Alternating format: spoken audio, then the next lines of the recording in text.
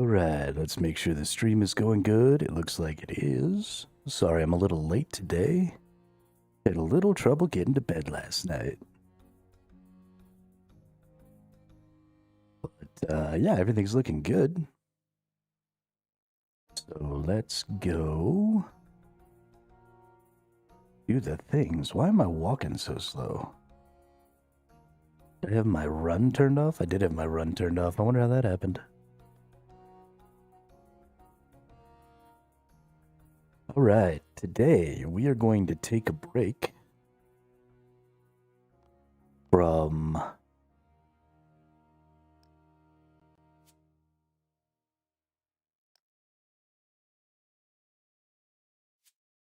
we're going to take a break from some of the stuff we've been doing. And instead,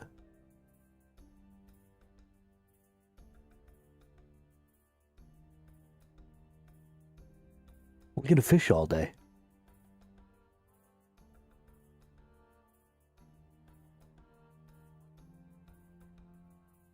Because I need to fish all day. So let's go see what we've got in the baits department. And let's go see what we've got. I think I need like some feathers and stuff.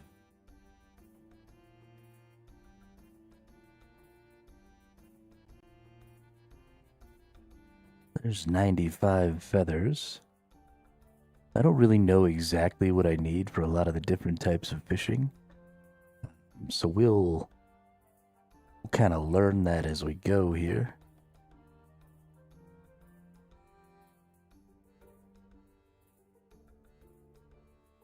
But let's see, what's the best kind of fishing I can do right now? Fly fishing for salmon.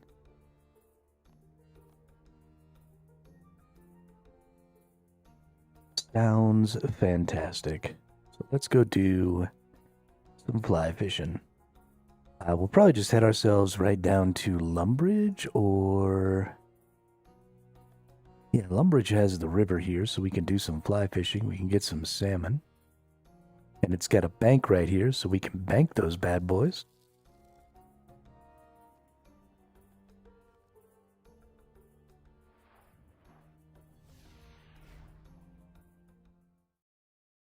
I think it's feathers that I use for this activity. Fairly certain. I haven't done the research that I need to do to figure out exactly how to get started with, you know, farming and stuff. So we can't really do that right this moment, but we can come over here. And it's lure fishing, right? It is lure fishing.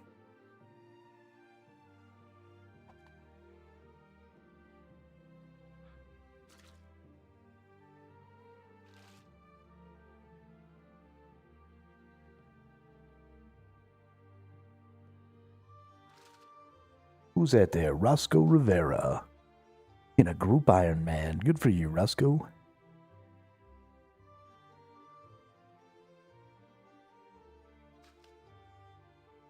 I do like fishing. It's a nice little quiet activity. Apparently I get 70 XP every time I catch a salmon. That's crazy.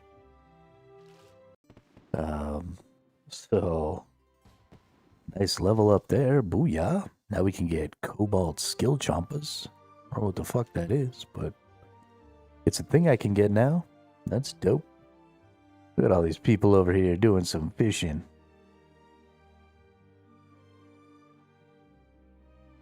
Yeah, it also looks like I am, in fact, using my feathers. Looks like I'm all done here. So let's go over here. Let's go to lure fish. Actually, let's just do this one right here.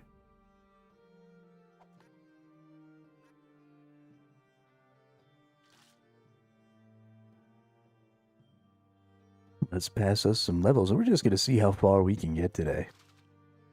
What can we do with the old fishy fishies? I'm going to have to find a way to get some more feathers. And I don't know exactly how I'm going to do that. I could go kill a bunch of chickens myself.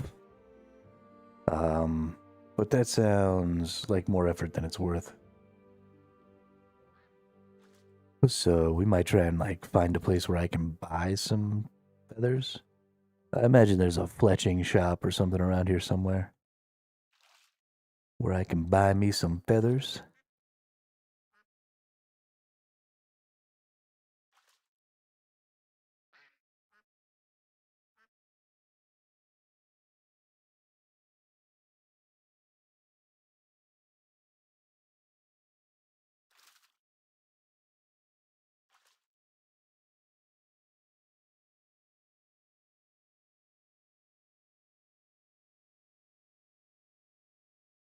Just need to catch one more fishy here. Come on, buddy, catch a fishy. Here, fishy, fishy, fishy, fishy, fishy. There we go. Can't carry any more fish. So we go over here.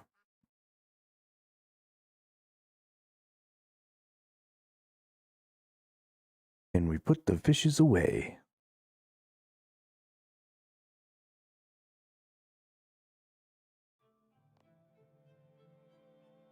And we go to uncooked food, and we put into salmon, and we put into trouts. We got a lot of trouts and a lot of salmon. That's nice. I'm going to put this corner here like this so that I can just, bammo, walk right back down there.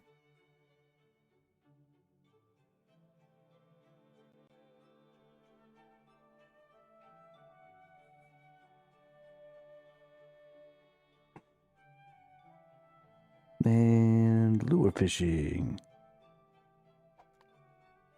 I guess we're just going to stay sideways here because I like being able to look at this from the side like this.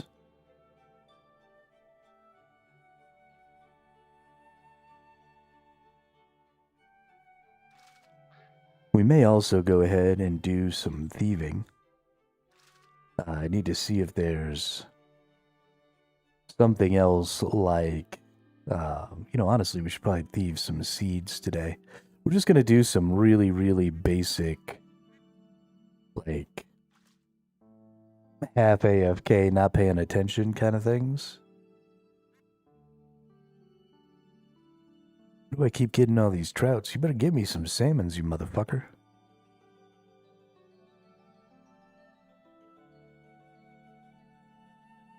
I don't need no stinking trouts.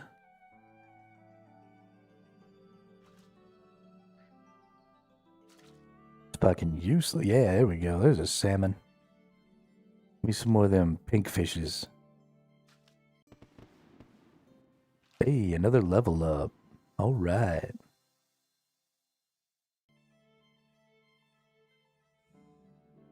Ooh. At level 35, we get to do some harpoon fishing for some tunas. So we'll head over to Catherby to do that, because there's... I think there's probably a good spot at Catherby. Is there a bank in Catherby? Yeah, there's a bank in Catherby, so we'll come over. We'll try and do like some fishing right here, or maybe we'll have to... Oh, no, there's a bank right there. Yeah, so we'll go fish over in this area with some harpoons. And then dump all that shit in the bank here. I hope. Yeah, I'm pretty sure from this side is where I go here. I don't know. We'll look. Hopefully I can get to that bank. Otherwise, we'll try and stay over here so I can bank right here easily.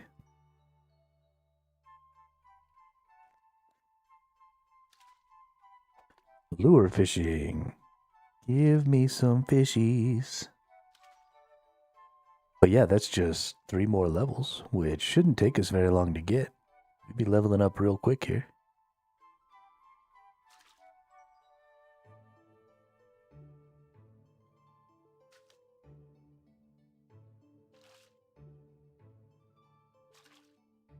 Leveling up real quick.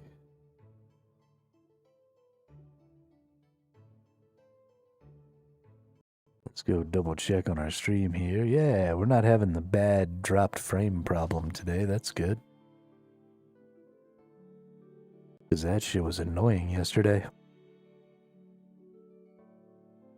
Made me hella sad.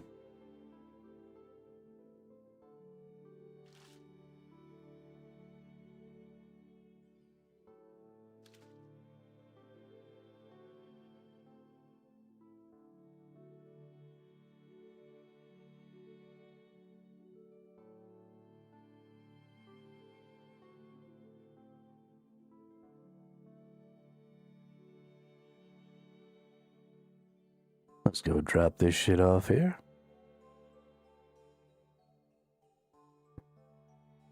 Because I'm catching so many fishies. I wonder what I can get at the bait fishing spots. So I'm about to run out of feathers. But since I'm going to get to harpoon fish at 35, and I'm going to be pretty close to 35 by the time I run out, I might just bait fish for the last bit. Because, I mean, why wouldn't I do that?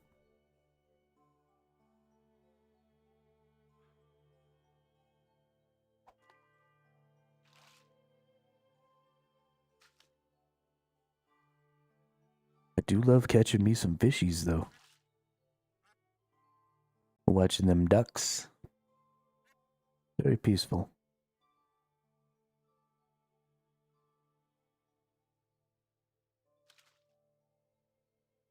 Fishy, fishy, fishy.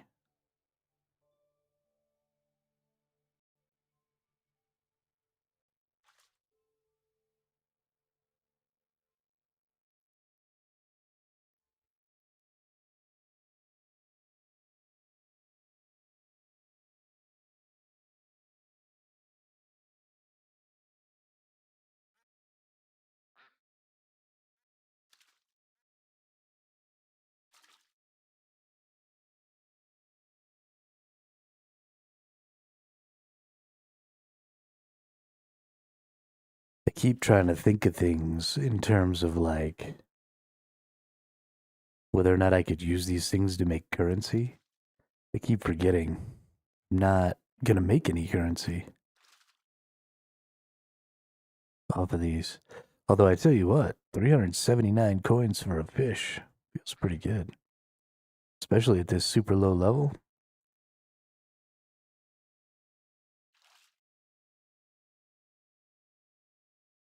That's I think honestly that's one of the things that's always pretty valuable in like every MMO is fishing.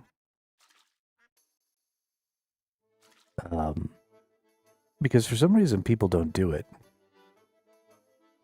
And so fishes always end up being really valuable. And I guess maybe it's not because people don't do it. Maybe it's because cooking is always valuable. Because cooking is how you do most of your consumables. And consumables always just have a lot of value and have really high trade numbers because, you know, they're consumed. And so, let's see, we don't see... Ooh, giant frog spawn, net fishing. We don't see anything else happen that... Oh, we don't see anything else go away that quickly, right? If you have gear, like for example here in Runescape, this stuff doesn't have durability. So as soon as I have this gear, I'm done. And because of the amount of gear you have to make to level up different crafts and stuff, there's just a surplus of a lot of this stuff that you just don't need. I mean, to level up my smithing, I've been making tons and tons and tons of, you know, armor pieces and stuff that I've then just subsequently been destroying because I don't actually need those armor pieces because I already have the armor. And I'll never, ever, ever need a second set. Which is crazy, honestly. If I'm being serious, it's crazy. Crazy that the system is set up like that. But whatever.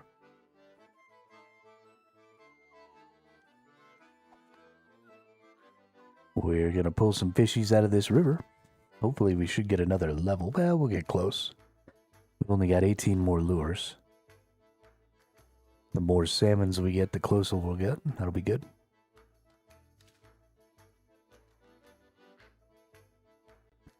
I like seeing all these other people over here fishing next to me. We got a group Iron Man. We got this other person. Let's take a look at them.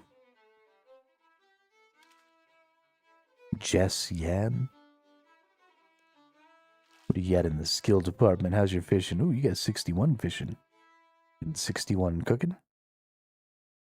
Hey, good looking. What you got cooking? How about cooking something up with me? This person's right around the same level as me, as far as cooking is concerned anyway.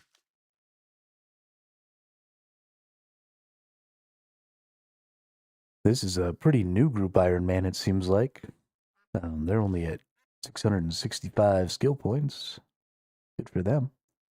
So somewhere in the last month, depending on how many hours a day that person plays. Good for them. Only got one more feather here. And then we'll switch to some bait fishing. Alright, let's go ahead and bait fish.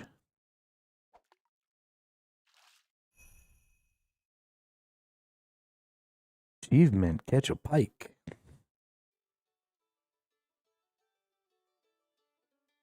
Catch a pike and tell a fishtail. What are these pikes worth? Ooh, 665 coins. What? How is a pike worth so much?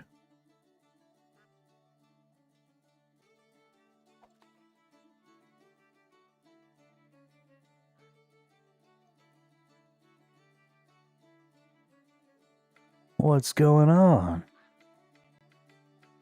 Give me more pikeys. Pikey, pikey, pikey. I wasn't watching, so I didn't see how much XP I got for that. I definitely seem to be getting fewer fish per time. So hopefully it's more XP. It seems to be taking a while to get these fishes.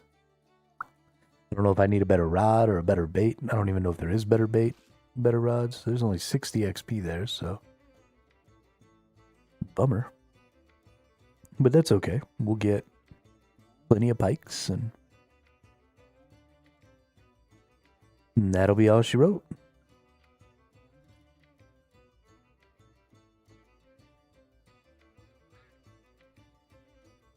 That'll be all she wrote.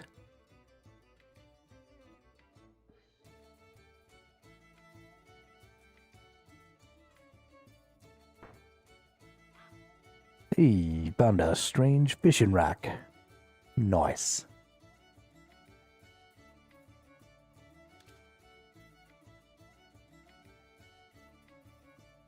What do y'all think? Should this turn into fish to 99 on stream without getting off stream?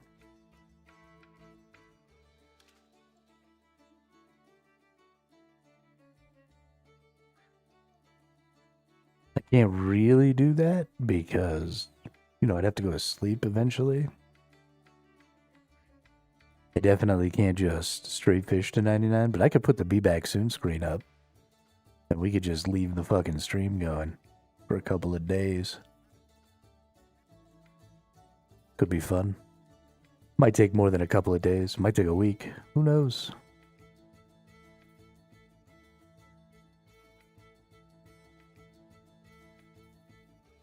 Who even knows? It could be a fun stream, though. What do we got? We got a couple of things that are still in level 1, right? Like, we've got level 1 archaeology. We got level 1 hunting.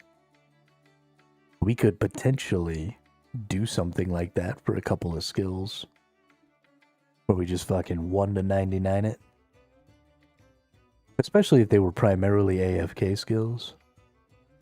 And then I could just jump on periodically and chit-chat with everyone. It'd be fun. Can't carry any more fish. Alright, let's go up here.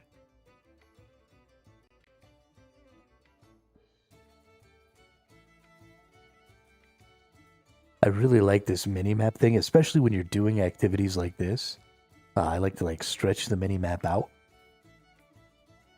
Because that gives me better view of some of these other things here on this sort of sidetrack here. And then, makes it really easy just to click back and forth between the stuff that I'm doing and the bank. I do it with gathering on my 2 gathering alts, or my mining alts that I'm using to make money right now. So I can try and buy bonds. Alright,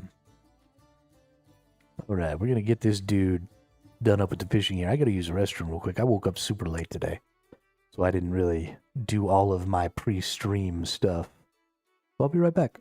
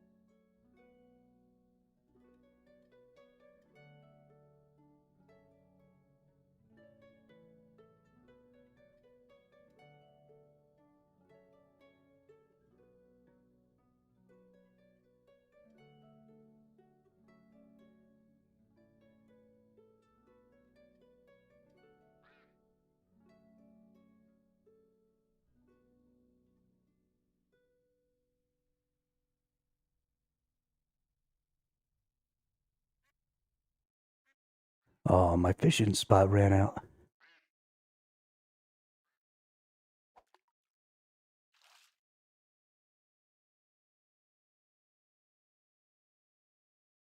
So obnoxious. All right. 1,700 more XP. And then we can harpoon some tuna. And then we got to get 5 more levels until we can lobster pot. Rock lobster.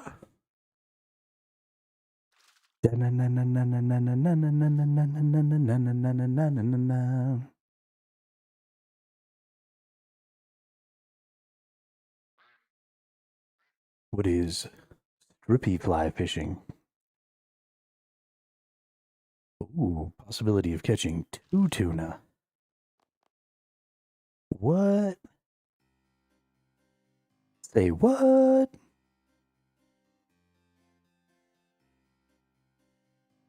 All right.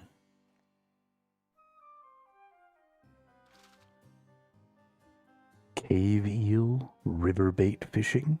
Ooh.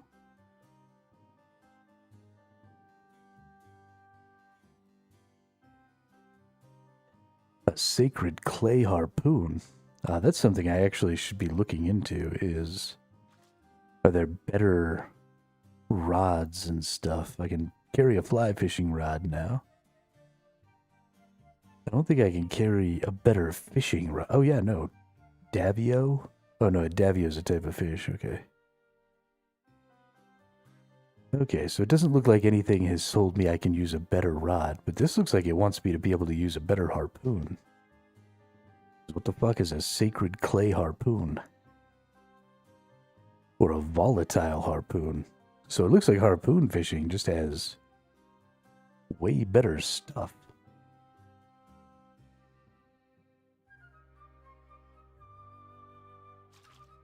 It's kind of crazy.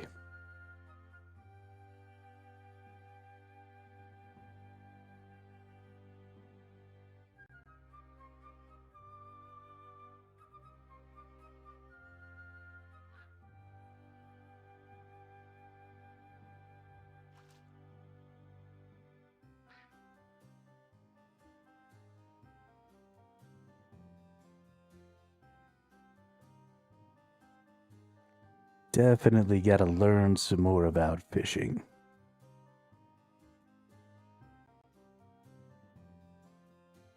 Yo, what's up, Pickled Pike? Yeah, man.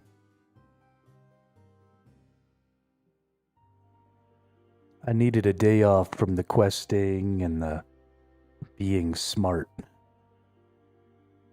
I needed a day of just fucking watching my dude do stuff while I sat here on my fat ass. So we're gonna have a fishing day.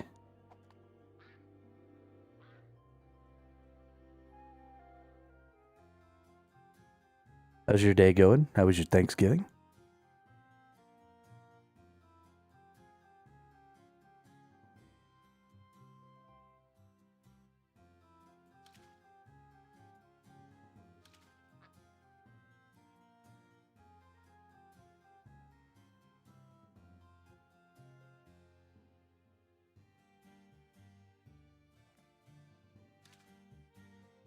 Good. I'm tired and half conscious. There you go. There you go.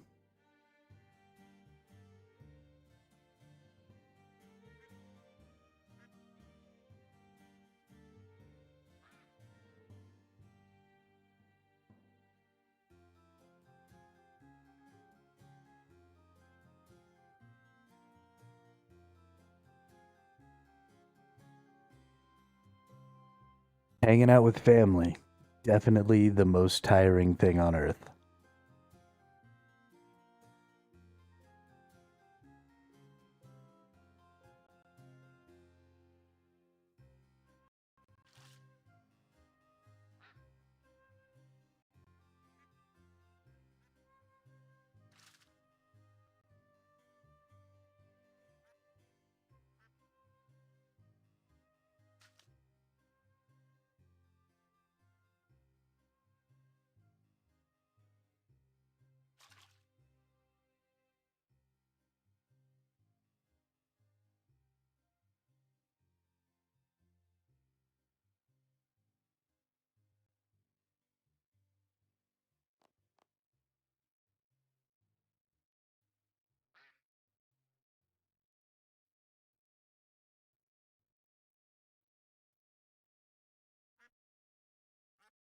Especially when those family members insist on having children.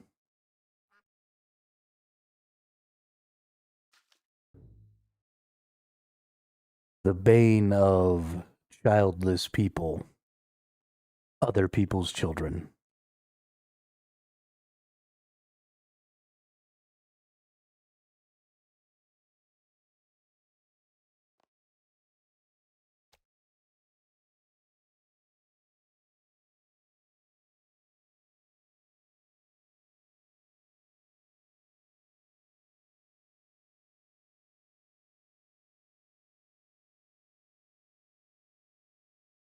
Maybe it's just the bane of me then.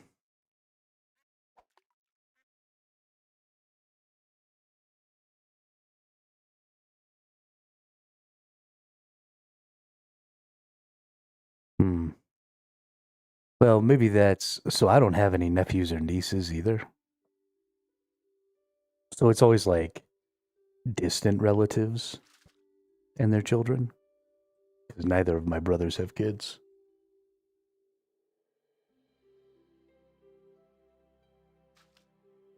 So it's like basically a stranger's children who I have to be extraordinarily nice to because they're actually family. I just don't ever see them.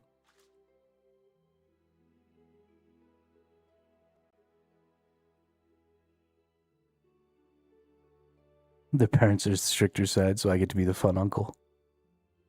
I'm sure that doesn't cause any turmoil. Good for you, though.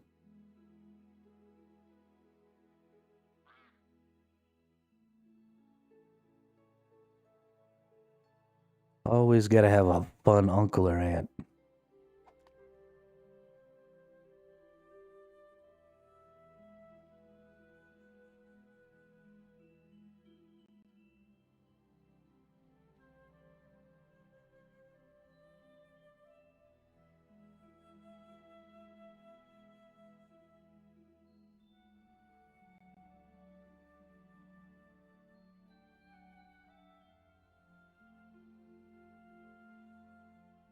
Always gotta have a fun uncle or aunt.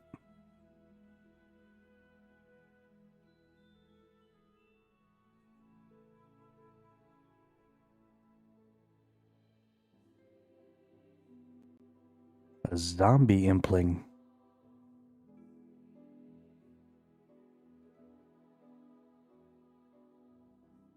Brains. Implings are divination, right?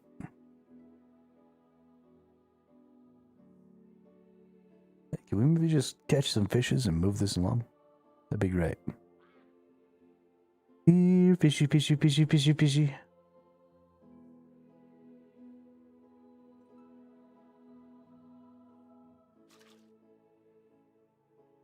There's a fishy. Two more fishy. Then we can go harpoon some tunas.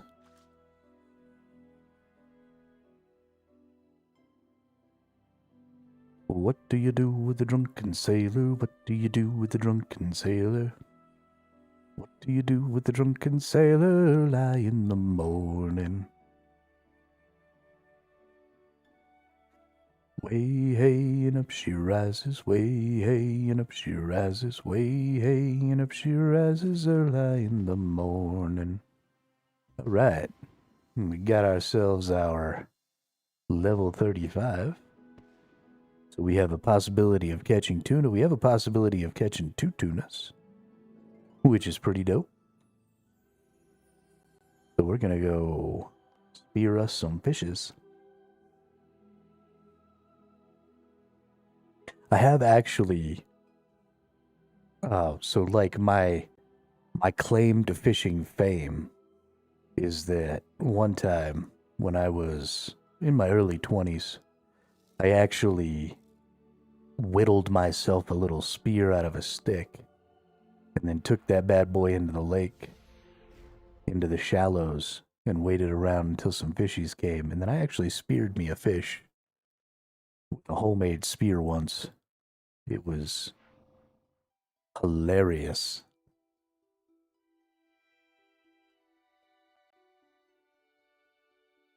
Alright, can I get down to this bank over here? Or is this on the other side of the water? I think it might be on the other side. Okay, so I can't go to this bank. So if I want to be able to bank, I have to go over to the bank over there, which means I need to probably try and find some harpoon fishing spots over there. There's harpoons right there. But let's go see if there's some harpoon fishing spots over on this other side near the bank over here, so that I can just run back and forth and be banking. Because I'm not trying to fucking go super far, you know? But it doesn't really look like that's going to be the case. Unfortunate. Okay, well. Gotta do what we gotta do, I guess. I don't think I need bait for harpooning, right? I should have a harpoon. Yeah, we got ourselves a harpoon. So let's go. Let's go put away my baits. They don't go there, they go here. And let's go harpoon some fishies. I also kind of want to stop in at this fish store real quick. Just kind of see here.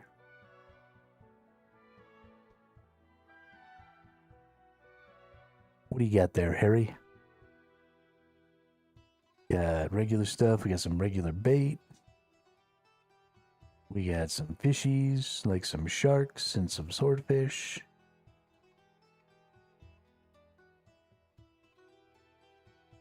Okay, nothing of really any importance.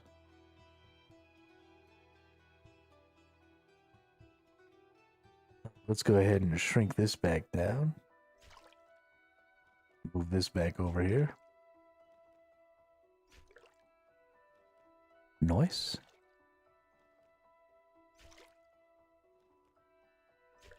My guy's just over here harpooning away. Can't catch squat.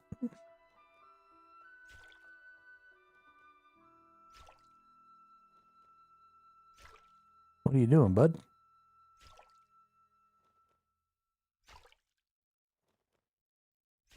His technique's all wrong.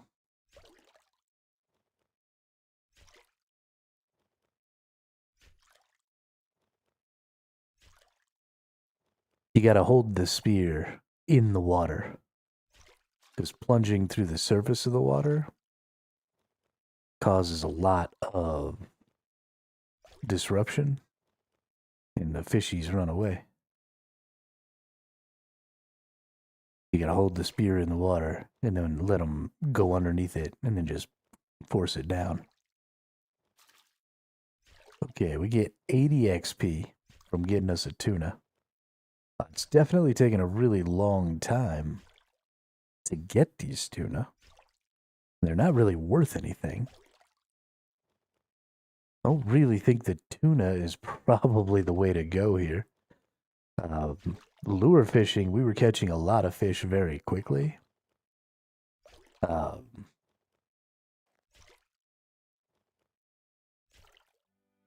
things were going pretty well. So we've got, at 38, we've got these cave eels, or these rainbow fish, stripey fly, or strippy fly fishing. I don't know. I don't know what this is. Reddit. I don't know if this is a type of lure or what that I need to get.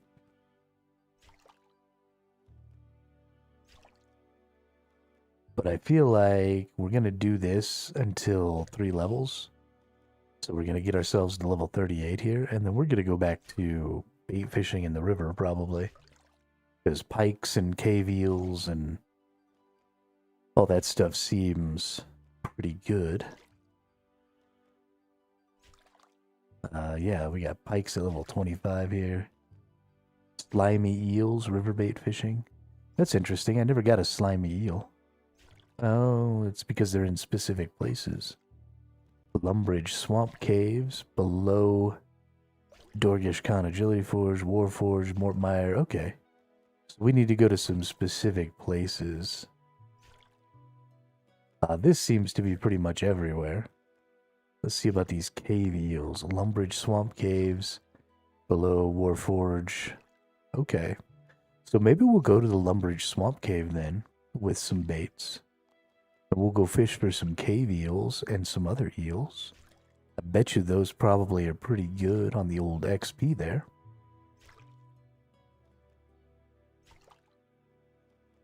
Because this is not...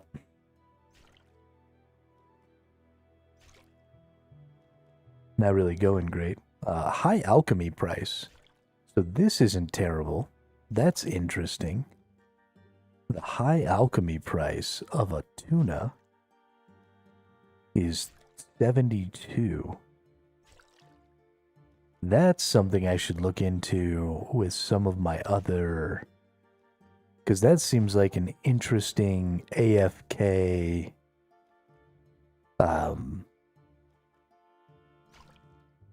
or semi-AFK money making.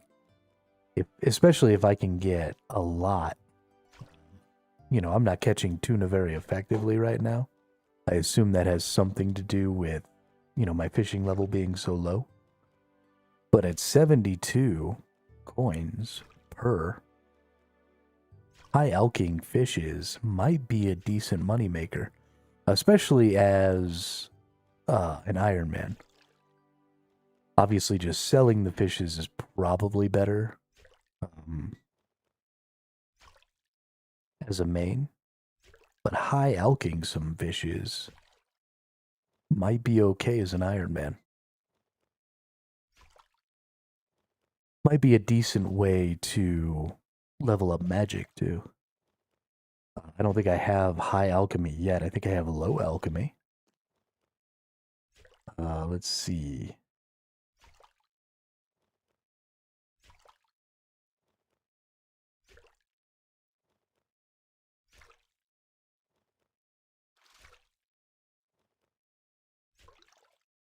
Get some really cool fucking spells, too.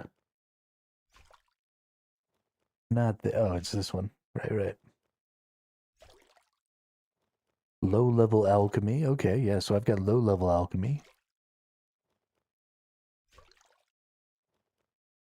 Where is high level alchemy? Level 55. We're actually pretty close. 2 more levels. Takes 5 fire runes and a nature rune.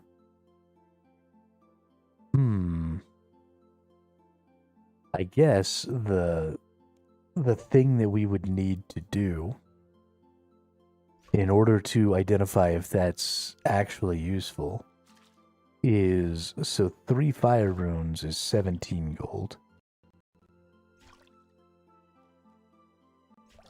So 17 times 3 is 51. Okay. Not actually probably going to be very effective. I forgot that there was a rune cost. Is low-level alchemy... so low-level alchemy has the same rune cost? That's crazy. That's... oh no, it's 5. 5 for the high-level alchemy, okay. So 17 times 5. 85. Okay, so just in fire runes, we would already exceed the high alchemy cost here. So that is of no value to us, at least at these lower levels. That's good to know. That's good to know. It's possible that when we get some really high tier fishes, maybe it'll have some value. You know, if we could be getting like 1,000 or something like that, that'd be dope. It seems that these harpoon spots stay active for a lot longer. Did I do something? I broke it. But this dude's been harpooning for a really long time. This is really, really slow going. Like, holy crap, this is slow going.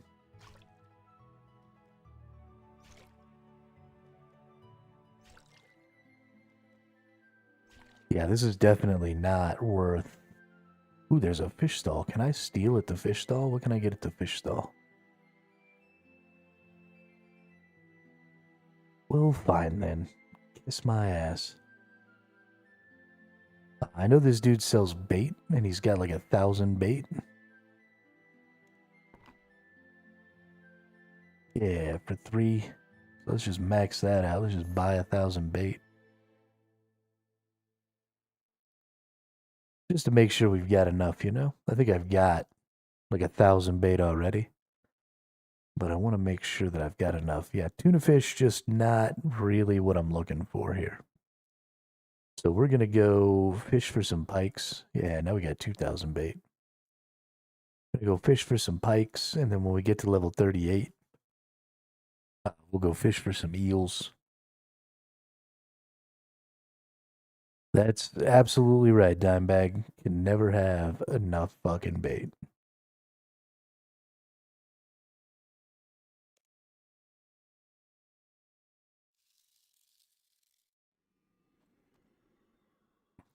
How are you today? How are you getting along in your runescaping?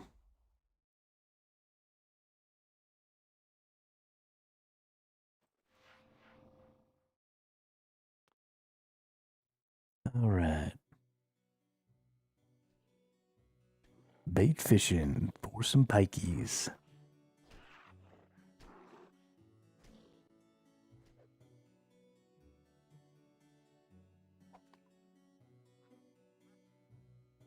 Not too bad. Don't really play RS3 much anymore. Just log in to keep my comp cape. You know, I'm doing fantastic. Doing real good. Just taking a day to kind of slow down and just sit around and do some fishing. I just started playing the game. So, you know, we've been making a lot of progress. I think today's like day 16 or 17 or something like that. But we've been charging pretty hard, making a lot of progress, doing a lot of stuff, getting quests done. You know, just generally trying to be effective with how we're playing the game, and I didn't feel like doing that today. So we're just gonna fish. Because that seems like a skill that is pretty valuable, but also requires very little thought from me. I think you're going to start seeing a lot more new people playing this game. I think you're going to see a lot more new people playing this game. Honestly, the reason I've never played this game before, despite being an MMO player for decades now, I mean, all the way back in Dark Age of Camelot days is when I started. But I am just a huge MMO fan, and I never played RuneScape because I thought it was a really low effort MMO.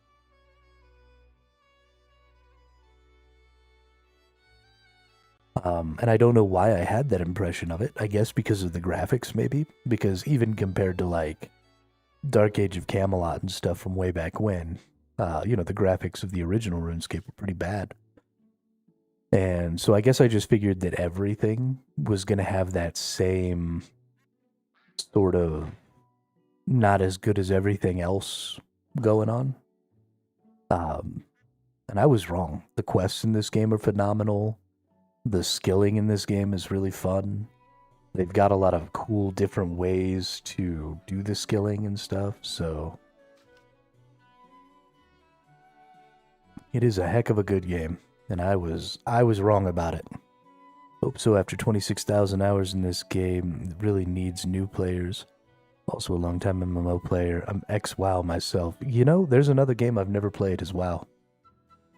I was too busy, you know, during the WoW heyday, back in the early 2010s, I was playing, you know, Dark Age of Camelot and gosh,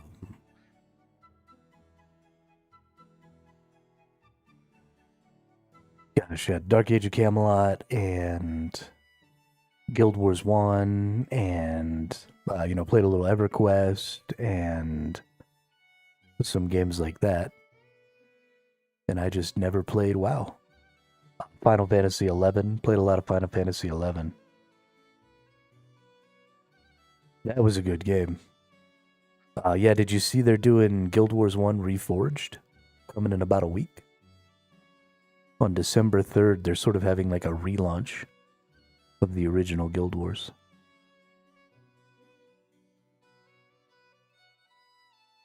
I don't think they're doing like new servers or anything, but they're reducing the price. They're going to start like doing some updates and patches and stuff like that to the game over the course of the next little while. I don't know. I think it's going to be like some graphical updates and stuff. But it's going to be getting sort of a coat of paint, I think.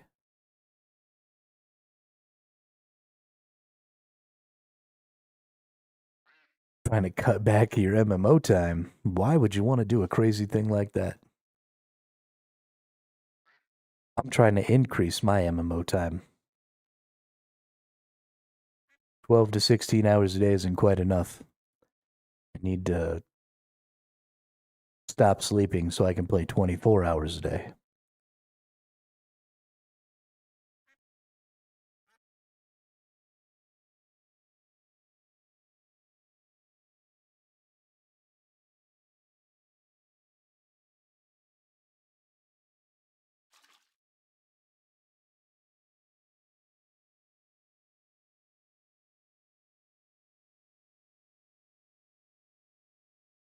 That's how you get it done right there, man. That's how you get it done. That's dedication.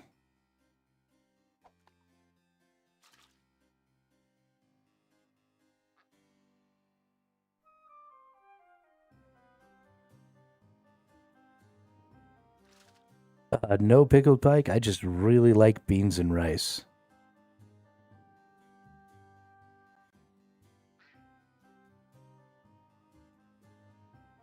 Really like them beans and rice.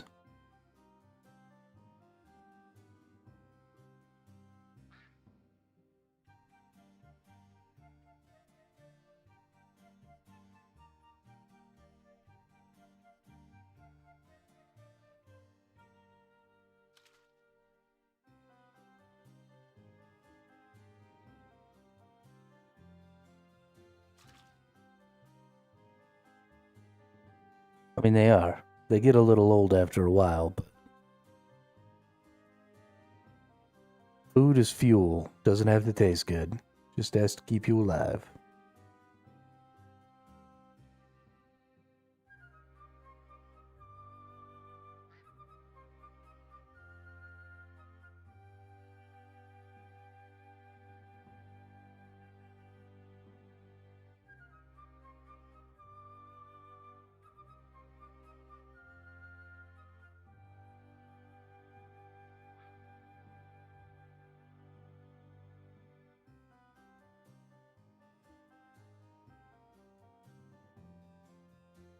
There you go, Dimebag.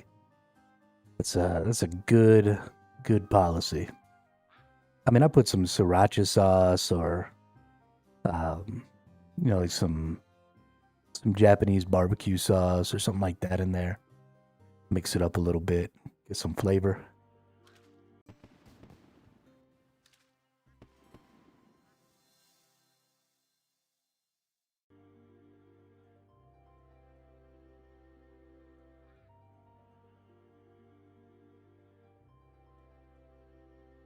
I'm a pretty simple dude. I don't really like the finer things in life.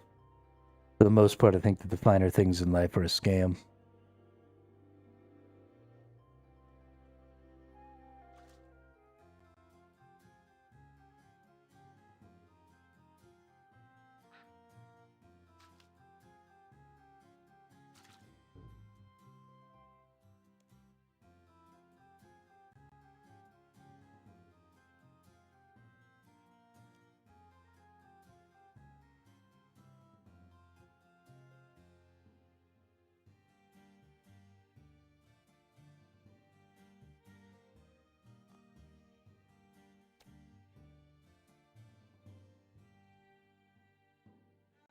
Mortgage on my single home won't pay itself, unfortunately. Yeah.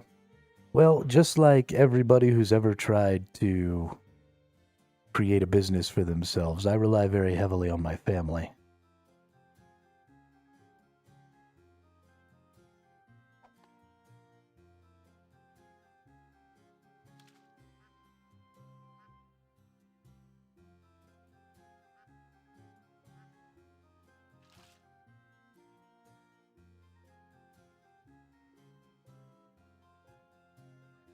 There aren't very many people out there. What's up, Master of Light? Who are successful, who didn't at some point. Got 108 thieving today? Nice, congratulations. Didn't at some point rely almost completely on family members.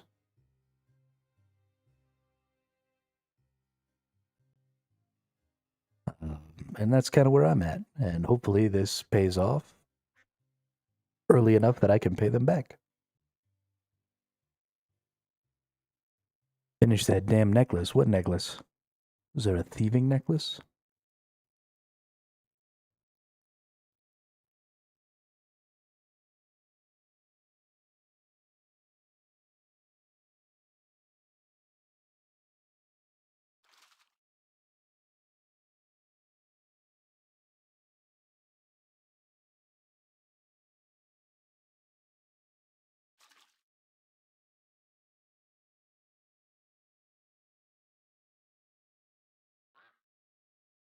Saren's symbol is a necklace made by combining an incomplete Saren's symbol. Oh, okay. You gotta gather all those pieces through thieving?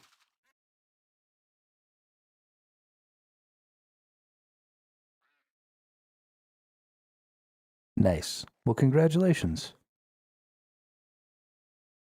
Level 36 fishing is one of the requirements for Land of the Goblins.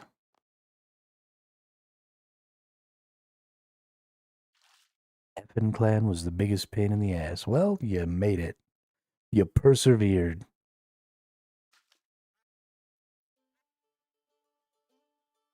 Great job. Yo, what's up, Canuck?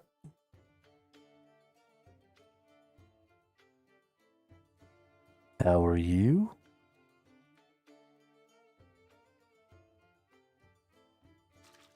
Nice.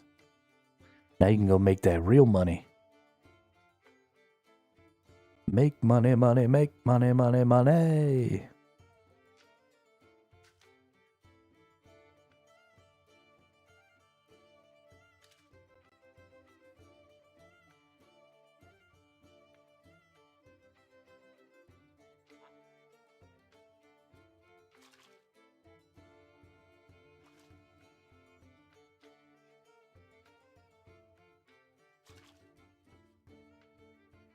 Spider swarm has started north of Yube's Beacon, northeast of Varric. Oh shit.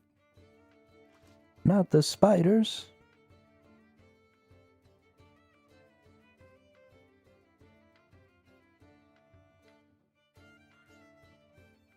Monday the Christmas event starts. Oh shit. What's the Christmas event? Doing high steel, loot almost 170 million, thieving XP. Oh lol, almost 170 million thieving XP. Bought 2 bonds with the money made from heisting. Nice. Good deal. Pog paper? What's pog paper?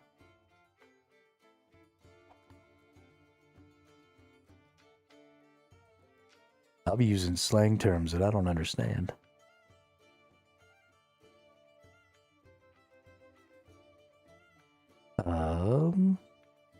Where's that stupid calendar at?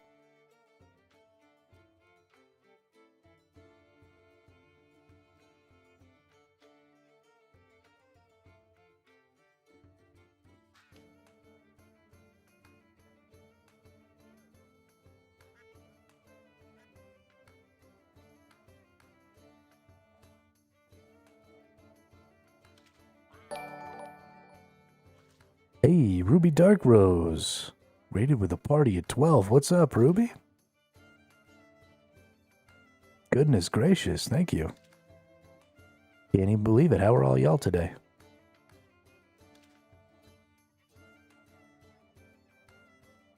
I'm being a lazy bum today. I'm just fishing.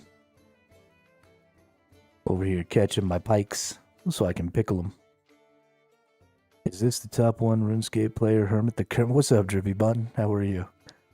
I am so far from the top one RuneScape player. I got my ass handed to me yesterday. So bad that it sent me into a depression spiral. Because I couldn't beat the stupid quest that I spent like 3 days getting to. Because I'm bad at dodging traps. So I had to give up. No, I didn't go to PvP. Absolutely not. Absolutely not. No, I got my butt kicked by PvE content, which is even worse. What self-respecting 30-year gamer can't beat some PvE content? It's just sad.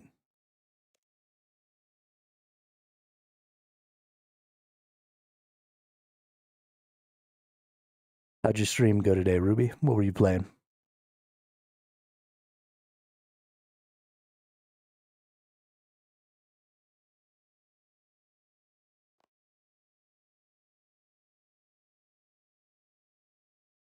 But I was totally sober, Dimebag. I was totally sober.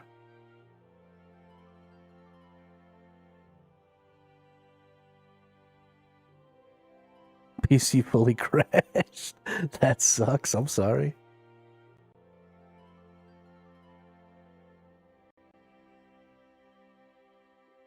It couldn't handle all the awesome of my stream, so it just noped out.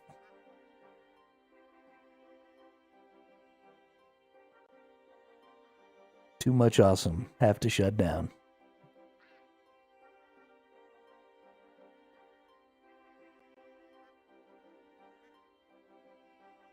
Wonder what rewards for Christmas event will be. Tante cloche, tante dans la nuit.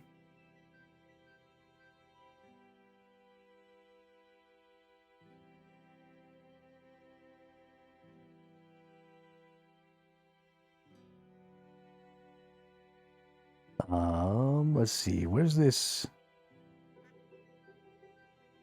I know that there's a freaking...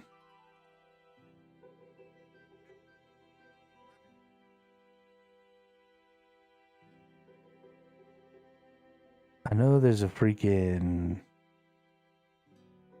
Oh my god, words are so hard. Calendar. I'm gonna pop off to fix my PC. Yeah, night, Dark Ruby. Or Ruby Dark Rose. Oh my gosh. Having such a hard time talking today. Thanks for stopping by and thanks for the raid again. Appreciate that.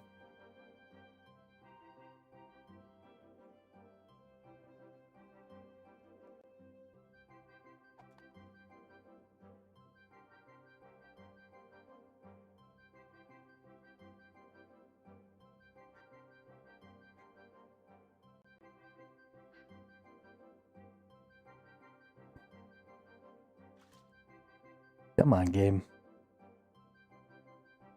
Where is my calendar?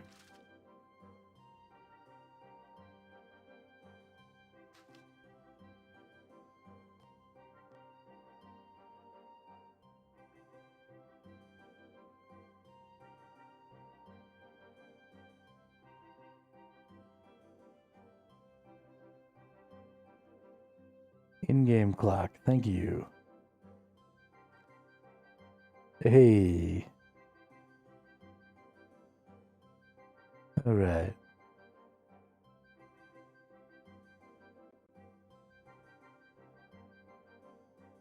So next Monday starts the Christmas event. All right, Christmas Village 2025. The Christmas Village in the Land of Snow is back for the 2025 festive season. Take part in the new seasonal quest Cold Front, as well as returning seasonal quest It's Snow Brother and a Christmas Reunion. Earn Christmas spirit through snowball fights and returning skilling activities. Earn existing and new rewards from the Christmas Spirit shop, wrapping paper, and letters to Santa, including the Black Party Hat. Ooh. Black Party Hat. Aren't the party hats like super rare and super expensive? Make the most of a new host of buffs each week with Winter Weeks. This week, enjoy a variety of buffs to help with clue scrolls. Yo, okay. So week 1, we're doing clue scrolls. Week 2, we're doing bossing. It looks like that's as far as we go.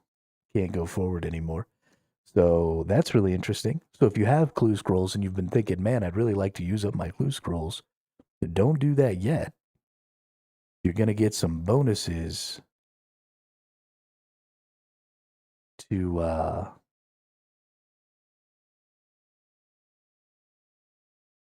going to get some bonuses to your clue scrolls during this first week of the winter season.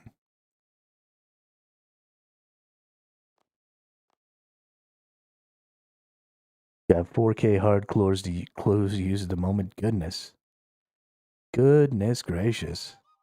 Yeah, that makes me sad. I wish I'd have been stacking up clue scrolls. I haven't done any of mine.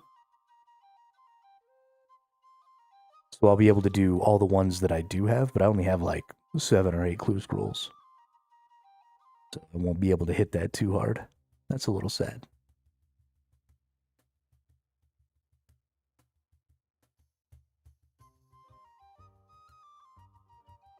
You know, even if I don't like doing clues, I do like bonus rewards. Let me tell you. You can pretty much get me to do anything if you put the word bonus reward next to it. Like, smash your face into a wall, gain bonus rewards. Sweet. Let me go do that.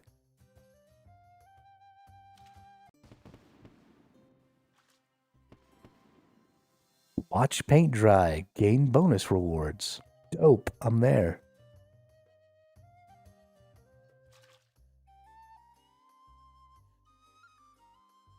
I was after Golden Clues title for a while.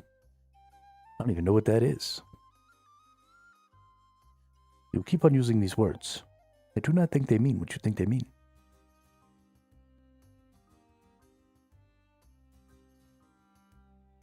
Inconceivable. More fishes. Hey, we're level 37 now. What's up? One more level, we can go get some cave eels.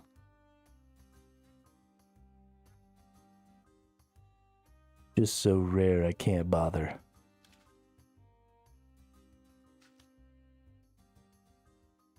Well, at some point, I'm gonna 100% this game, so... Gotta get all the achievements, gotta get all the logbook, gotta get everything. Is it potentially a goal that's gonna take years? Absolutely. But I'm gonna do it. I'm gonna do it.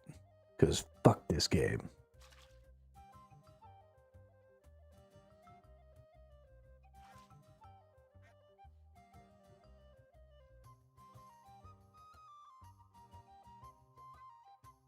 This game looks noob.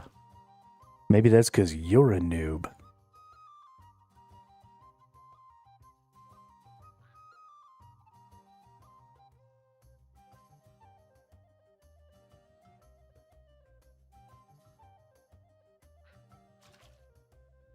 You want to fight, not run escape.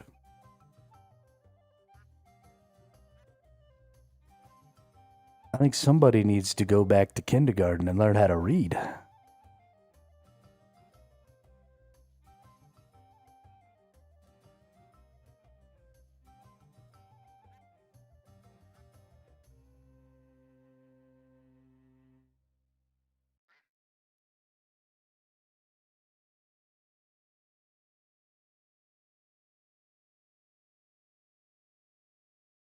How are you doing there?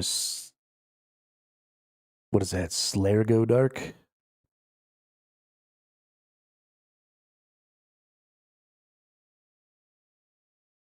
But there's not just fishing. There's also mining and chopping down trees.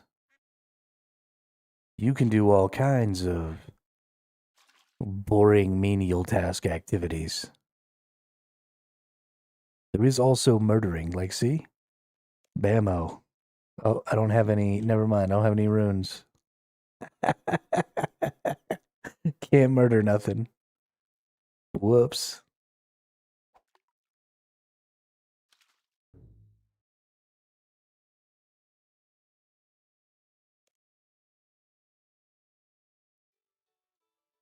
Slayer, I assume that you're actually a pretty hardcore RuneScape player. How's your RuneScape time been going?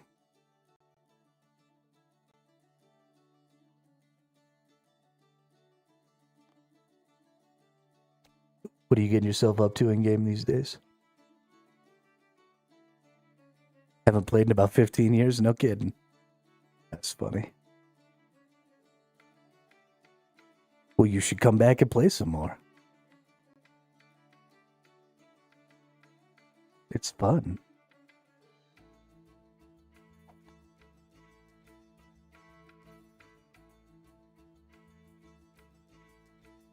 Yeah, we didn't get the cape yesterday because I was unable to beat that mission because I suck at traps. I'm just not good at avoiding traps and detections and stuff like that, so... We didn't get our cape yesterday because I'm bad.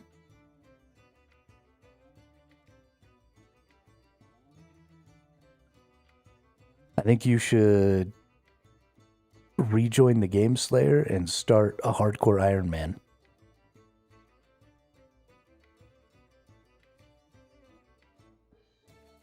Show us all your impressive gamer skills.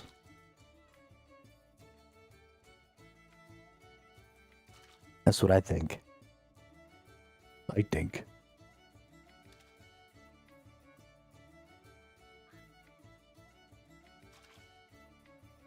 One of us. Exactly. There you go.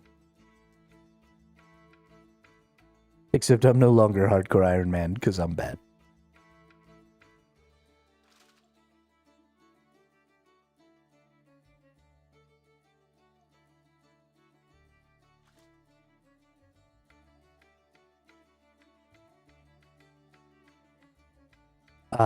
Because I don't necessarily need the food.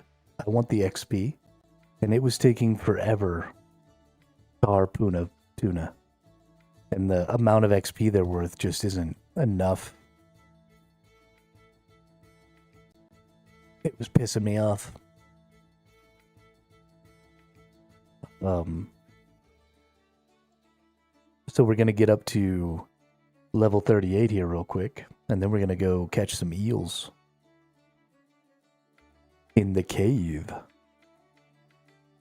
There, and at 40 you get lobster already. I don't even know if I'll go after the lobster. I don't know, is lobster that much better? Dimebag with the sub over on the YouTube. Thanks a lot, Dimebag.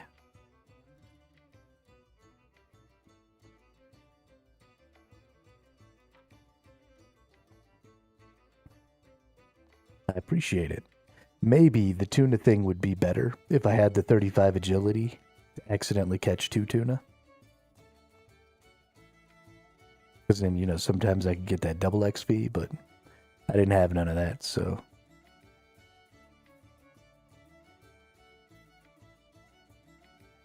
Bait fishing.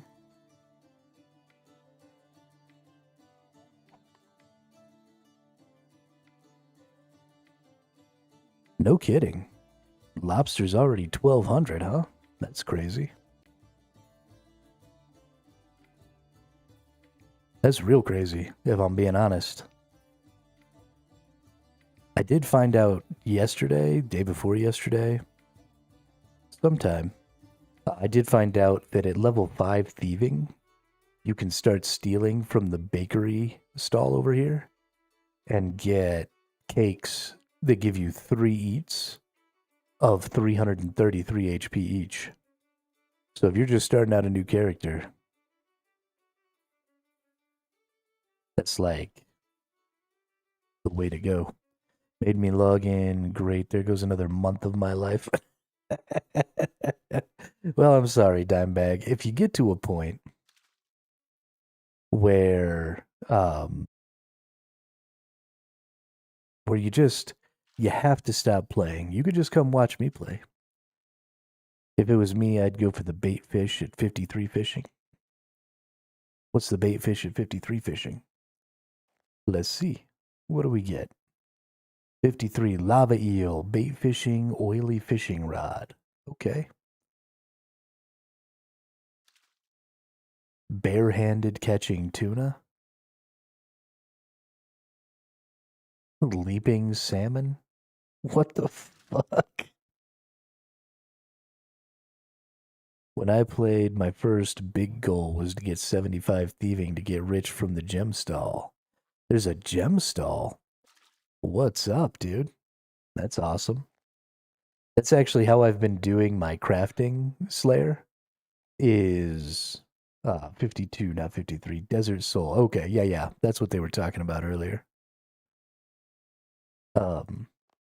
But that's how I'm getting my crafting up, is by doing all the gem cutting and stuff like that.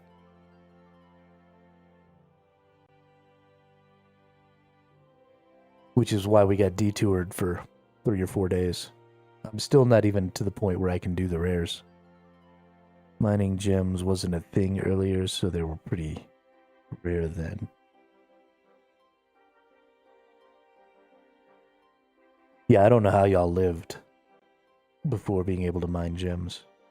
Must have been awful. Like, what did you do as an Iron Man? Just go mine infinite ore and then just throw it away and keep the geodes? Yeah, you have a good night there, Drippy Bun. Thanks for stopping by. Sleep well and dream of large women.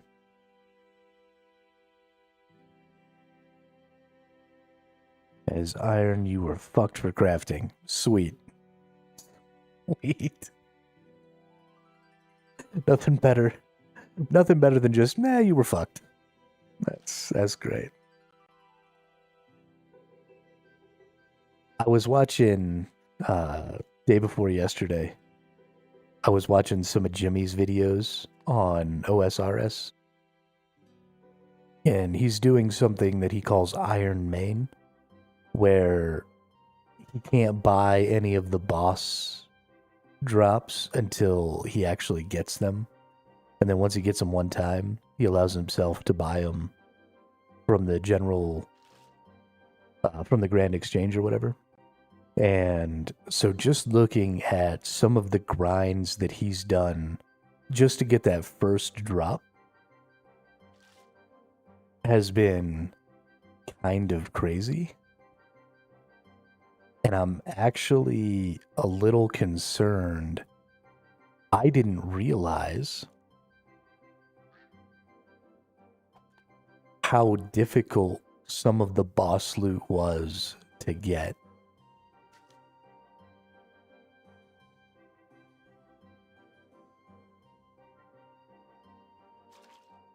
Like he was doing the corrupted dungeon thing that is down over here somewhere. I forget exactly what the corrupted dungeon was called. But he was doing that, and so the drop rate for the item he wanted was like 1 out of every 400 runs. And in 1,600 runs, he didn't get it. Which was crazy. And so I'm terrified as an Iron Man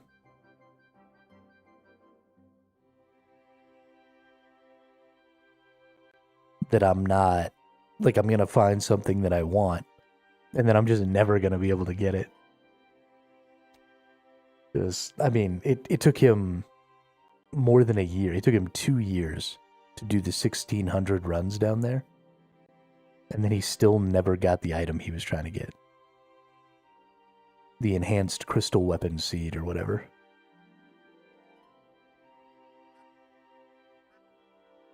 And that just blew me away. Like, blew me away. I don't know if I have it in me to keep going back to a place for 2 years and never get the item that I want. Especially, like, I would like to get everything on this character, but if there are potentially 2-year grinds, I don't know that I'll ever be able to keep up with the new content coming out. I'm already starting from so far behind.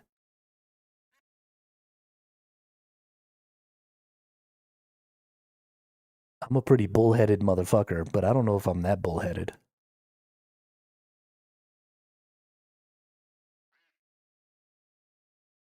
Oh, that's right. We are getting some new stuff soon, aren't we?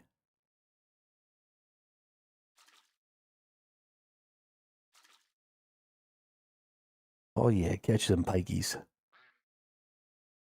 Gonna catch them pikes and pickle them bad boys.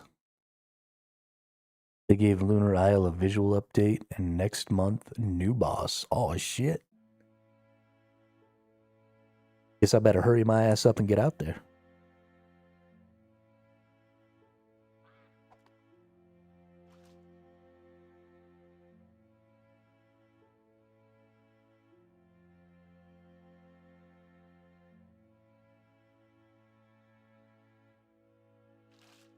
Guess I better hurry my ass up and get out there. I got so much to do, though. Specifically, I've got a lot of fire making to do. Pikes make skinny dipping scary? Ah, shit, that's funny. That's funny. Alright, let's go get some cave eels. That's exciting. I hope they're worth a lot of XP. Because it's a pretty long run back and forth to the bank. So if these aren't worth a lot of XP, then I probably won't do it. For very long, anyway. But I do want to go see about some cave eels.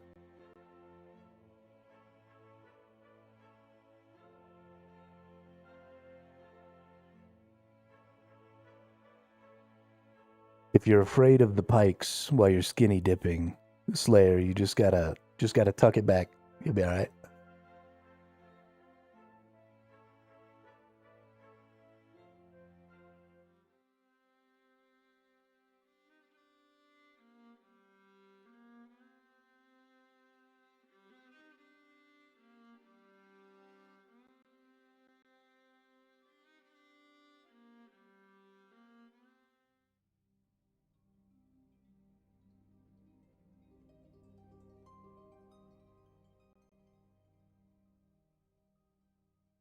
Sounds like an XP waste. Yeah, you don't want a skinny... Oh, I don't have any freaking candles on me, do I? Because I'm a freaking dum-dum.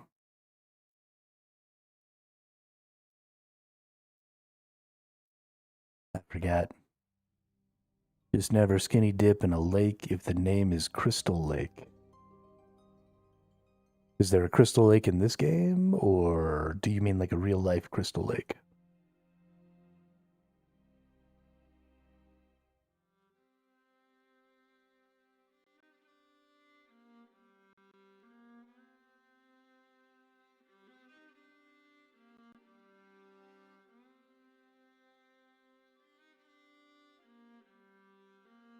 Yeah, this is Lumbridge.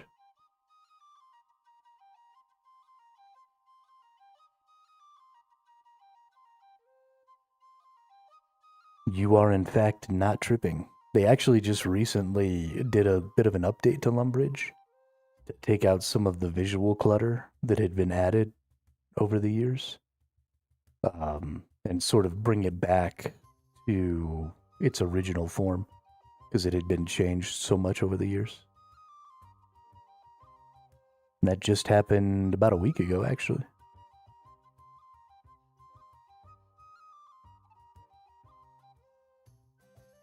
Where's my flippin' candles? Would you light my candle?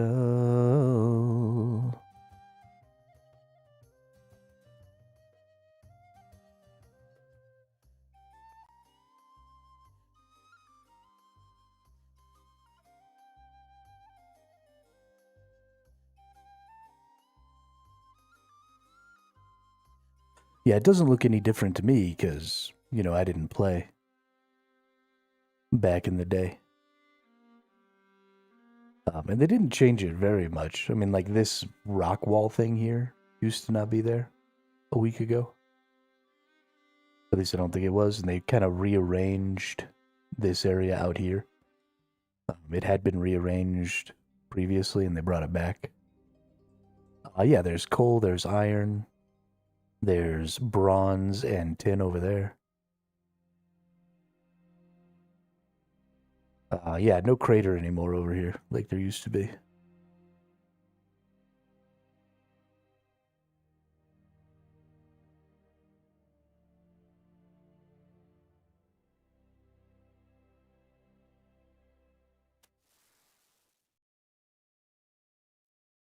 All right. So we got ourselves down in here. Now we need to find some fishing spots.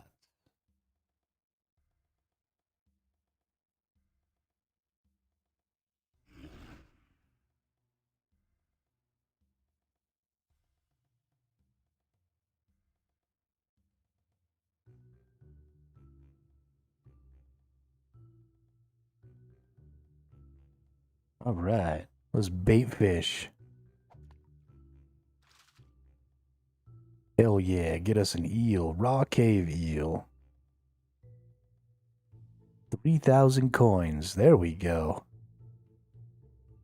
That's where all the free-to-play players would mine coal 24/7. Always people mine that spot non-stop free-to-play worlds back in the day. People would say,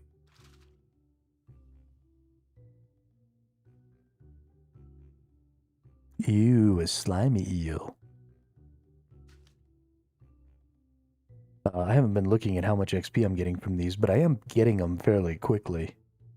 So if the XP is good enough, it'll be worth it. Only 65 for the slimies.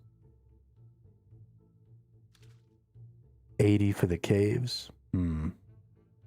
It might be worth the extra long trip back to base. I don't know. Frogs. Get some frog legs. Get some frog legs and eat them up.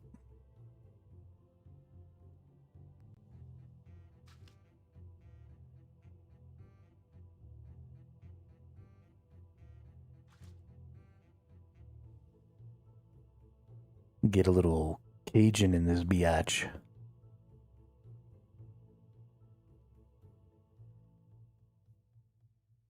For sure, for sure.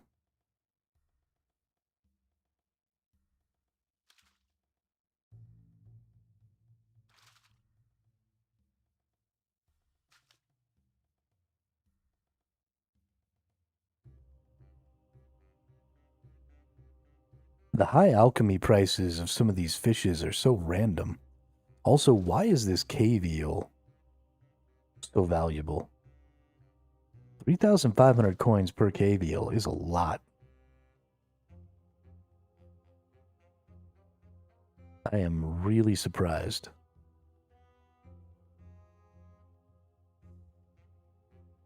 It's possible. It's possible. I wonder what they turn into when you cook them.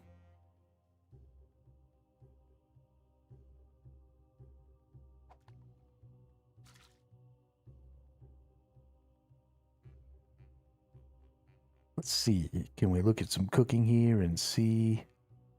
We can cook slimy eels at level 28.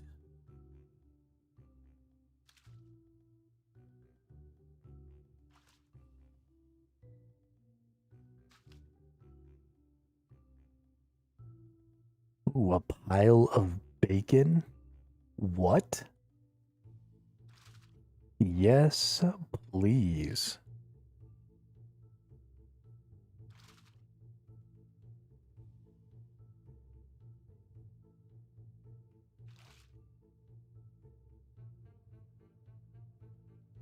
Nothing would make me happier than to have a pile of bacon.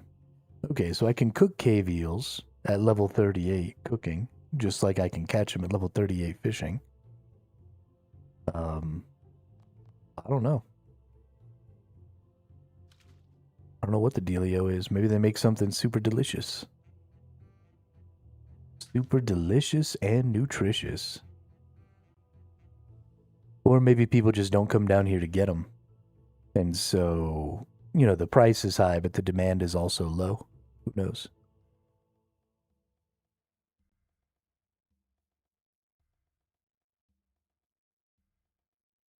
Yeah, that's kind of what I was thinking there, William, is because they're so far away. It's possible that people just don't deem it worth it because of how far you have to run to get back to the bank.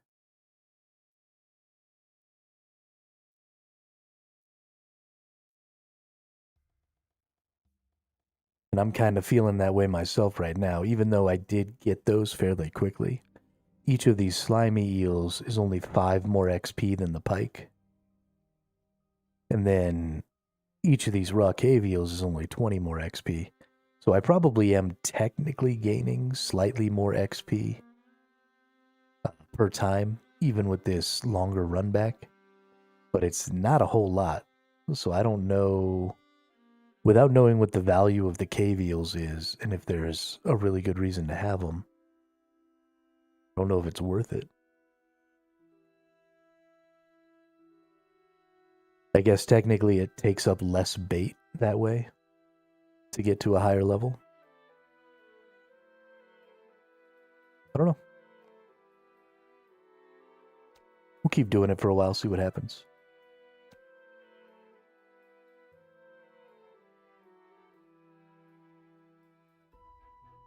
What comes soon? In level 40, I guess we get the ability to get lobsters. And that's probably a good thing to go get. I don't know. Do lobsters take as long to catch as tunas take to harpoon? Because that was kind of the big thing that was turning me off from harpooning tunas. Was they were just taking too long. So the XP per time was pretty shit. It was way more AFK because I could just, you know, I could leave for a really long time because it took so long per tuna to harpoon. But since I'm sitting here actively playing, that's not really of any value to me.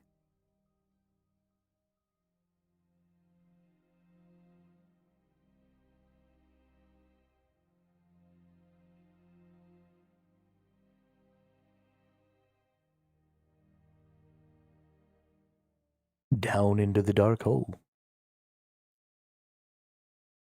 Well, I fell into a burning ring of fire. I went down, down, down, and the flames went higher. It's faster as you level for sure. Yeah, I figured that was probably true. But all of these bait fishing things, I mean, like, I just got to the level of these cave eels. And maybe it's because there's two things. So sometimes I'm getting a cave eel, sometimes I'm getting a regular eel. Maybe that's what's making it seem so fast. But I fill up my inventory way, way faster doing this. So I'm getting way more XP. Is there something else you can harpoon in the future? Maybe that'll help make that a little better.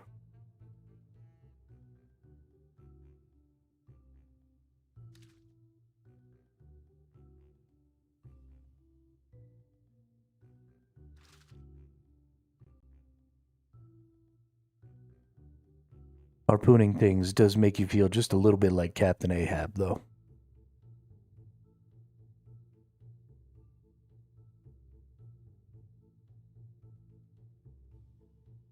That's what they need. They need to bring sailing to this game and then let you go whaling out in the ocean.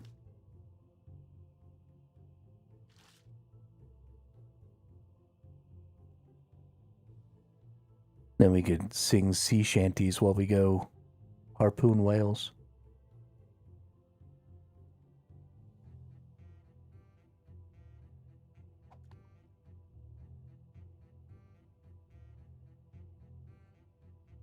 There once was a ship that put to sea. The name of the ship was the Billy O.T. The wind blew harder, bowed it down below. My bully boys blow. Soon may the wellerman come to bring us sugar and tea and rum. One day when the tonguing is done, we'll take our leave and go. Before the boat had hit the water, the whale's tail came up and caught her. All hands to the side, harpooned and fought her. Then she dived down low. Soon may the wellerman come to bring us sugar and tea and rum. One day when the tonguing is done, we'll take our leave and go.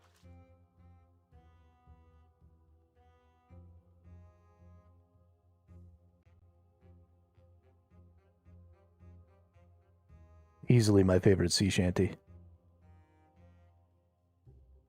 Have you done the sea slug quest? I have not done the sea slug quest. I haven't done a ton of quests. We're up to 67 quest points. But that means I've only been getting about 4 quest points a day, so...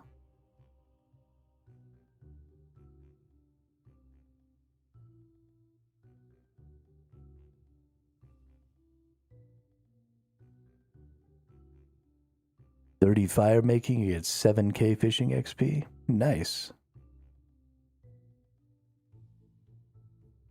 Yeah, I will eventually end up doing all of them. But yes, my fire making is doo-doo. That is definitely true. I actually have to get this up pretty far because I want to do the lunar. That's kind of what I've been working towards for the last 3 or 4 days. With a couple of side tracks like this today. I want to do lunar diplomacy. And so I've been working on my magic for a few days, trying to get it up to level 65. And then I got to do the wood cutting and the fire making, and then just bang out these couple of quests. But I really want to go to the Lunar Isles. This all started like a week ago. I started working on crafting. And so I was going and like mining all the different types of gemstones and cutting them. And then I got to a point where I needed to go, down to Shiloh village. And so we had to do a bunch of that stuff. And then, we got to a point where now we need to get rare gemstones. So I'm working towards getting all my stuff for lunar diplomacy.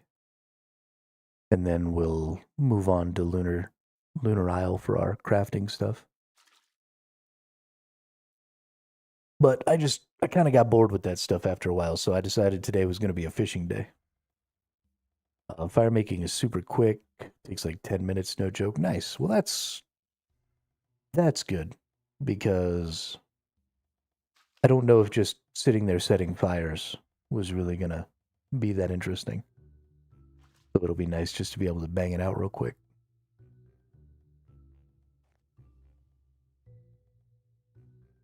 All right, one more level and we can go fish for some lobsters.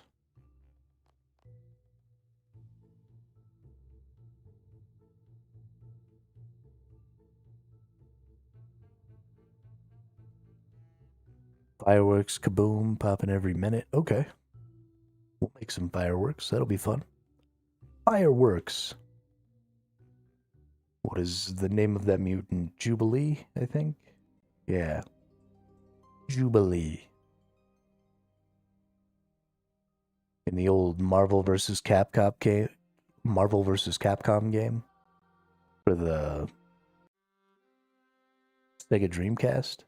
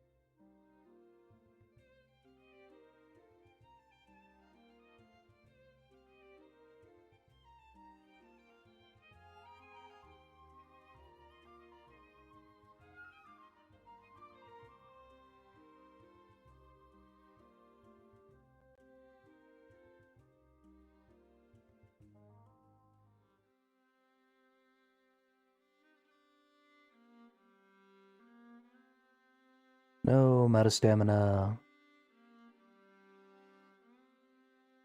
Running out of stamina is definitely the thing that's making this take longer. I'm not happy about it.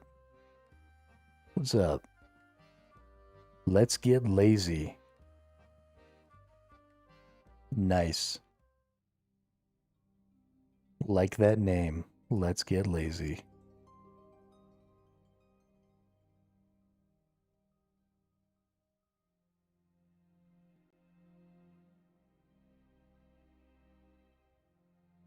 The dark hole under the tree. That's definitely where I'm at today, is being lazy. It's funny that that would be when I saw that person. Why did the hand just come out of the wall and smack me? I'm gonna die to that hand. If it gets me going back, that'll almost be enough to kill me. We need to go find a spot where we can heal up.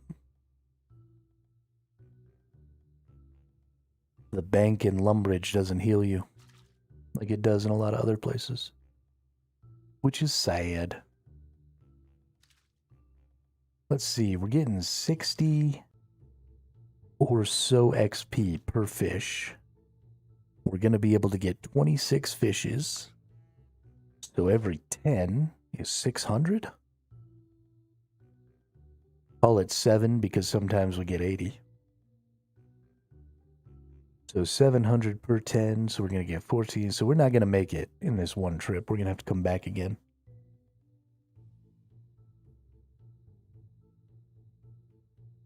Oh. Our fishing spot died. Oh, there we go.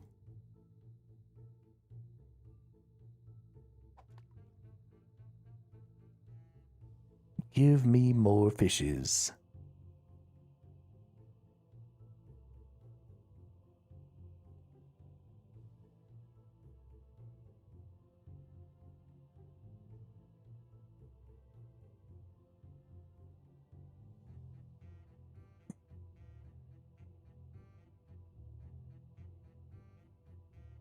Can we catch a fish, please?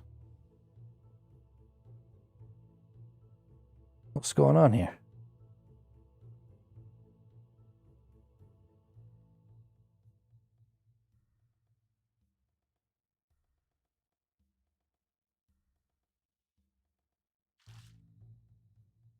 There we go. Goodness, why did it take so long? That's ridiculous. I think this fishing spot's broken.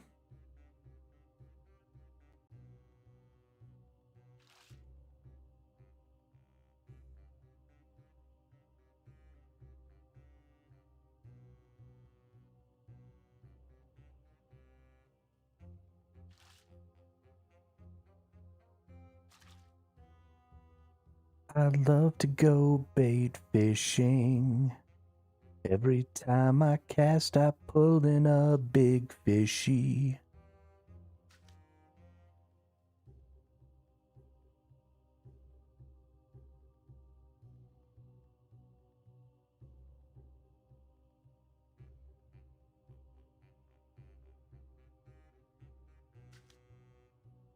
Yo, we're getting all the cave eels. Look at this. This is great.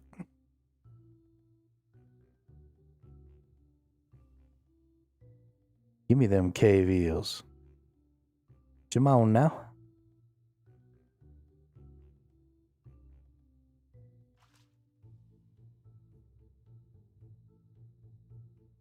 I jinxed it.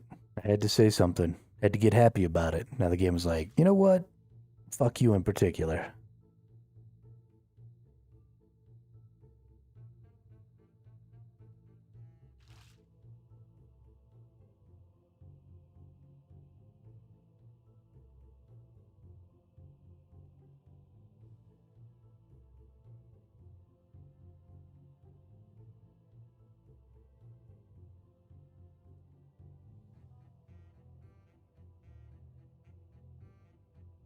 We surely can't have people running around being happy now. Having good RNG.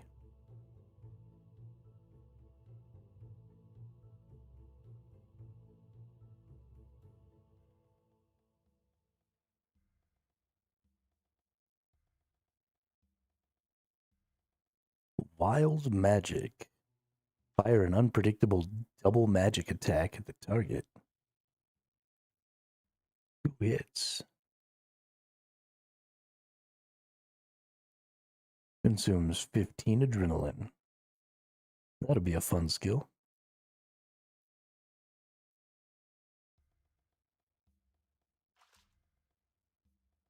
High alchemizes all drops not exceeding the loot beam value. Wait, what?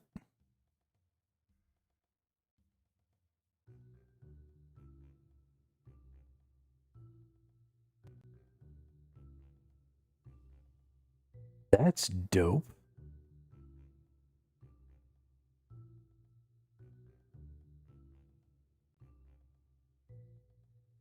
This doesn't even take any runes.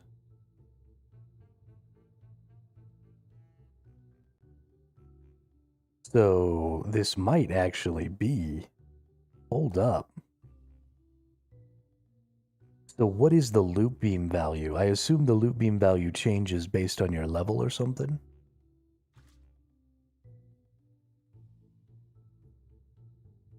And so that's the value that it takes for an item to seem good enough that it's going to show up like as a green or whatever, right? So how do I know what that value is? Do you all know? How many coins that takes?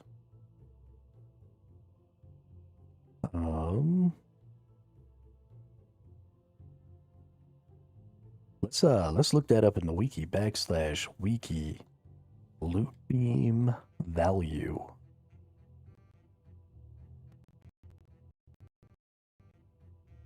Because that is important.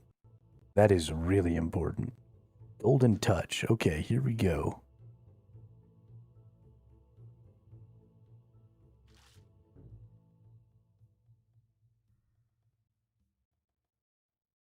Golden Touch is a basic magic ability unlocked by reading the Golden Touch Ability Codex, which can be made by combining 2,000 vital sparks.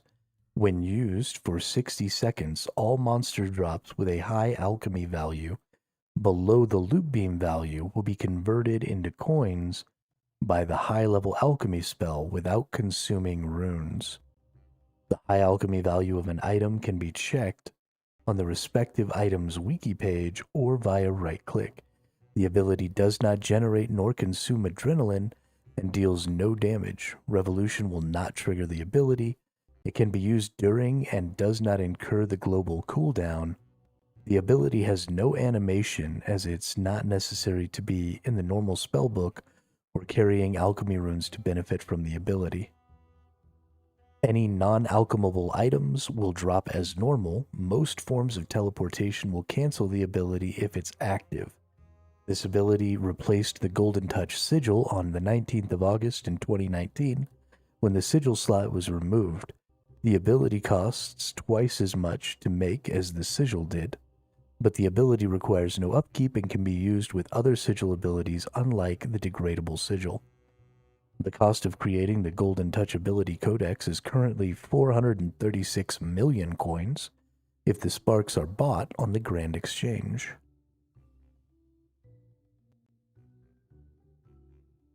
Okay.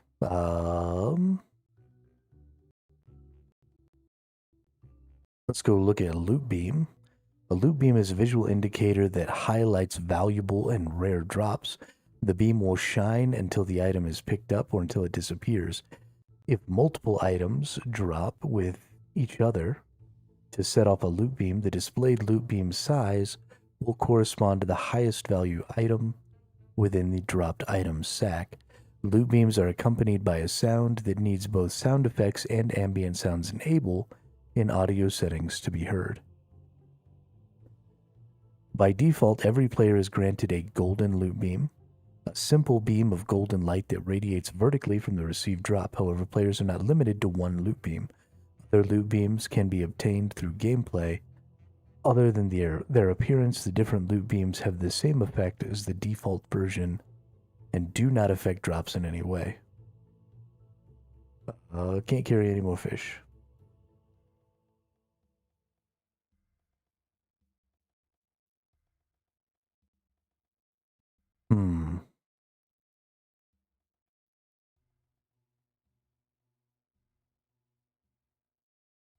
Drops with a grand exchange value, total value of given drops, not counting 100% chance drops, of at least 1,000 to 1 million coins may be given a loot beam. A player may select the minimum grand exchange value of an item at which a loot beam is deployed within the aforementioned range by going to loot beam options under item drops and gameplay settings. The minimum value defaults to 10,000 until changed. Oh, okay. So you get to choose what the loot beam value is. And then, so if you set a loot beam value, that allows you to trigger this other skill that will just high alch anything under that loot beam value. That's fucking dope. That is such a good way to manage. Now, it does say creature drops just get turned into coins. I wonder, though, if it would also work with fishing. Or even any of the other resource gathering skills, right? Like, could I auto high alch my ore or something like that? I don't know what the high alchemy cost of ores is, or if there would even be an ore that would be worth doing that to. It also seems like you can only, let's see. Yeah, so it lasts for 60 seconds and can only be cast every 2 minutes. So you can only do it for half the time. That's really interesting, though. I'm really excited by that. I think that's a cool potential. I mean, you find something that drops something that has a good high alchemy value. Being able to save your runes like that. I mean, you're saving 5 runes, 6 runes, 5 fire runes, and a nature rune per high alch that gets accomplished that way, which is, I don't know, pretty close to 200 coins. Well, pretty close to 100 coins. I don't know how much a nature rune costs, because I don't think you can just buy nature runes, right? I think you have to craft them.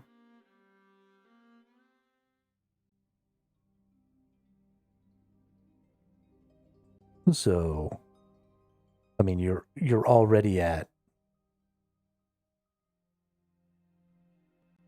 100, or pretty close, just with the fire runes. Oh no, if I get smacked down, I'm probably gonna die. Oh no, somehow I healed some. That's fine.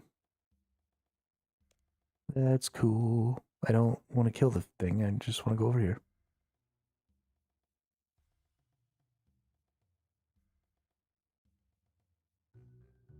Go back to my fishing spot. Get leveled up to level 40. Then we'll go get some lobsters. Rock lobster.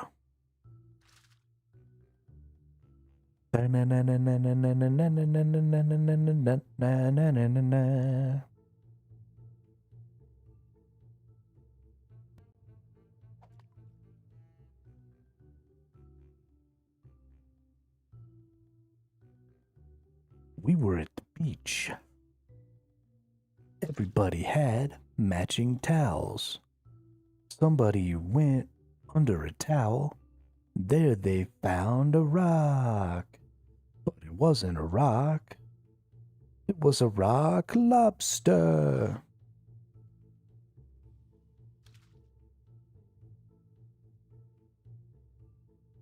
don't know why I like that song so much. It's fucking ridiculous. But I love that fucking song.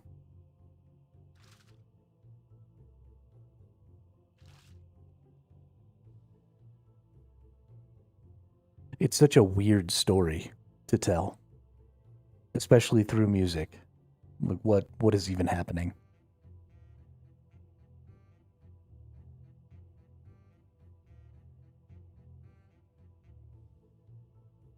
Why am I getting details about the fact that everybody had the same towel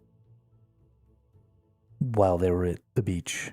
Like that doesn't even make any fucking sense. I don't understand.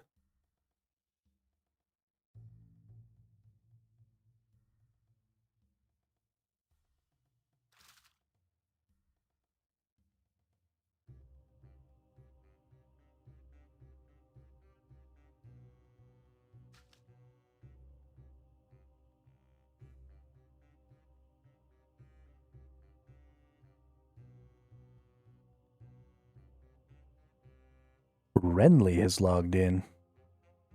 Oh dang. You know it's a 4-day weekend. Everybody's online.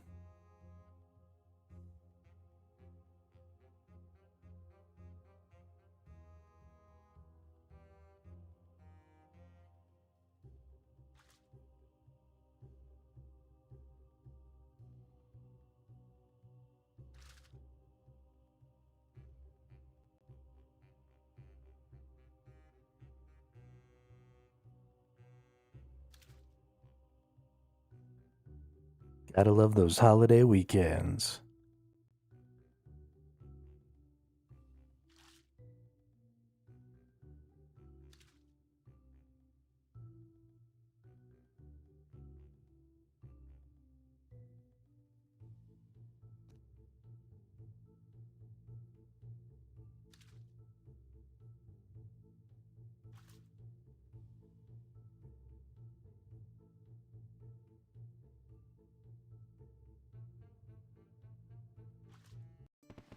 Hey, there it is. Level 40 fishing.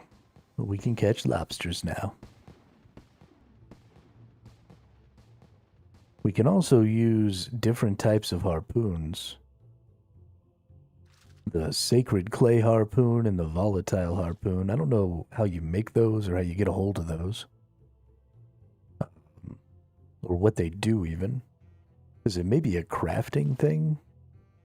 I search my skills. Oh, no, here we go. Let's see. Milestones, living benefits, armor, jewelry, earns, objects, other. Let's hit other here and see. Doesn't look like any harpoons. Maybe it's fletching. Actually, fletching seems... Hey, thanks, Timebag. They're from a mini game. Okay. Cool, cool. Cool, cool, cool, cool, cool.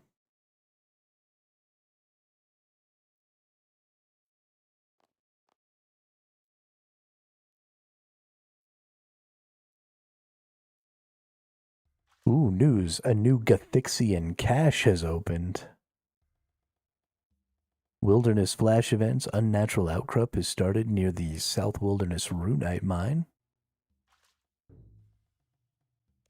And we can't catch any more fishes.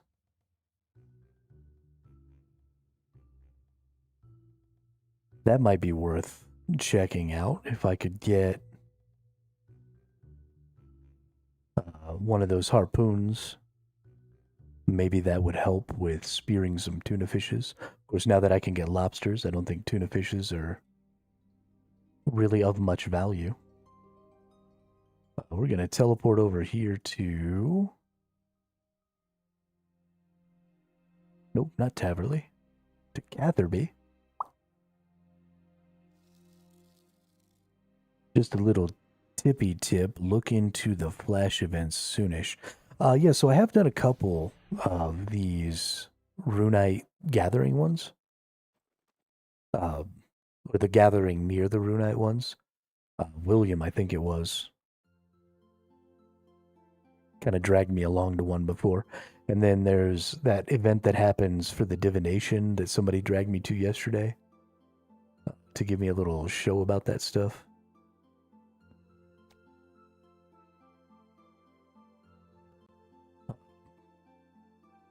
a lot of those things I feel like my brain wants me to be higher level before I start doing them.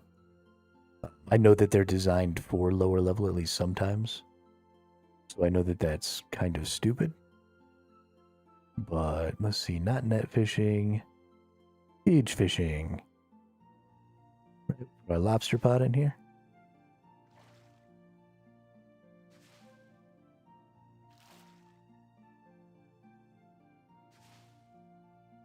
Raw lobster. Caught that lobster pretty quick. We're getting 90 XP per lobster. This is going very well. The high elk cost of a lobster is 170 coins. So we're getting up. The combat ones are for higher level. The skilling ones are great for newer accounts, especially Iron Men. Okay. Oh, cool. Yeah, we'll look a little more into that. Who's this dude? Ancient God. Oh, shiznit.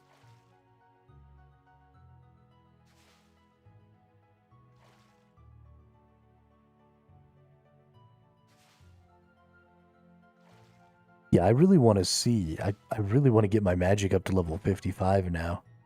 Because I want to get, well, it'll be a long time before I get the golden touch. Because I'll have to get 200 of whatever those things are. But I would really like to see if I can potentially get,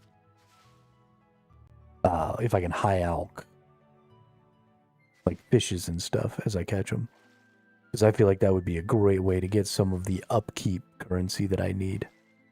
For, you know, buying runes and different stuff like that, doing my farming.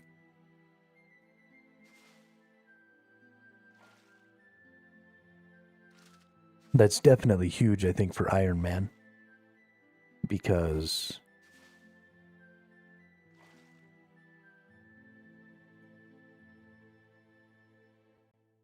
you know, you're never going to get the grand exchange value because you're not interacting with the grand exchange. We got net, we got harpoon, net harpoon, cage fishing.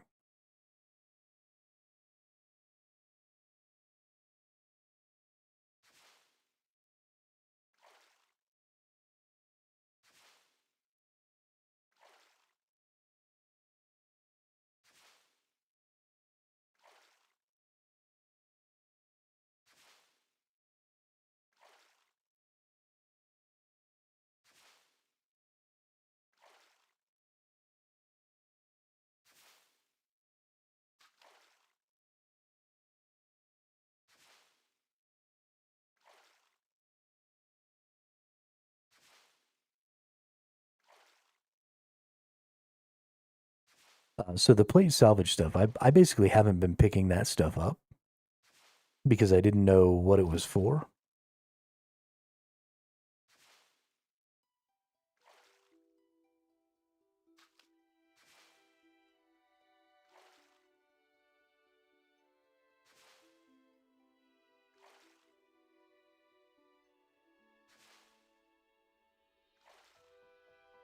Just for alking? Okay.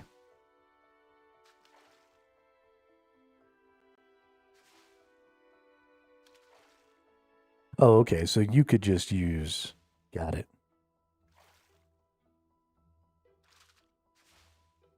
Got it. Yeah, so I know you don't really use a lot of currency necessarily, like you were saying, William, for.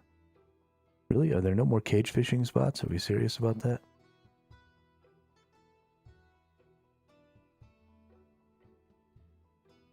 Oh, there we go. Level plate salvage like mithril and below is pretty worthless. Higher gets pretty good. Okay. Or disassembly, but that's a later topic.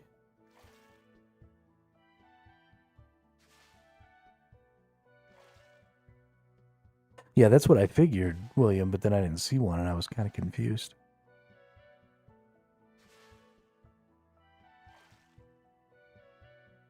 We seem to be getting some pretty good XP rate here.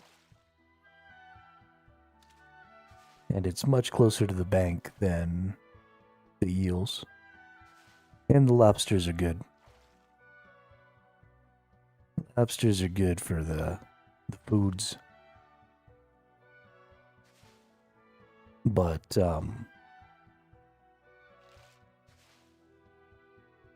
yeah, so it seems like probably using this golden touch then and finding a place where I'll get a lot of those scraps might be a good way to get some currency. Might be a good way to get some currency even without being Iron Man.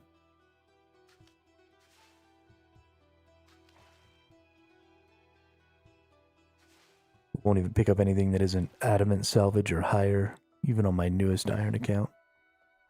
Okay. I will try to keep that in mind. Adamant salvage.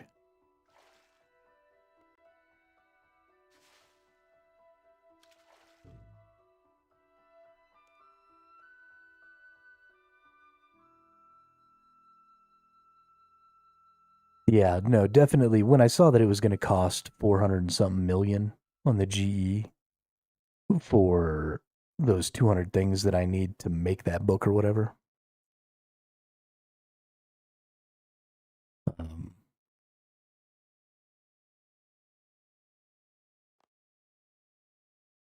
Then I figured it was going to be a while before I could gather them up. But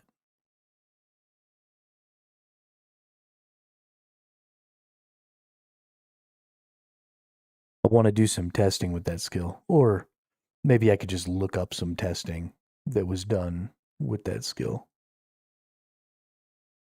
Because I'd like to know what it considers drops. Need 115 Slayer and lots of keys to the crossing, or spend a lot of time getting the vital sparks. Yeah, and I don't even know what a vital spark is, so. Yeah, that dude's just sucking fish up with a vacuum. What the fuck?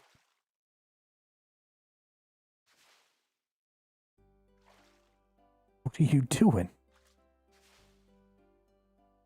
Barbtail harpoon.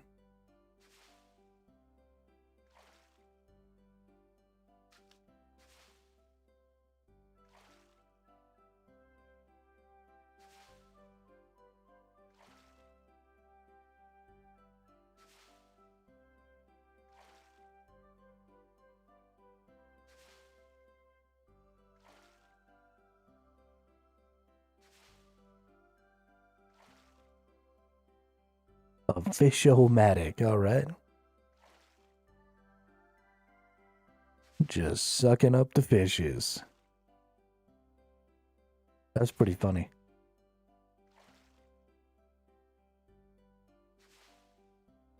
Still a long ways off of that. Gotta get my smithing up still, gotta get my crafting up, gotta get my divination up.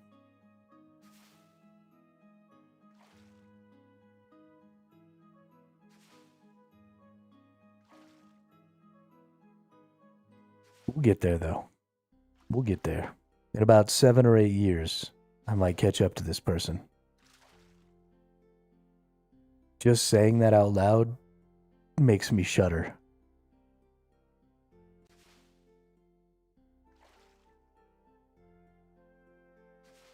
Makes me shudder so hard.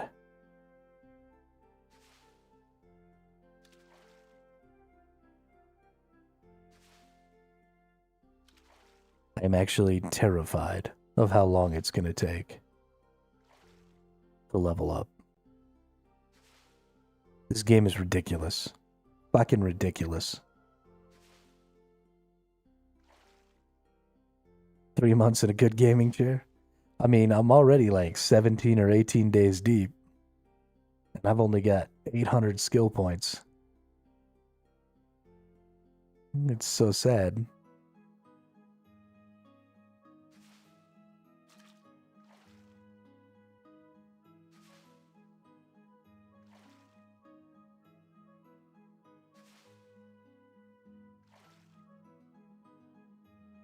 Although, let's see, there's 1, 2, 3, 4, 5, 6, 7, 8, 9, 10, 11. Oh, no, 10, 20.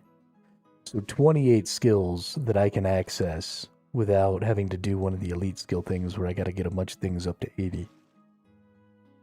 So 28 skills. If I get all 28 skills to level 50, that would give me 1,400 skill points. And I think level 50 is a pretty attainable level. So I can break 1,000 and get up to 1,400, I think, fairly easily. I could probably do it within the first month. Well, I could probably do it within another week if I just started doing a bunch of random skills and taking them to 50. And I'm also learning the game, that's true. What I'm really excited for is next year, I hope they have another league. Because I'm really excited for a league. I think that'll be super fun. I think definitely by the time we get to that point next year, I'll be ready to start something over and do some fun.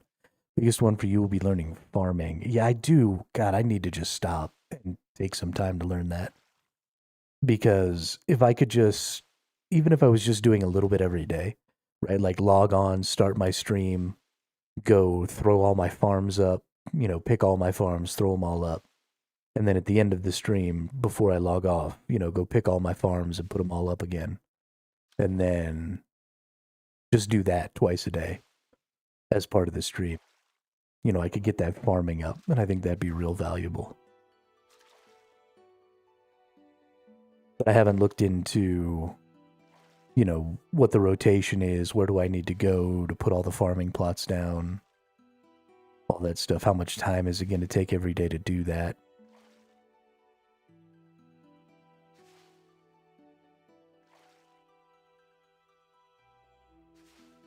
I think probably my method is going to want to use trees over regular plants. I don't even know what kind of trees I have. Do I even have any trees yet? Let's see. Potato, marigold, barley, hammerstone, hop, onion, cabbage, nature evil oak tree saplings. Okay. I don't want to backseat too much, but if you ever have a question, feel free to ask. I'm pretty okay with the backseating, Dimebag. As long as it's, primarily informational. And, if you see that maybe I'm struggling trying to accomplish a certain task or something like that, and you want to give me some hints, that's fine too. I like streaming. As an iron, you want to focus herbs. Okay, cool. See? Not information I knew. But yeah, I mean, streaming is a collaborative thing.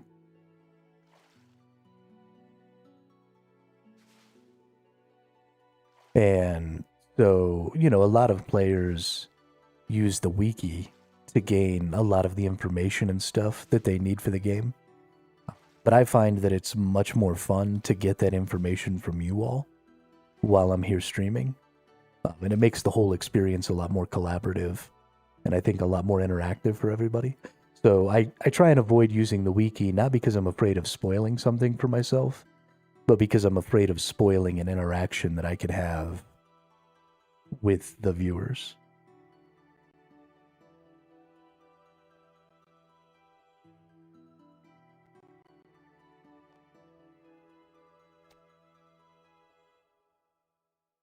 I'm not going back to a broken home. You can kiss my butt, William.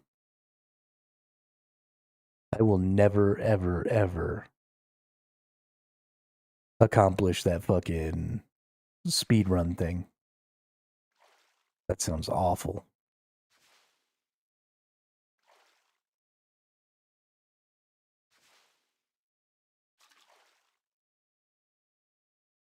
Catching lobsters. Oh shit. My rune score is over 1,000. Not even for the level 85 ring. That's very nice. Nope. Fuck it. Kiss my butt.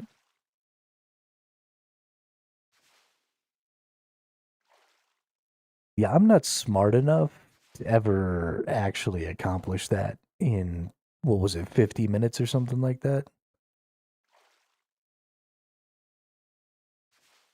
That will not work. Oh wow, you can start getting swordfish at level 50? Holy crap.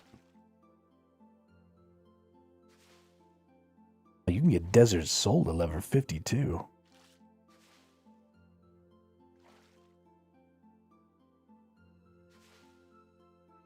Where do you get... When can I start getting sharks?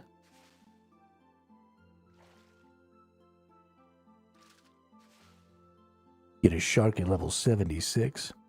Ooh, sea turtle fishing. With a trawler? You can actually get out on a boat and fish for sea turtles?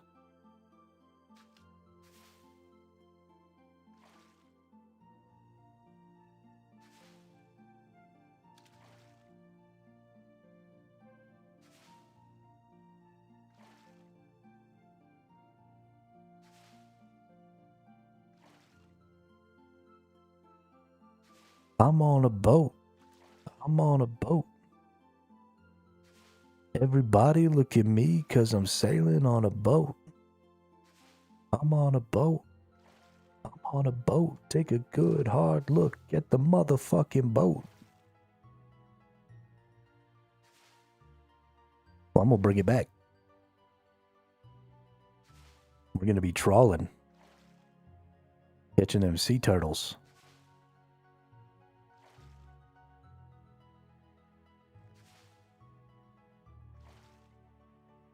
Sea turtle. Oh, you can get great white sharks.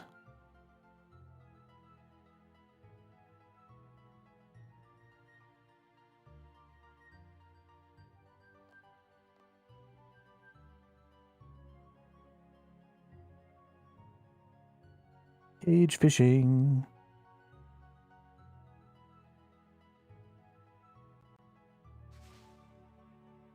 The dead minigame in both. Only say play with the abuse. From Chunky Anil. Oh?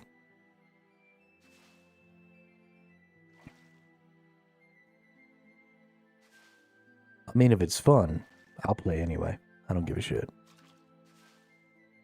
I just want to have fun. Girls, they want to have fun. Whoa, girls just want to have fun. You can get cave fish.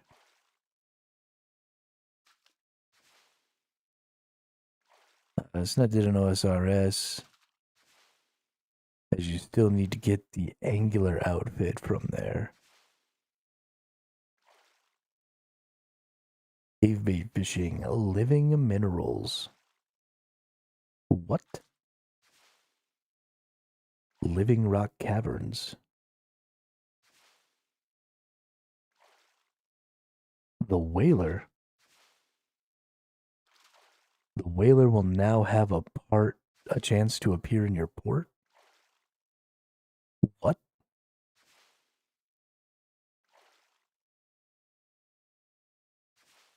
Spearfish, rod, big net fishing.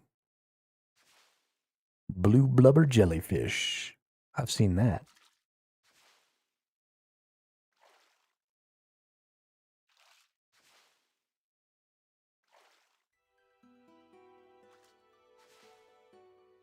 Tiger shark.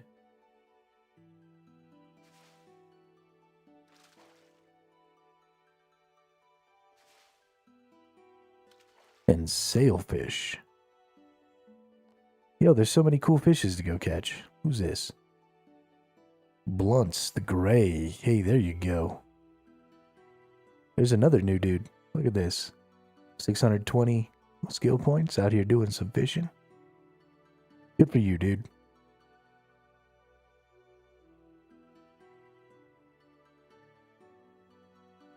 Good for you.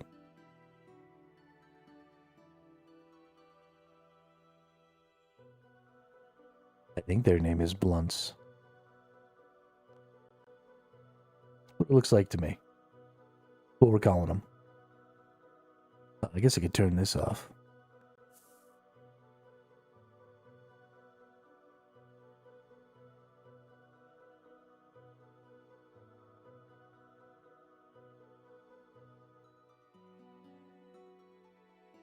Hey, and another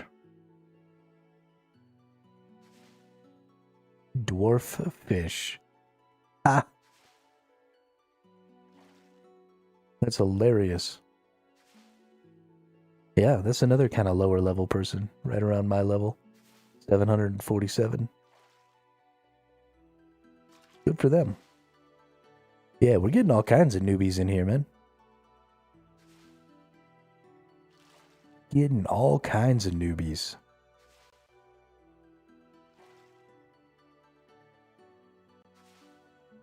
And on January 19th, I bet you we get a huge spike in players on our S3.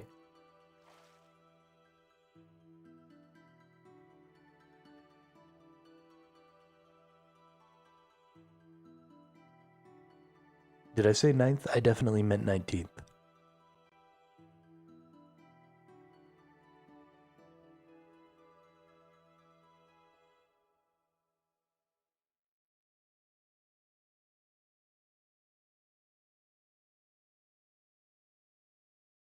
So, cage fishing.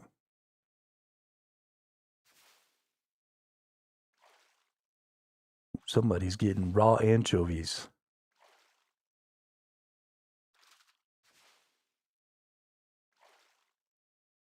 If you put anchovies on that thing, we're gonna have a problem, dude.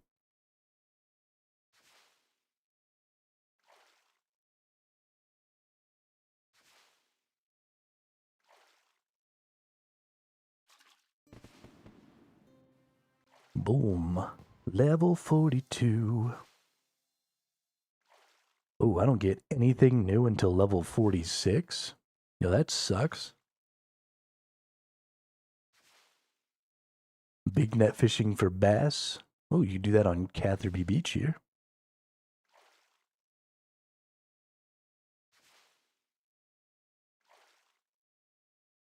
Training from Otto Godblessed to catch leaping trouts. North of Vaxtorian Falls.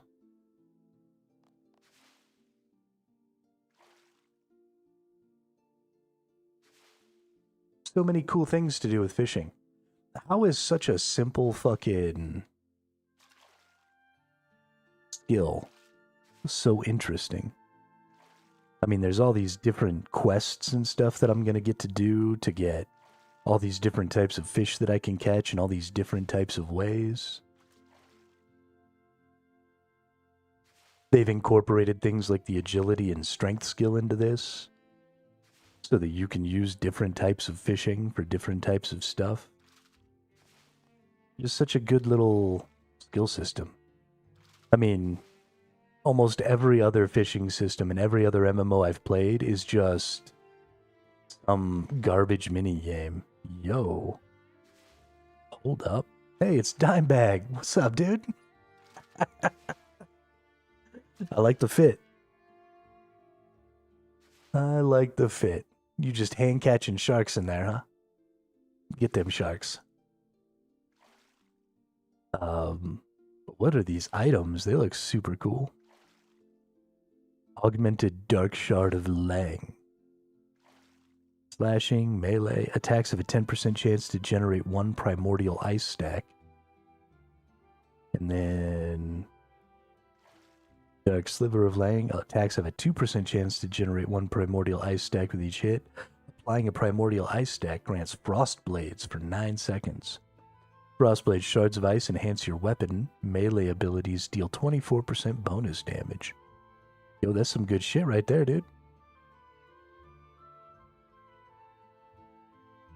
Damn, look at all these skills.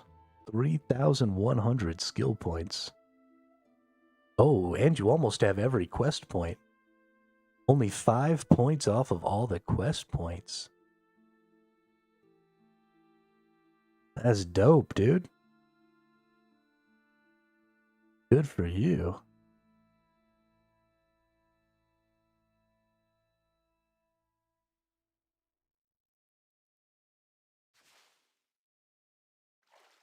Good for you. Way to go, Dimebag.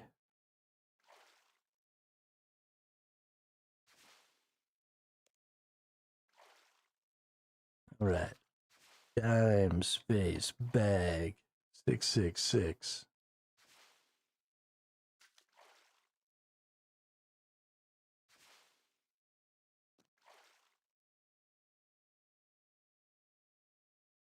Now I'll know how much of a degenerate you are, because I'll be able to see when you're online.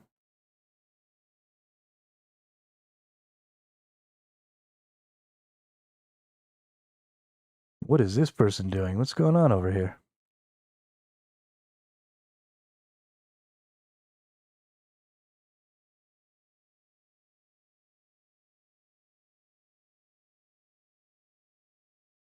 Oh, you're EU?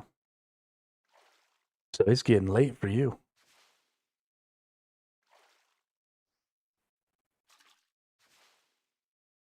Getting late for you.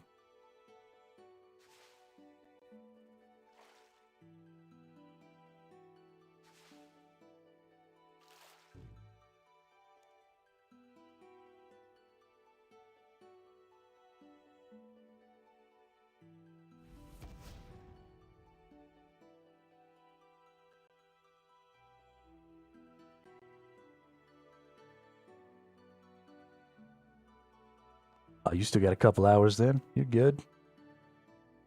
Get a bunch of them sharks.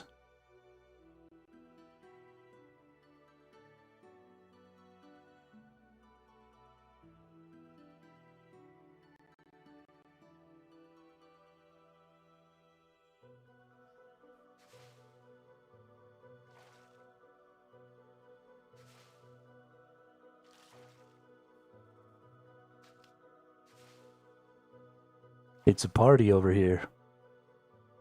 World 4.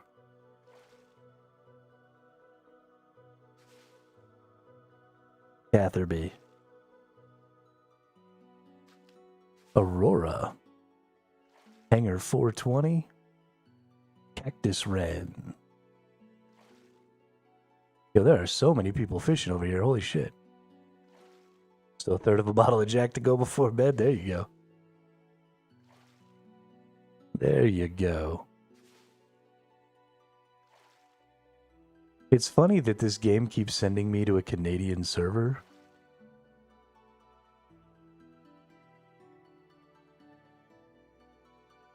Oh, it even tells you when your friends go to old school RuneScape. That's cool.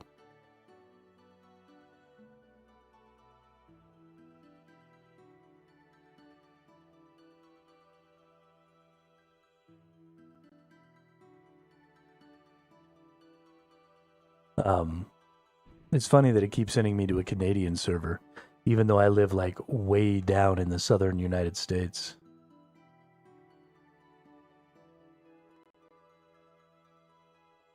Goofy ass game. Who's this person? Old Eggman. Hard boiled. That's a good name.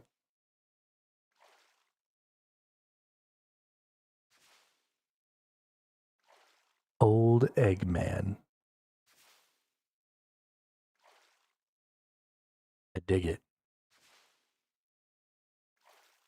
Yeah, it's just weird to me that I would have low ping in a Canadian server when I live literally on the other side of the United States. Like, that doesn't even make any sense to me.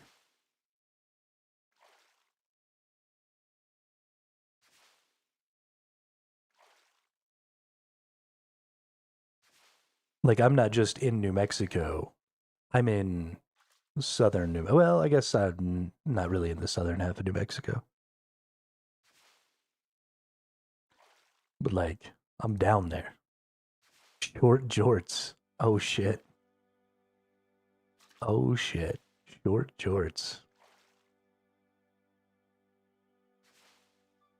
Yeah, see, this person is doing what I should have done, and they're leveling up everything.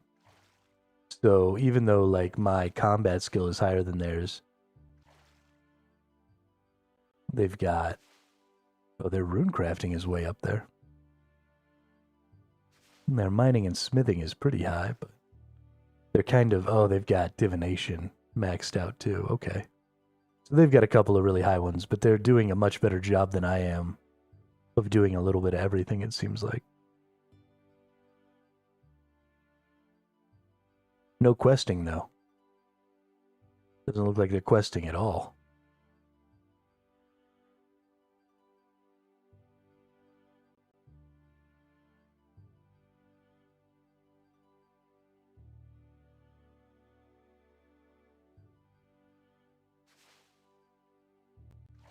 I need to get me a grapple so I can see what's up with this ladder over here.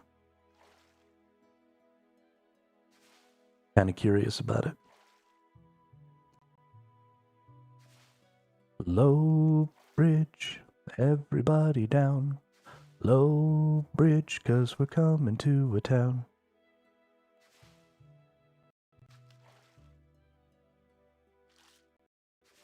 Yo, have we seriously been fishing for 2.5 hours already? That's dope.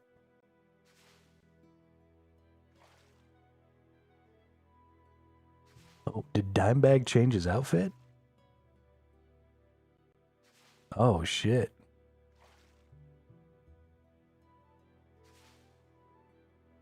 Augmented Bow of the Last Guardian. Generate 1 perfect equilibrium stack. At 8 perfect equilibrium stacks, launch an additional attack that deals 12 to 16% range damage plus 30 to 37% of the damage from the attack that triggered the effect. Ooh, that's cool.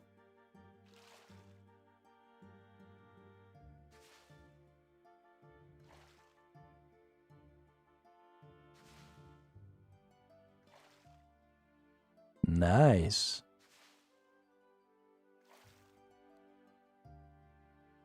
Damn, dude, you got all the cool shit.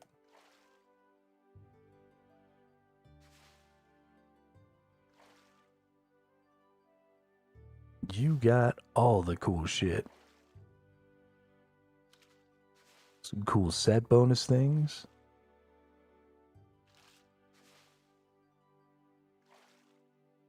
Yo, this cape is dope. I want this cape.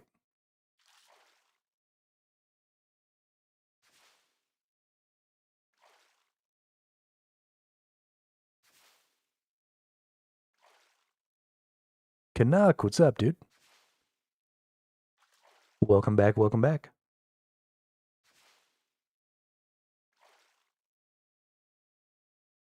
We're over here admiring all of Dimebag's goodies.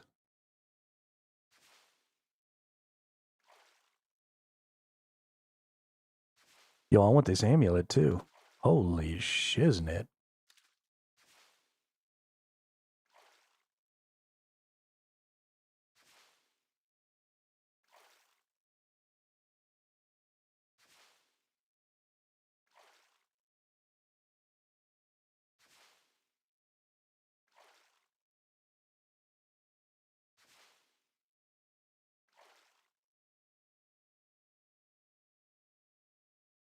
Damn, dude.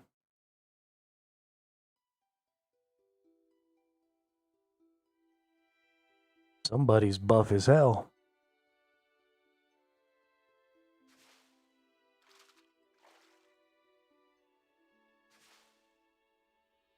Dark and sinister, but also cute.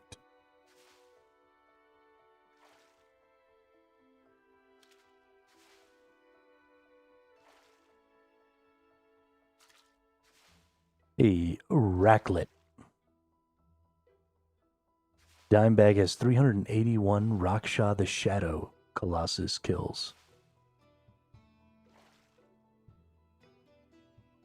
I don't know who the fuck Raksha the Shadow Colossus is, but Dimebag has killed him 381 times. Dimebag's a bad motherfucker.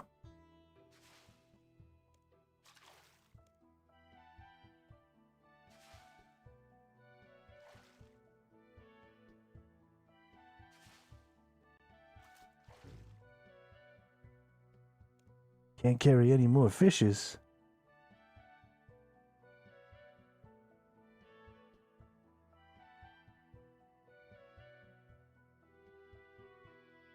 Fishy, fishy, fishy.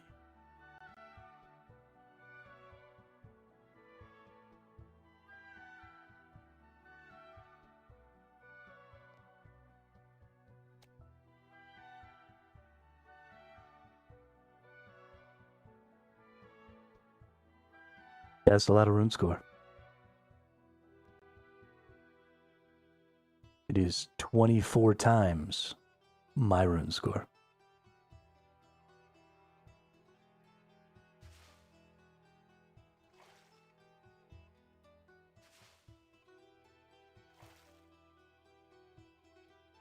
So let's see.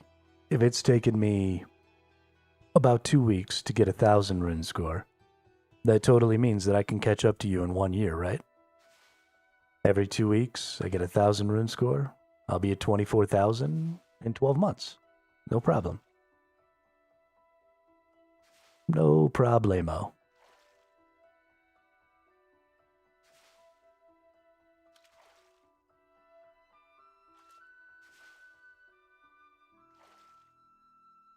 Yeah, easy peasy. It only took you, what, 20-something thousand hours, you said? So that's fine. Attack, Combat Dummy Mark II, Level 1. What do you got a Level 1 Combat Dummy for? 10k hours after years? Oh, no, you have 10k rune score. So you had 10k hours.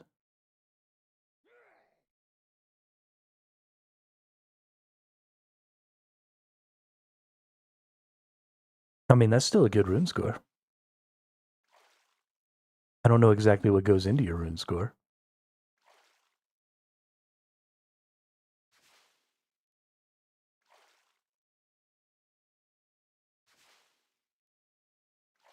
I don't even remember what I pressed to look at it. There it is. I assume it's, you know, a combination of like your achievements and your levels and quests and all that stuff. Not a big quester or do many achievements. Okay, cool. I mean, if all you're after is skilling up, then, you know, that's all that matters. All that matters. Exploration. I'm missing a free-to-play lodestone in Ashdale. Then I can get that one. Members lodestones, I'm missing quite a few.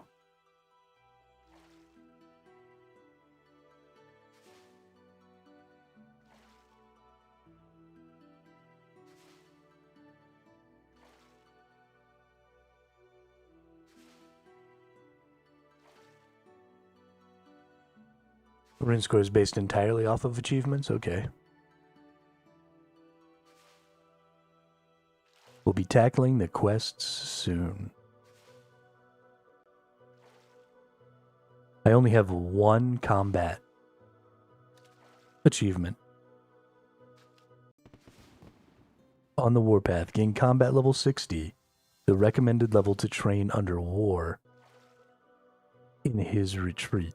He will grant rewards to help you fight bosses. Okay, dope. 217 quest points. Hey, that's pretty good. I mean, you're like halfway there.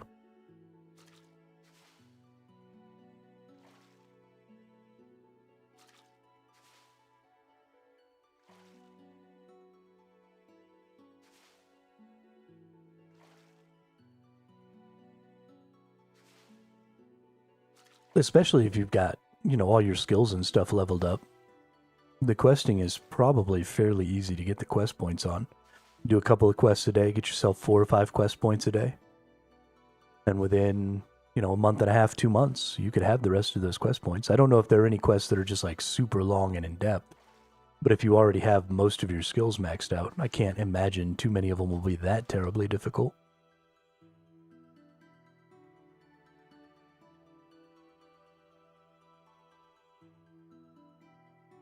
And with as fun as the quests are in this game, I mean, you bang out 1 or 2 a day.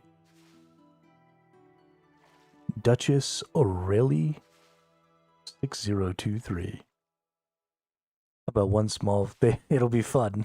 I did most of the quests in like 3 months when I wanted the Comcape. Yeah, exactly. Once you have everything else kind of leveled, I imagine it goes pretty quick.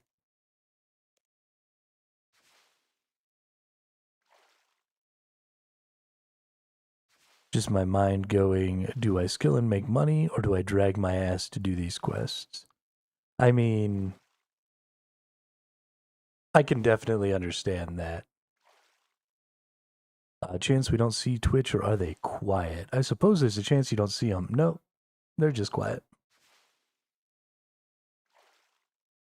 They're just quiet. It's funny, William, when I stream games that primarily an older audience watches, all of the conversation and all of the viewers almost all come from YouTube. And then when I stream games that have a bit of a younger audience, everybody who watches and who interacts watches on Twitch. It's fucking hilarious. And the line is like right at 33 to 35. Anybody over 33 to 35 watches on YouTube, and anybody under watches on Twitch. We don't like silly Twitch ads. Yeah, I can understand that. I have my ads turned down pretty much as you can, and still not have pre-roll ads, and get your 50% cut of ad revenue. You're 29, by the way. Well, I mean, there are some outliers, right? Obviously, that's not a hard and fast rule, but it's pretty funny how many people break across those lines on YouTube and Twitch. But yeah, my Twitch only has 3 minutes of ads an hour, because that's the minimum you can have and still not get pre-roll ads. Otherwise, it would show pre-roll ads. And then my YouTube actually just recently got its first tier of monetization, but it doesn't have ad monetization yet, so I don't know how the live stream ads work on YouTube. Once I actually get to, ad revenue monetization there at 1,000 subs. But we'll see. So at some point there will probably be ads on the YouTube. Come to watch video and music on YouTube, then I meet the stream. I don't go online for specifically watch streams.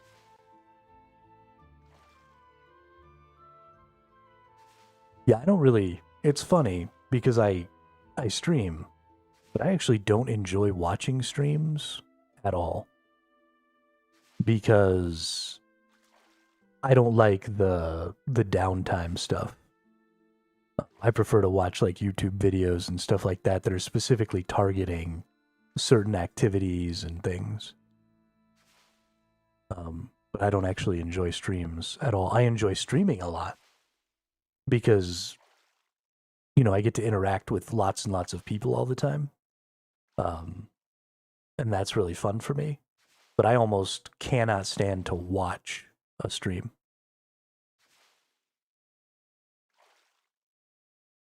It drives me insane.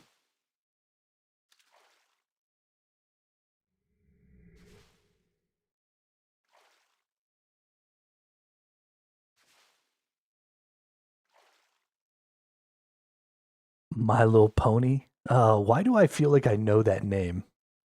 I feel like I've seen My Little Pony in other games before.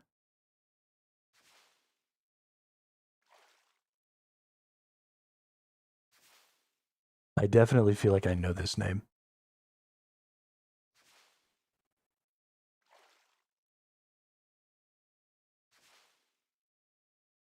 That's kind of crazy.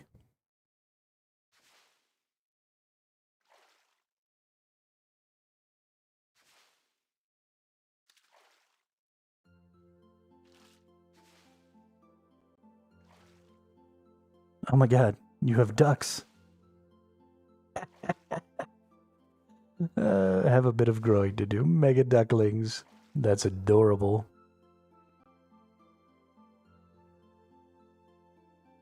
That's hilarious. Oh my goodness. That's a mallard right there.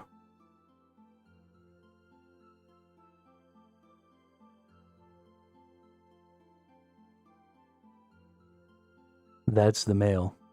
That's the female. The males have the green heads.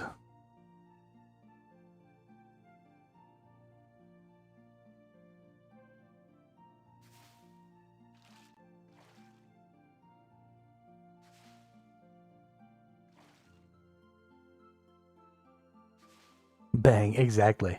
Exactly. I went duck hunting only one time. I like the in-game title that comes with this pet. Oh yeah, what's the title? The Totally Quackers. That is pretty funny. I've only ever really been duck hunting the one time. We went out on a canoe on the Rio Grande. Me, my dad, and my grandfather. And I got just an incredible shot. I was fairly young, early teenage. And so we brought my dad's 12 gauge and mine and my brother's youth 20 gauge. And for some reason, I was carrying my dad's 12 gauge instead of the youth 20 gauge. And I wasn't big enough to quite get it all the way up to my shoulder, like comfortably. And so this duck, as we were rowing down the river, this duck comes flying out of the brush on the bank. And he starts taking off kind of away from us. And I'm trying to get the gun up, and I'm trying to get the gun up, and I can't, and I can't, and I can't. And finally, after the duck is just way out of range that I should be taking the shot, because it's just, I'm not going to get it, right? I finally get the gun up to my shoulder, and sort of half out of frustration, I squeeze one off. And the duck just, boom, falls out of the sky. And I was like, wait, what the fuck just happened? But this is like the one and only time I've ever gone duck hunting. We dumped the canoe. Oh, that's why I was carrying my dad's 12 gauge, is because when we were loading the canoe into the water, into the river, we dumped it, and I fell and dropped the 20 gauge into the sand at the bottom of the river. And so it was all gummed up with sand. That's right. I remember that now.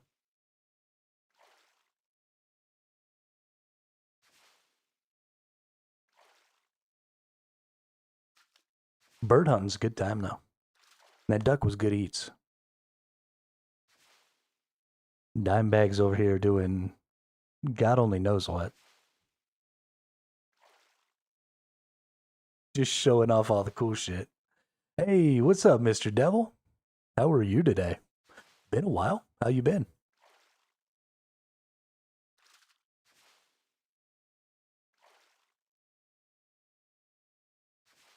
Yo, you just got attacked by a spirit, dude. Oh, that's a dope throne.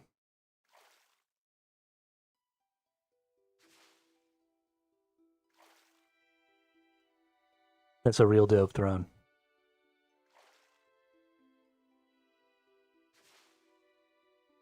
I dig.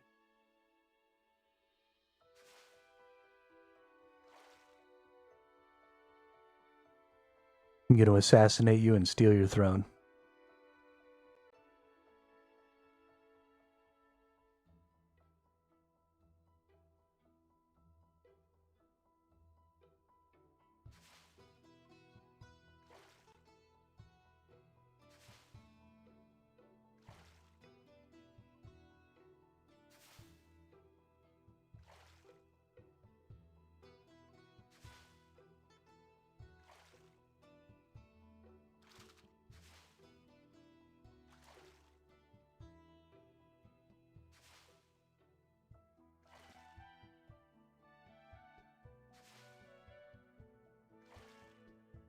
Your ducks will keep you safe.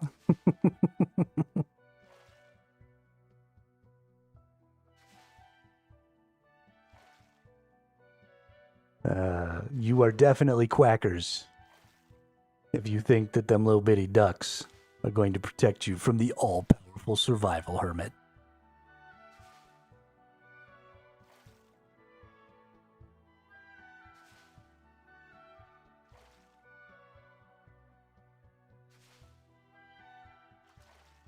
Definitely quackers.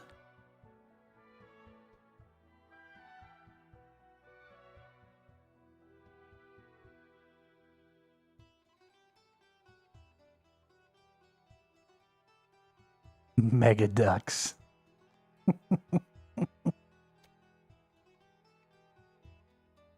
I mean, mega's a relative term, right? A mega duck is no match for a mega adventurer.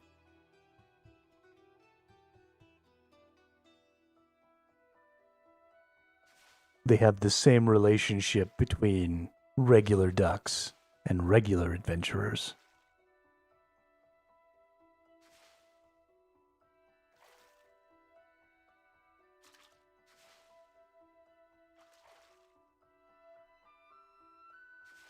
It's all about relativity.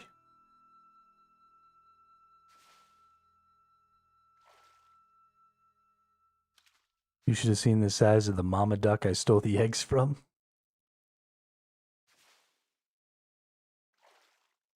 Oh, I thought the two at the front were the parents. I didn't realize that they were all ducklings. Ruh-roh.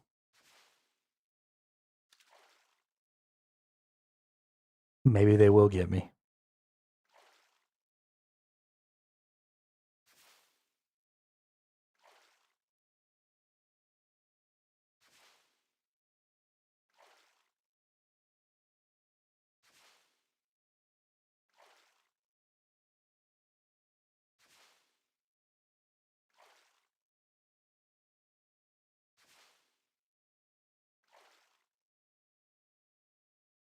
Somebody just flew away on the back of a bird.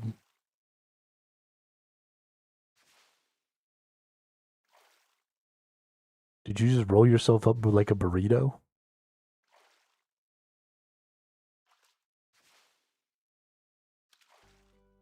Chikara. Dimebag has 2,984 kills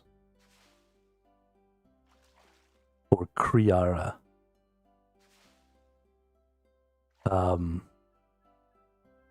I think you might have a fucking problem, Dimebag.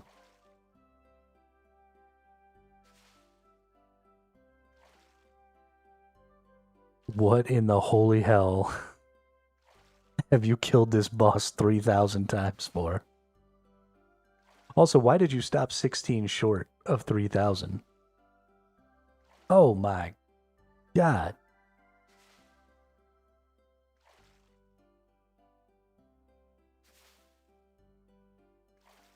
Yep, you have a problem.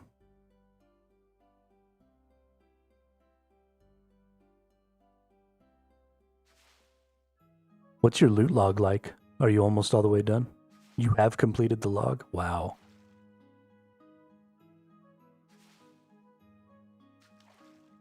Good job. Good job.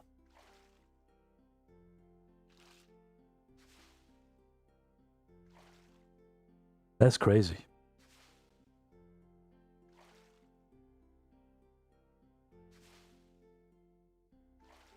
It only counts for the log if you actually get it from the boss, right?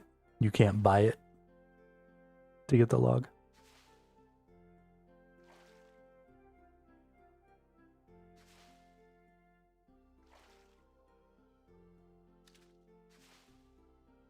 Oh, no. Yeah, it needs to be dropped in your name. Okay. That's cray-cray. Hey, level 45.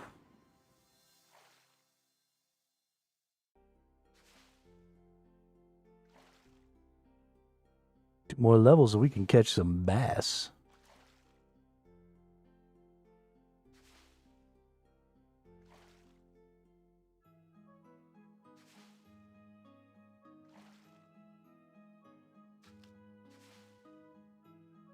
Oh, shit. It's a molten slug. 30 Harkin kills. Yeah, that's actually really cool.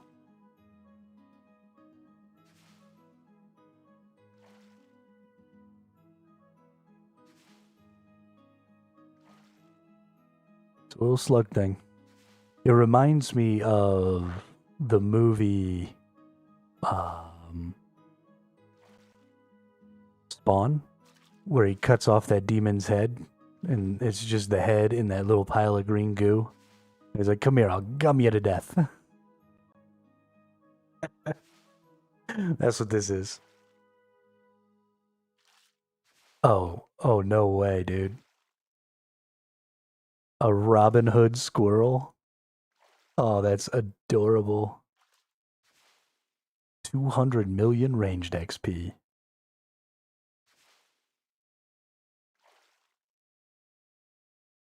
That's awesome, dude.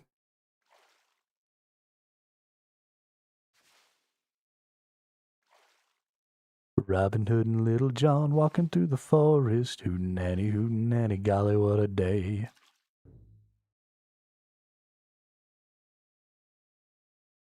XP stops at 200 million? Oh, okay.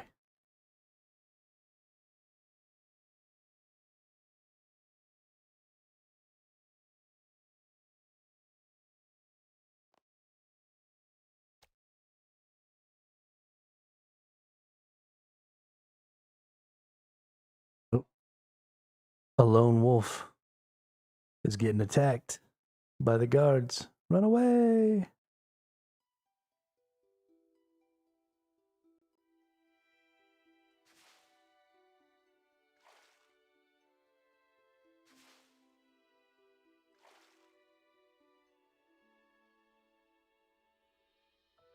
Ooh, ran out of my cage fishing spot.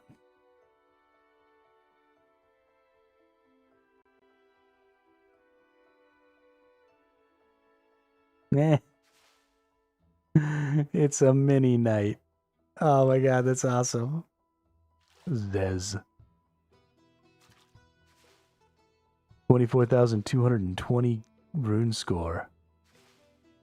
Celebrity well known across Gilnor. Dimebag has completed 2,622 achievements. Yo, how do you get this, dude? That guy's adorable. I want a little mini knight to follow me around.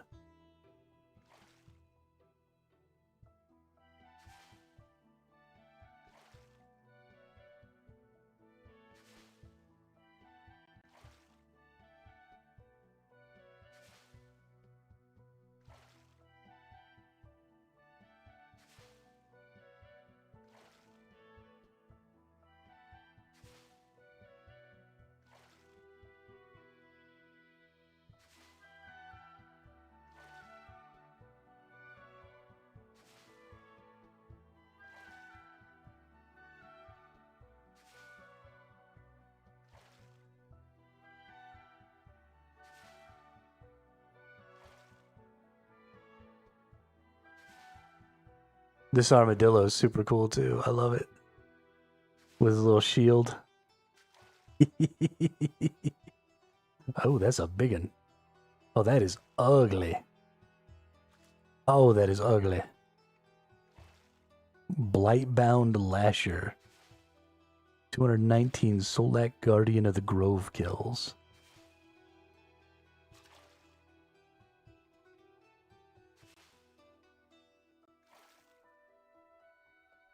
That might be the ugliest thing I've ever seen in my entire life.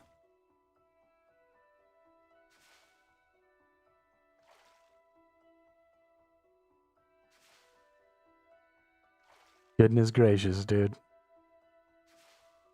Where did you get something so ugly?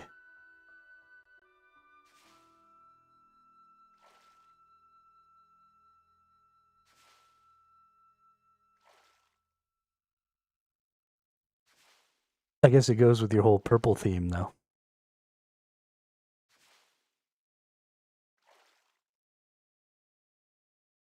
Never seen you after a 30-hour RuneScape session.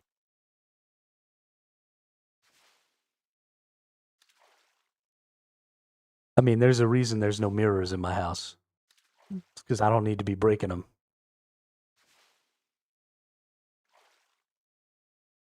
Oh, that person's got their dragon shield, too. Good for you, dude. Oh, and they've got a cool everything cape.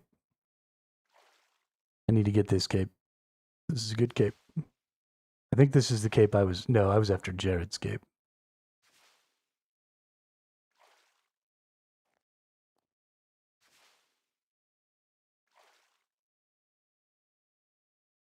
Oh, shiznit. Is that a penguin? Sheldon the penguin. Those are some happy feet.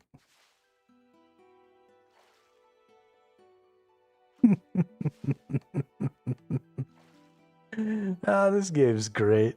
I love it. You know what I like the most about this game? Is that they've got all this cool shit. And for the most part, you get it by doing stuff in the game. Dragon covered in frost and ice. These pets are so much cooler when they have information about like what you've done to get them and you know what boss you've gotten or your scores and stuff like that, right? When the rewards for the grind. They're so much better than just some garbage I bought from a battle pass.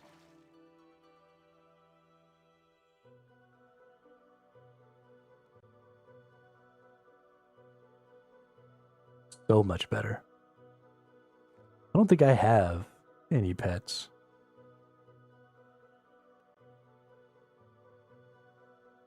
Don't think I'm there yet. Oh, I have the Lorehound.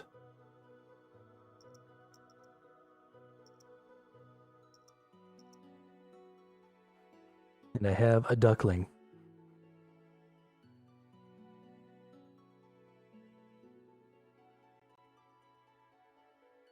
That is a lot of pets. Holy crap.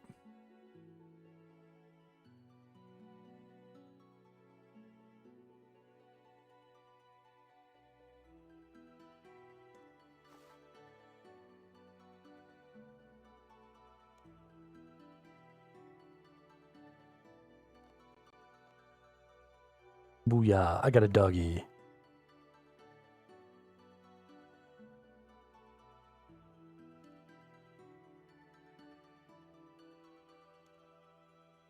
Holy crap. Doggy does things for me.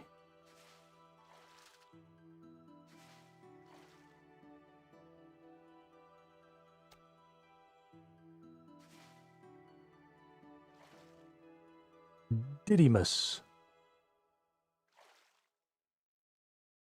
Oh shit. 459 quest points. A very good vampire.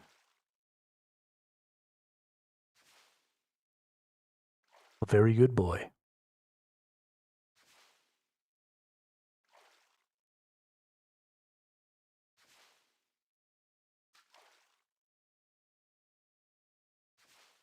You let your poor dog get turned into a vampire?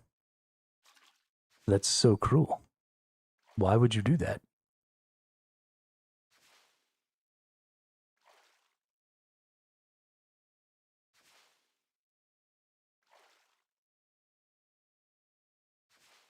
All dogs are supposed to go to heaven, and you've turned yours immortal.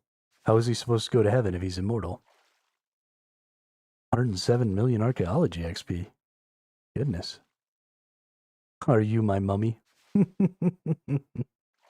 That's pretty cute.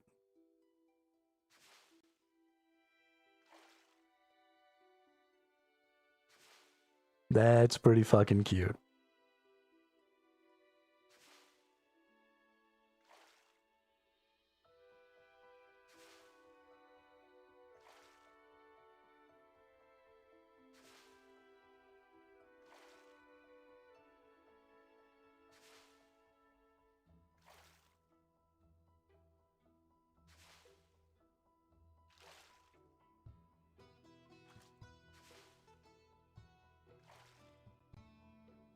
Who's this?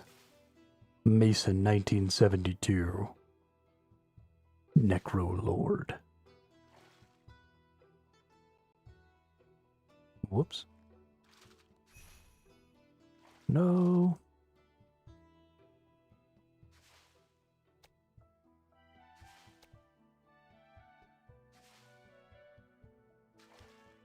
Bulbasaur, I choose you, Herbert. Herbert the Turtle. Oh, he's covered in herbs. Do you actually get herbs from him? Does he, like, give you daily herbs? Because that'd be dope.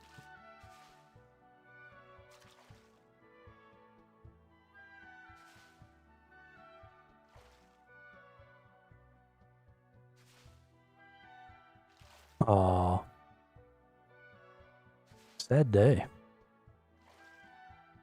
Does look a whole lot like a Bulbasaur, though.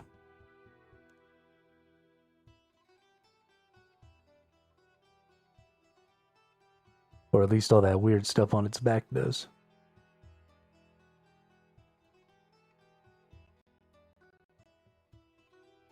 Your saddest pet?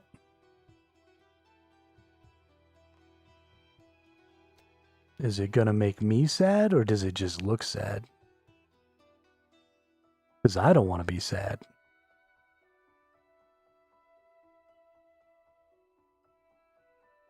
Big Bear 46.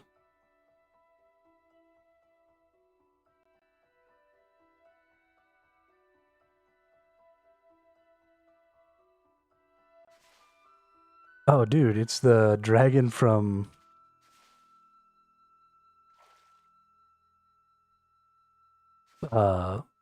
Mulan. That's awesome. That's awesome. Let's get down to business to defeat the Huns. Did they send me daughters when I asked for sons? That was the XP drop I got the pet on.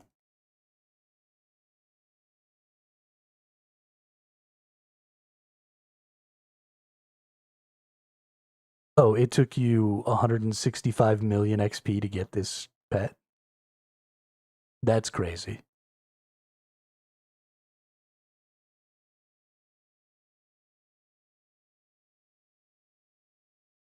I don't even know if that's worth it.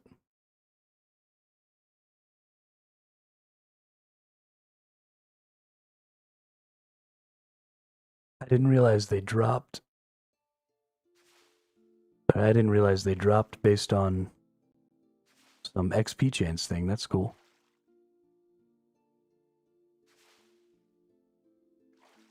So I have the chance to get this little Wallace. Let's look at some of this then. Let's go look at the pets. I want to look at Wallace.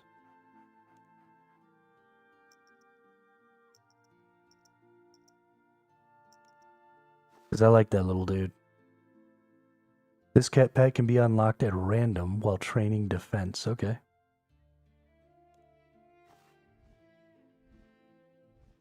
Nah, Crabe the Gargoyle.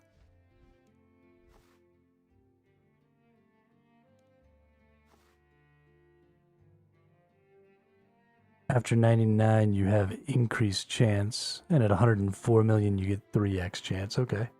Yeah, I haven't gotten any of the skilling pets yet. I mean, I haven't done tons of XP, but...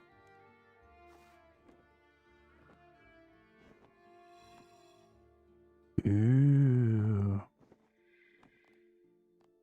Oh, not fishing anymore.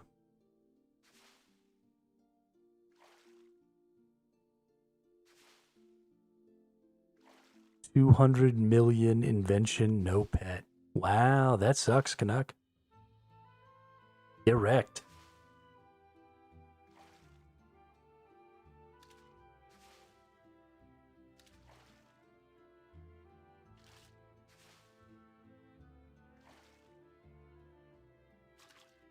Get freaking wrecked. I'm sorry.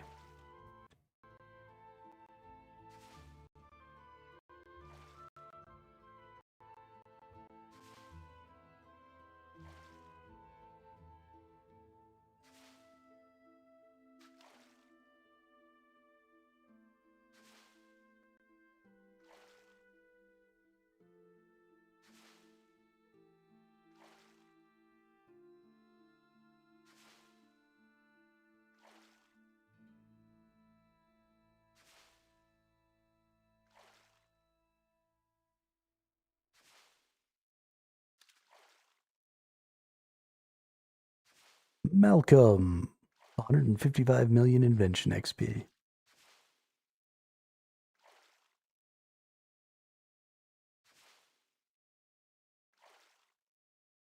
That's a cool little pet.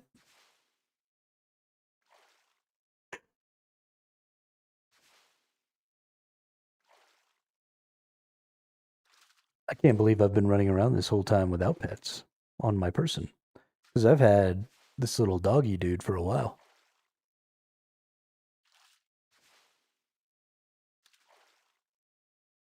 And I never had him out. That makes me sad.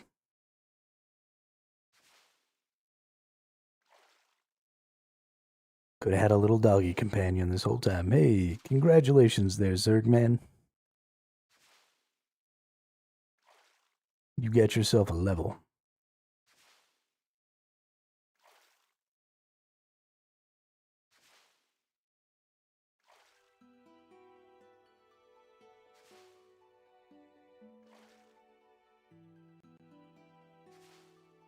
The leveling on the fishing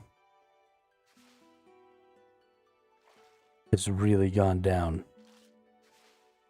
Always use Lorehound when doing archaeology. Why is that? Oh, shiznit.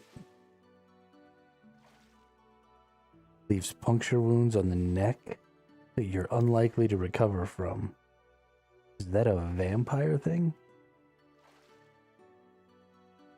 Like a vampire kitty cat? I feel like I've seen this one before. Speedy. Hey, got an easy clue scroll. One more clue scroll for the clue scroll week next week. Dope. Yeah, the higher the level, the more grind you get.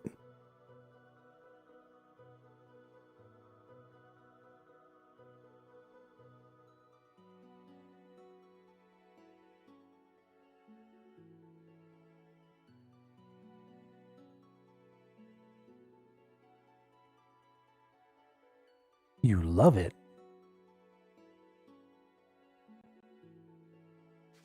Increases odds of finding pages you need for mysteries. Okay. That's only if you have the Lorehound at a certain level, though, right? Or is that any level of Lorehound? I'd have to go back and check.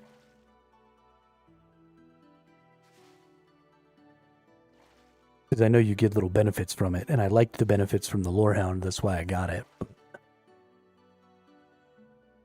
I have like 450 million fishing XP between my 3 accounts. That's ridiculous. You are a ridiculous person, Canuck.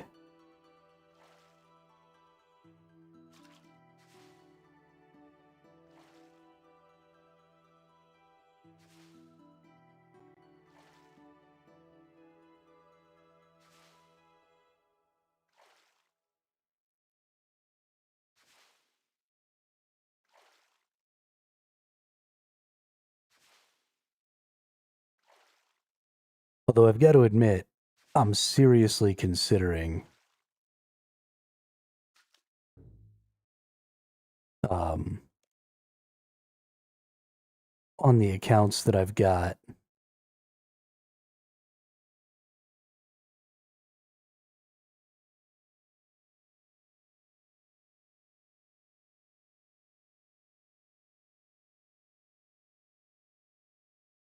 got a Tavius rod.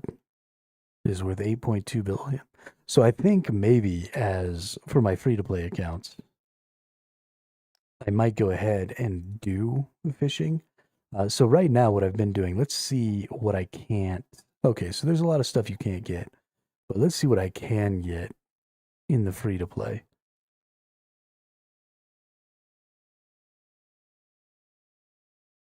So swordfish, that eventually you could use swordfish gloves. So I'd have to see what a swordfish was worth. But I can get them right here at Catherby. Catherby might not be...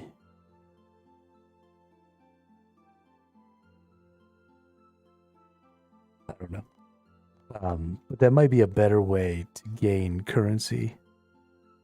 Free-to-play mining is good. So that's what I've been doing, is I've been mining adamant and then turning them into arrowheads. And I get, I do that after I do my stream every day. So I mine and craft arrowheads for 6 to 8 hours at night while I watch some TV. And I'm making about 3 mil per night. So about 500k per hour on each account. Luminite is best for GP. You mean just straight up selling the ore?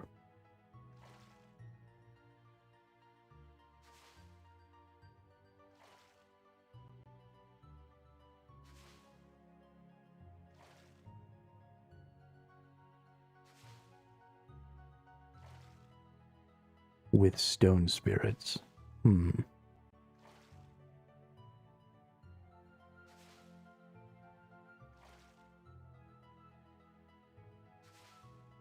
Yeah, well, so my goal is to buy...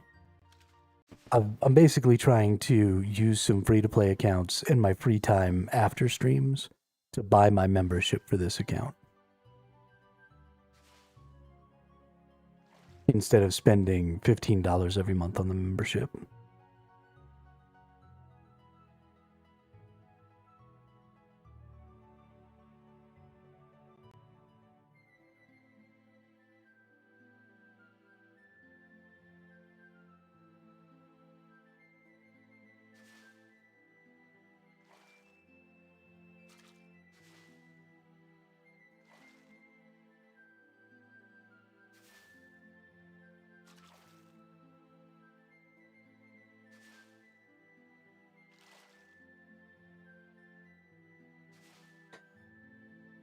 Worth the membership. Luminite is like 2 mil per hour. Oh, okay, wow.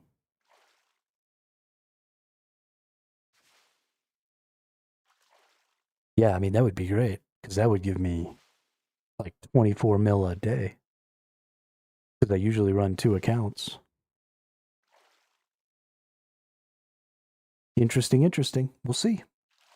I might give that a shot.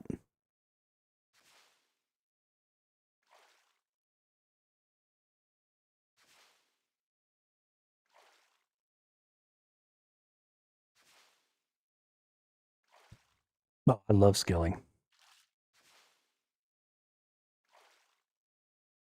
I love all of it. I like doing the quests. I imagine I'm going to like bossing.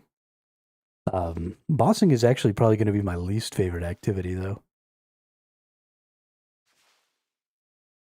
Because I'm bad. We'll see.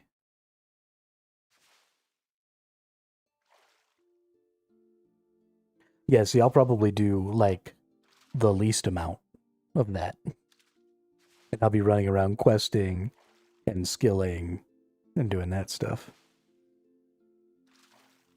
Especially,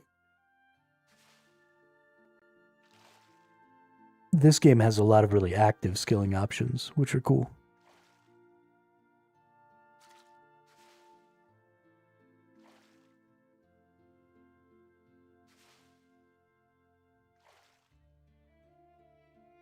Let's see, I need to get rune ore box and stone spirits. I use magic note paper. It eats into profit, but it makes it more AFK, so you don't have to deposit ore every 145 ore. Yeah, I have the ore box, and I don't have the stone spirits.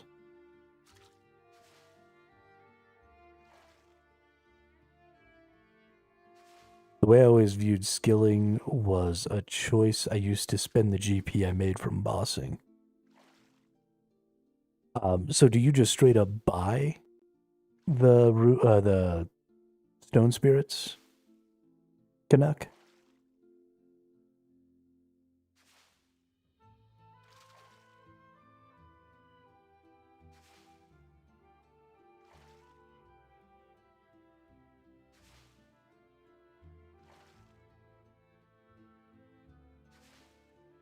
By the spirits and notes. Okay.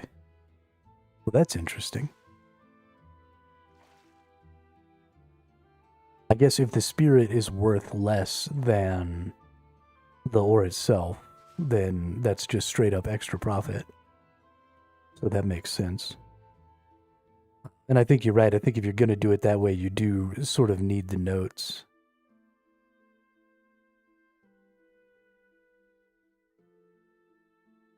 Or is 1700 spirits like 220? Oh, yeah, that's definitely worth it then. I mean, I've got like 20 or so mil on each of those accounts now. So I could probably go in and put some nice big orders in.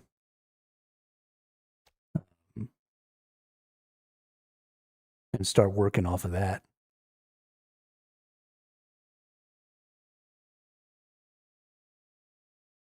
Hey, what's up, BS Lounge? Yeah.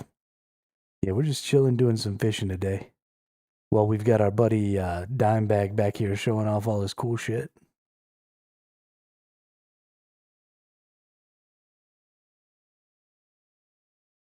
Like his little vampire kitty cat.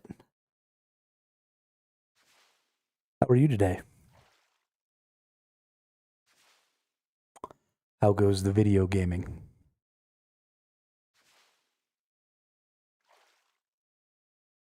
Get almost 350k Luminite ore right now. Goodness. I didn't realize Luminite ore was so expensive. That's crazy.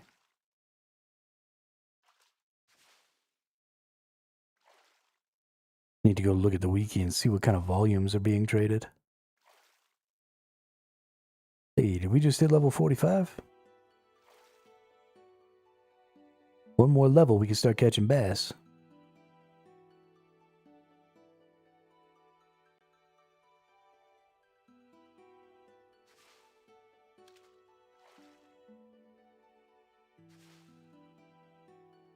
Yeah, I knew it was used to make rune bars. I just didn't...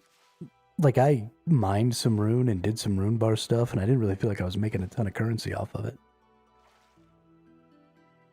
I don't know, maybe I was doing something wrong, but I couldn't find something.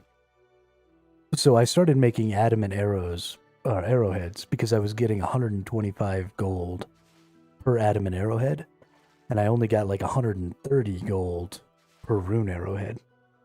And so I felt like, because getting the rune ore took longer, it felt to me like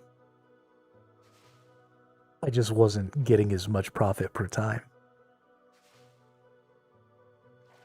So I went back down to adamant.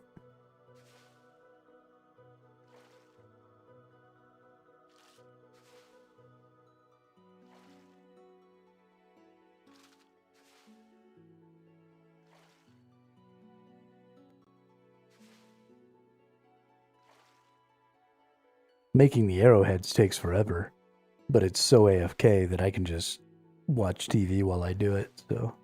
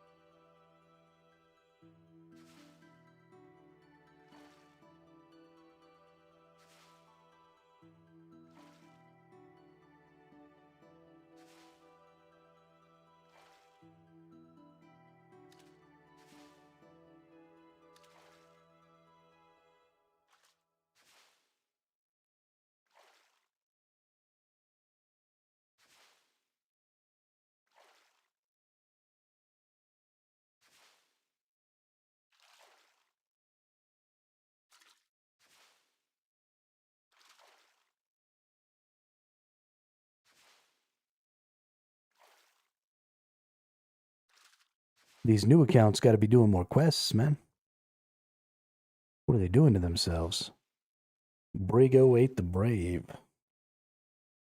And Slayer Bryant.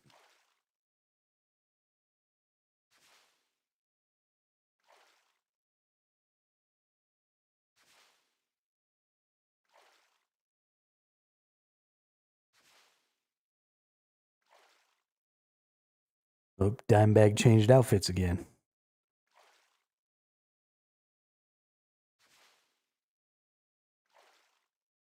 Boy, looks like he's got a chicken on his head.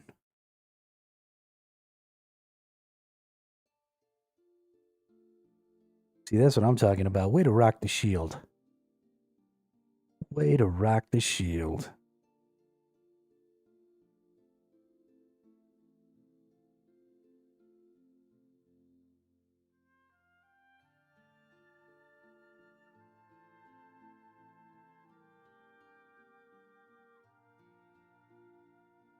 That's what it's all about right there.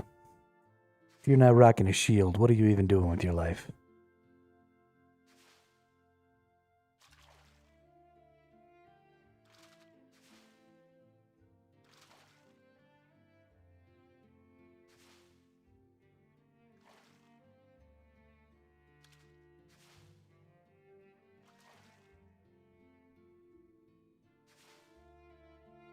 Flaming skull. Holy shit, his head's on fire.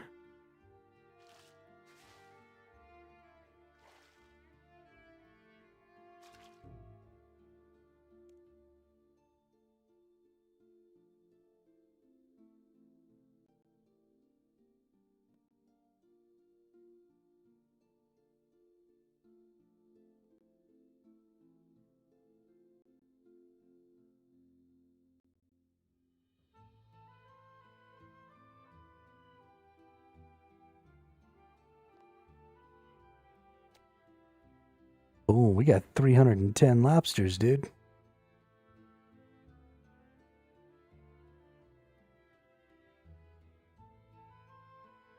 I think this last batch here is going to take us up to 46, and then we'll probably start trying to get some bass.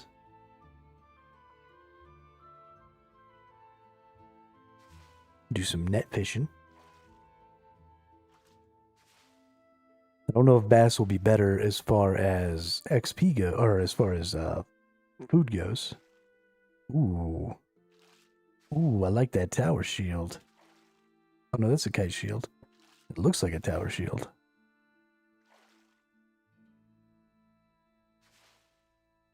Oh, I like that sword too.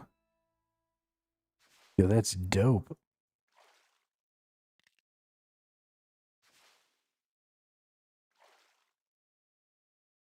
God, I can't wait until my character looks cool. Son of a bitch, I can't get this song out of my head. What song? You want me to put a different song in your head? I promise you're not going to like it, but I'll do it. I don't want to be buried in a pet cemetery. I don't want to live my life again. Have you ever seen the movie Pet Cemetery? Talk about fucking scary.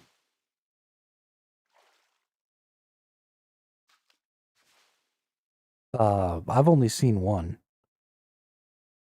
The first one. Oh, yeah, I haven't seen the remake. Because the original scared the shit out of me.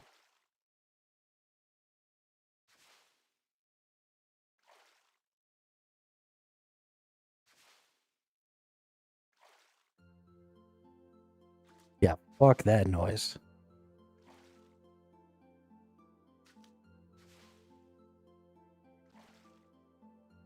Oh, yeah, the butterfly effect, too. The Ramones sing a song called Pet Cemetery. Well, here, I'll get a different song stuck in your head. You ready, Master? Here it goes. It goes like this. It goes, this is the song that never ends. Oh, it goes on and on, my friends. Some people started singing it, not knowing what it was. They'll continue singing it forever just because this is the song that never ends. Oh, it goes on and on, my friends. Some people started singing it, not knowing what it was. They'll continue singing it forever just because.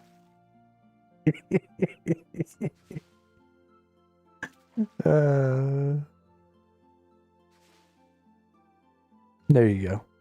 Now you can have a new song stuck in your head. Yo, that sword's dope.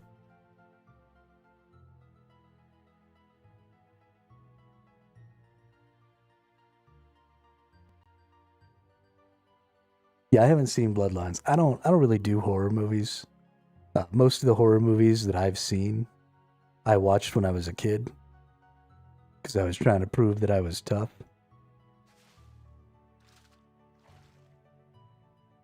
And now that I'm an adult, I don't really care if people think I'm tough.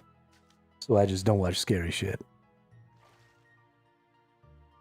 But like the original It, Pet Cemetery, um, The Exorcist, some of the Poltergeist movies, you know, like all those real old horror films. Watching Welcome to Derry every week.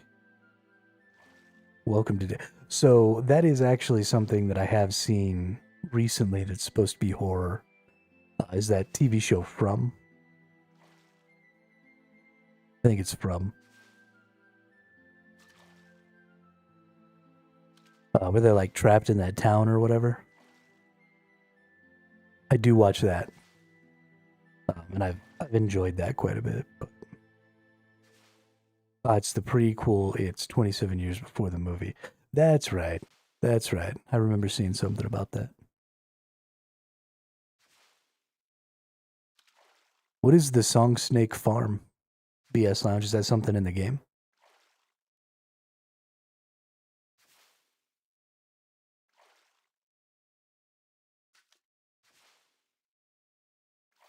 Yeah, I don't watch anything to do with it. I didn't sleep for like a week after I saw that movie the first time. Yo, I'm gonna get exactly another level here. That's awesome. Yeah. Yeah, I will never watch that TV show because fuck that. I was like 10 when I saw it, and we watched it like the day before going to visit my grandparents for a holiday or something, and I was just terrified the entire holiday. Sleep is an XP waste, yeah. That's fair, I guess. More video games. Why not?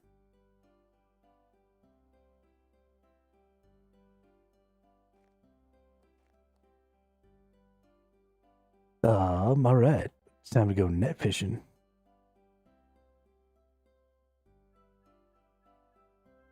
The Blair Witch Project freaked me out because I live in a rural area. So, yeah, when I was growing up, I used to live on 40 acres uh, in the desert. Snake Farm is a song by Ray Wiley Hubbard, and it is super odd and slightly funny. Okay, yeah, I might look into that.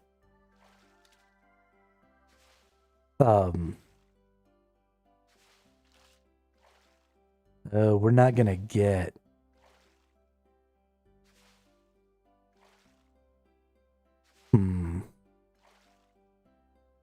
because we're getting these lower tier fish. This might not end up being very effective. But this is big net fishing.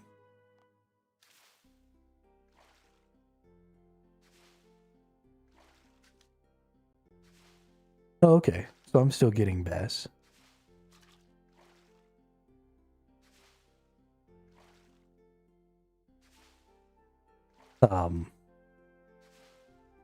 Let's see. So I'm getting 20 for the mackerels, getting 45 for the cods. I mean, we're filling up really fast.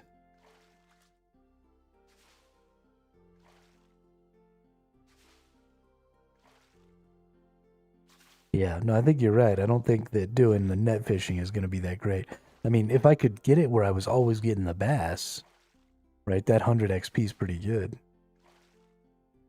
But I don't think it's going to shake out.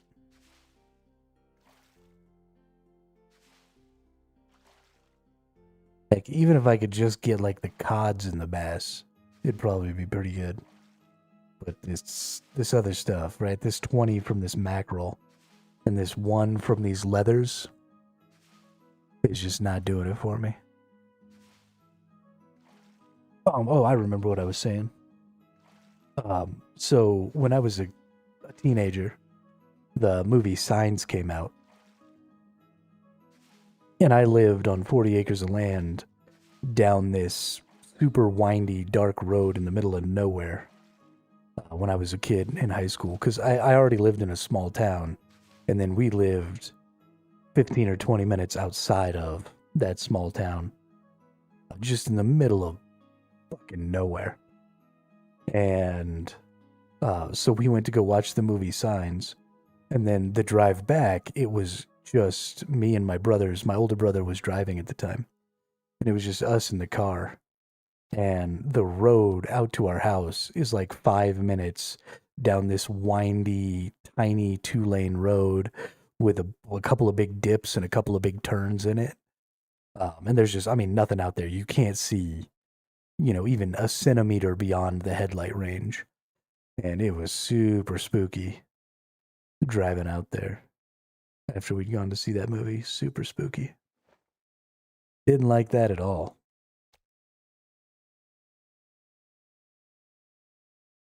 But yeah, I guess we just stay on lobsters. That's kind of sad.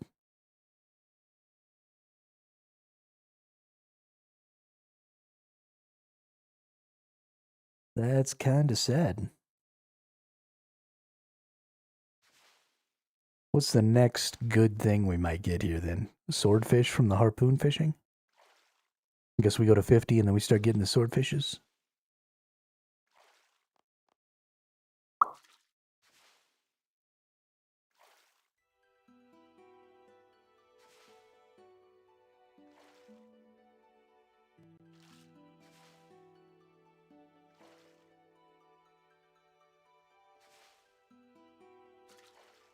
Oh, hey. Dimebag can get over there because he's got a grappling hook. Ain't that something?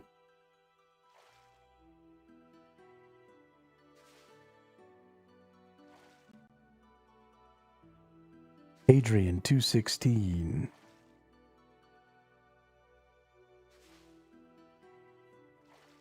Poor Dimebag is so bored. Just running around.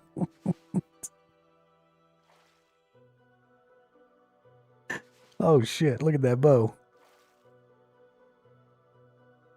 Oh my goodness. Bow of the Last Guardian. It's a big old green thing. I feel like we might have actually looked at this already.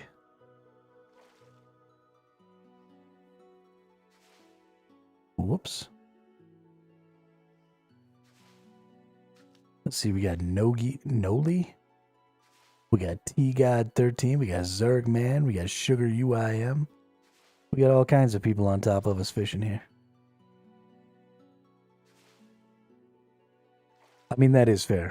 Late at night, you do start to get a little loopy. Start to be a little ridiculous.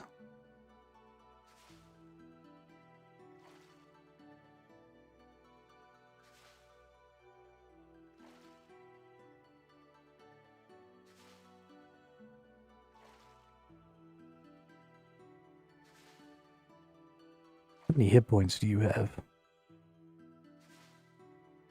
10,000. Dude, I'm almost there. I got 7,500. Because I'm bad. I'm bad. Oh, you're using power armor. That's why.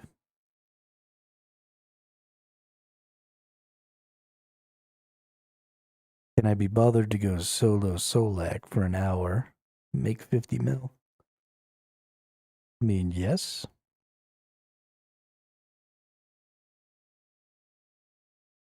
Who doesn't want 50 mil? On your way to Margaritaville?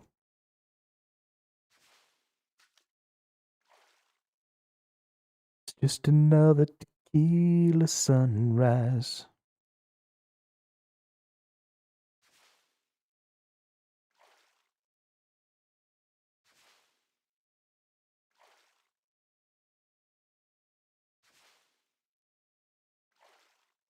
I do like me a margarita. I do like me a margarita.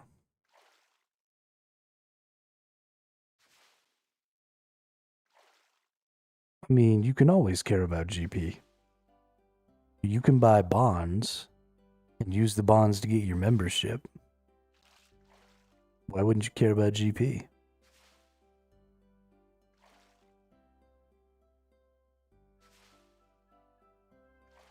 Who's this person? Called Sept the Fool.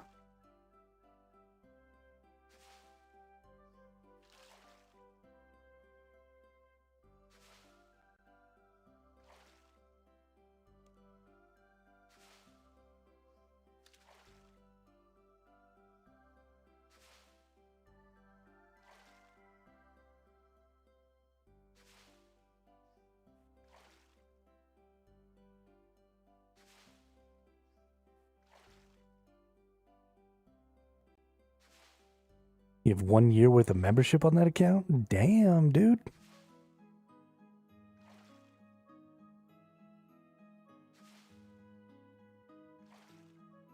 Yo, what's up, party wizard? How you been? How you been?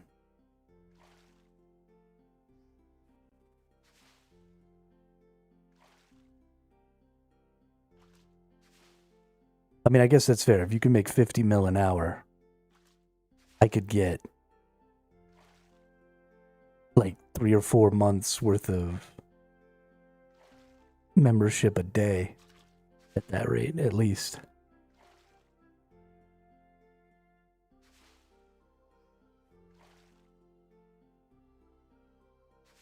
I'm a survivor. I'm not gonna give up. Sorry, you saying you were surviving made me think of Beyonce. So I had to sing it.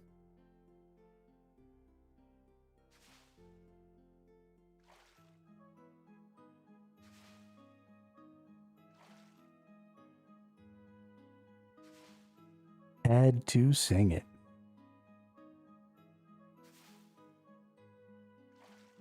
How's the fishing? It's going great.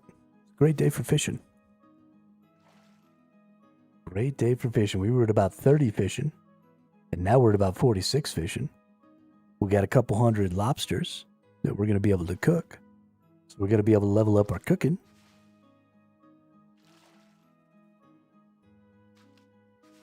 And then we'll be really good looking.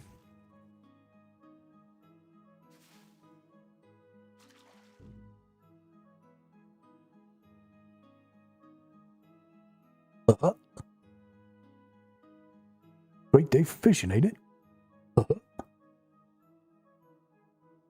I love Viva La Dirt League. They put out some of the most hilarious content.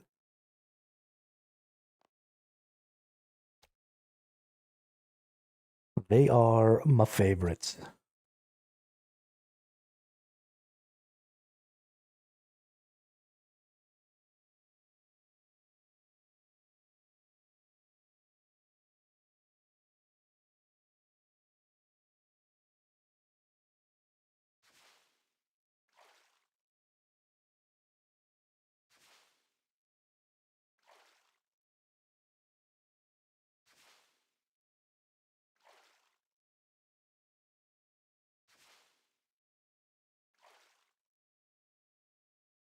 Gotta love Viva La Dirt League. Oh, now we've changed our outfit again. Damn.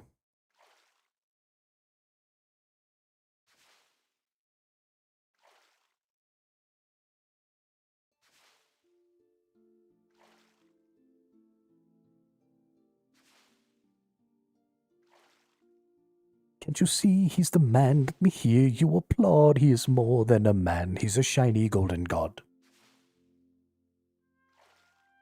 If you think it's time to fucking rock and fucking roll out of control.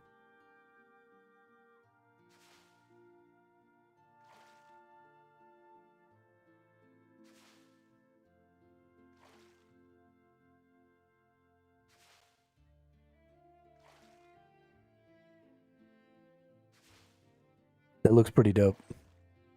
I'd wear that into battle. Totally. Totally wear that into battle.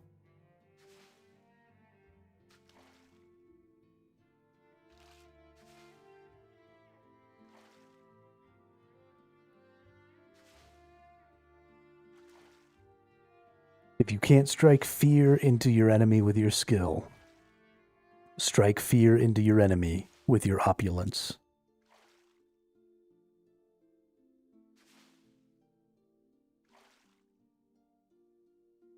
Oh, what's up with that dude? Tiny War Chief. Oh, hell yeah, dude. Look at that guy. Look at that guy.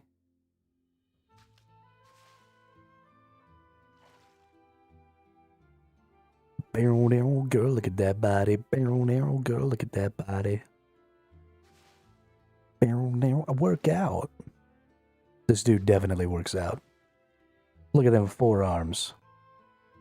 Some meaty ass forearms right there.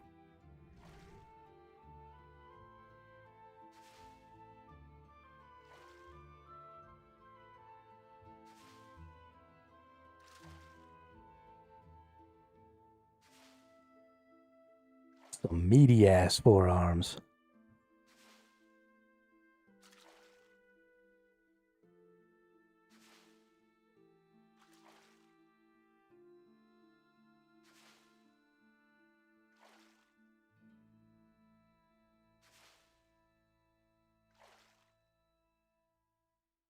Everybody's running around with two-handers and dual wielding.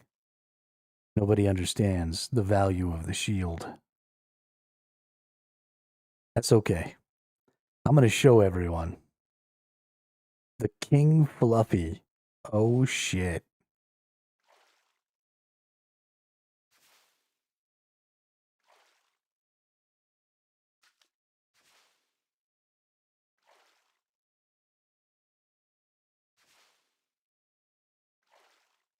Sugar UIM. Is UIM Ultimate Iron Man or something like that?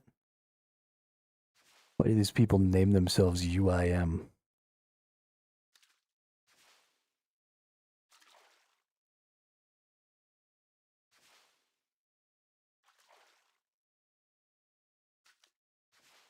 Also, you don't have. It is on OSRS, but you would think that they would at least go Iron Man, right? Like you don't even have the Iron Man tag. I don't trust you. I don't believe that you're actually an Iron Man.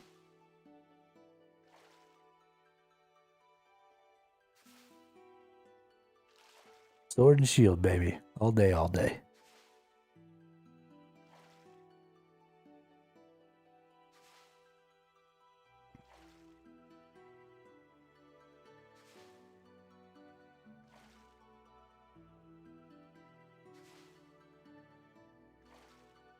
If you're not at least registered in as an Iron Man, then I just don't believe that you're an Iron Man.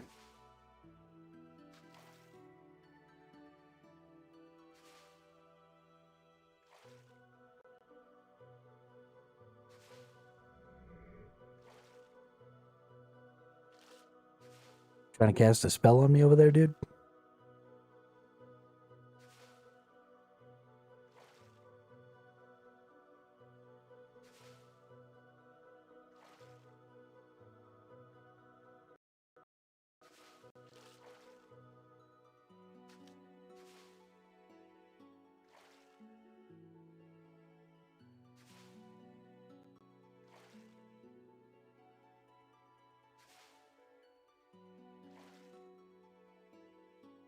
You get that target, dummy.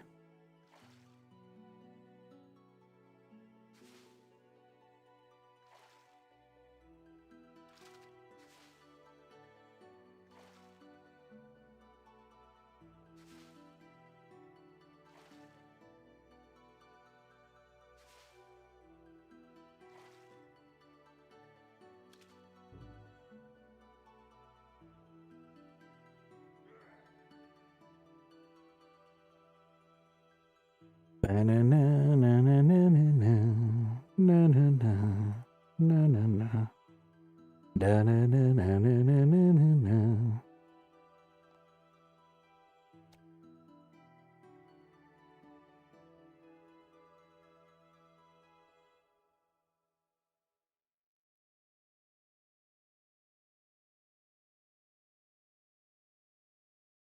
So I was just thinking, if every luminite is worth 1,700 gold,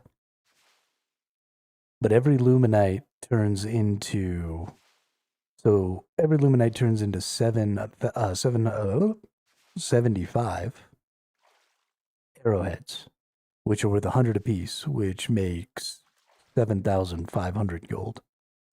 It's actually a little more than that. It's probably like 8,000 gold.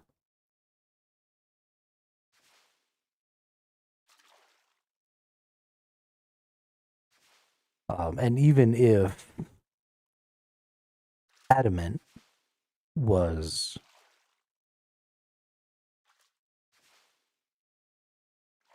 the same value, you would still be about doubling your value per luminite.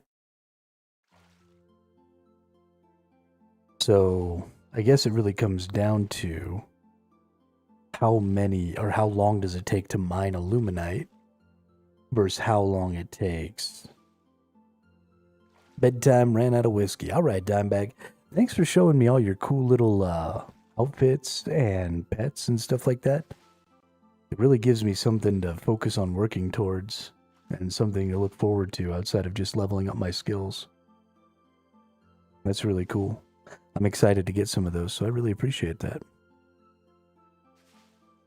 But have a great night. Sleep well.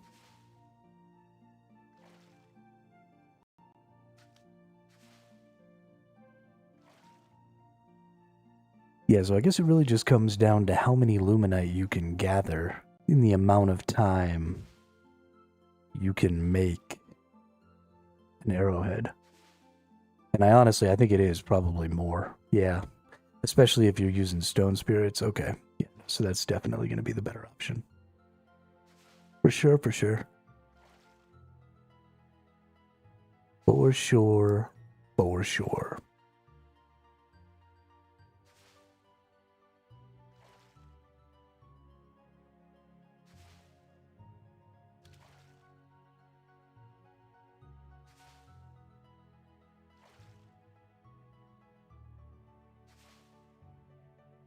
What's the high alk cost of these again? 170. I want to go check the high alk cost of bass. The more I look into this fishing thing, the more I feel like high alking fish is going to have some value.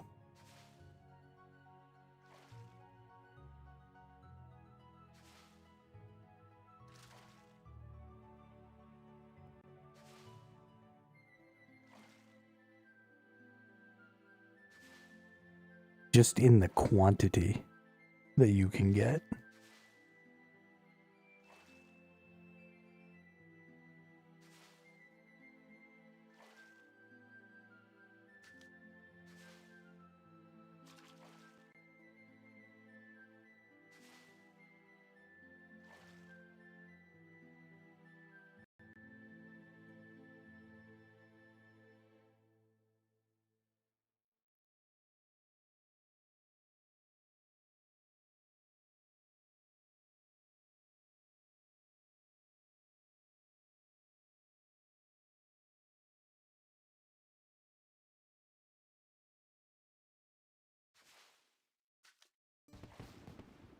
Hey, level 47. What's up? Get some.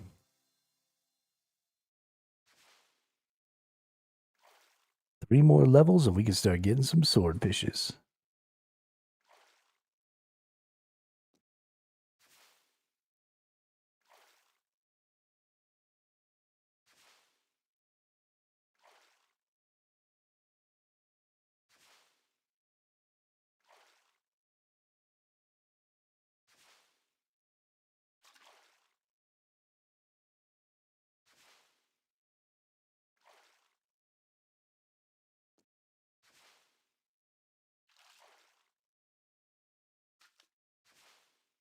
I've got 3.3 million total XP.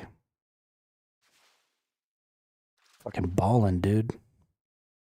In 300,000 gold. That's sad.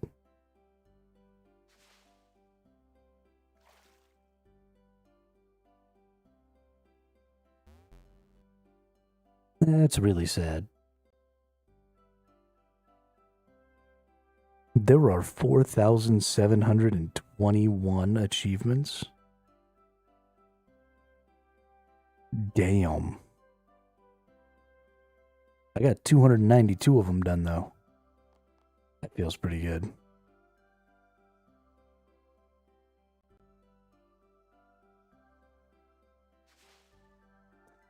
You've been playing for a while. Consider taking a break from your screen.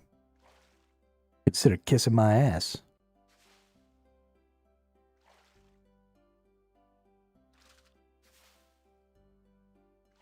Grass is for weak people.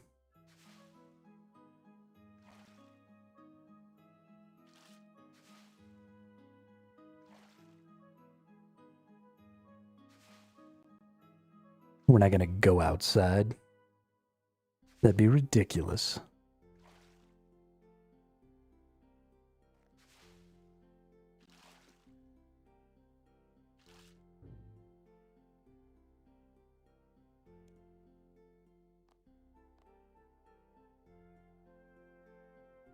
Can't carry no more fishes.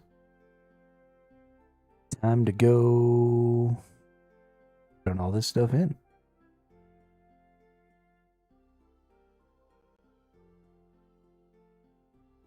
Gosh, I'm really, really falling in love with this game. Even the really simple stuff like this is just really, really fun.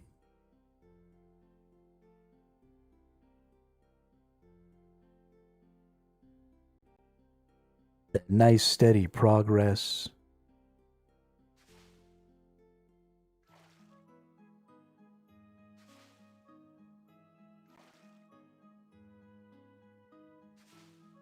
Seeing all the other people out here doing the things.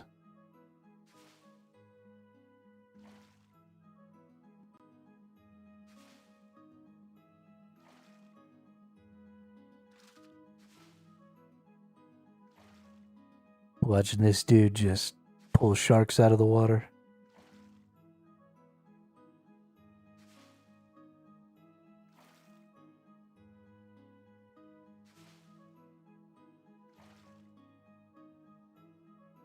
Or is it a dudette? Dudette.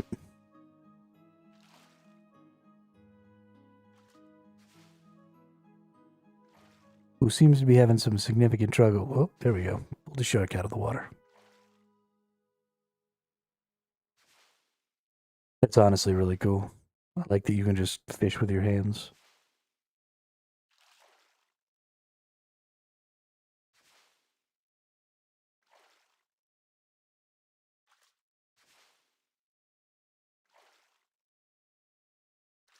Pretty freaking dope.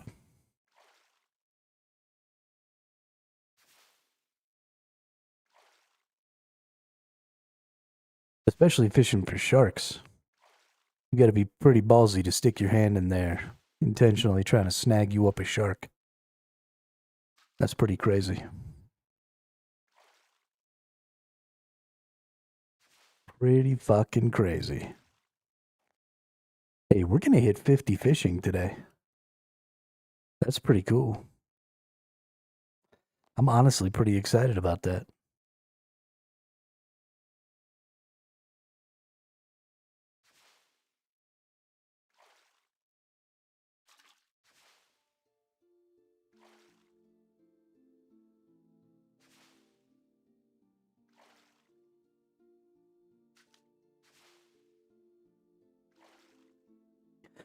Coach TD.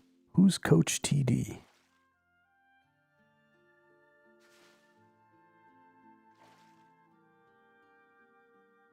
With their bow and arrow.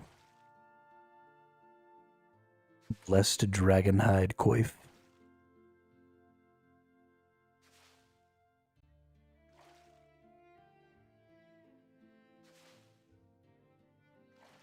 That's interesting. The herb lore cape is an all damage bonus cape. That's cool.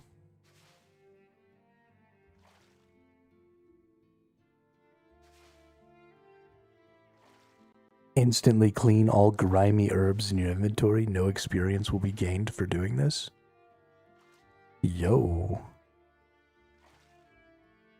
That's actually pretty cool. Use the dog as shark bait. I'm not going to use my doggy as shark bait. You're a monster. I'm not the monster here, you are.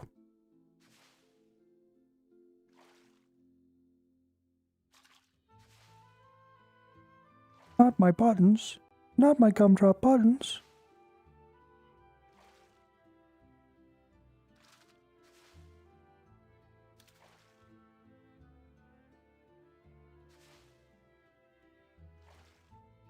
I would never use my doggy as shark bait.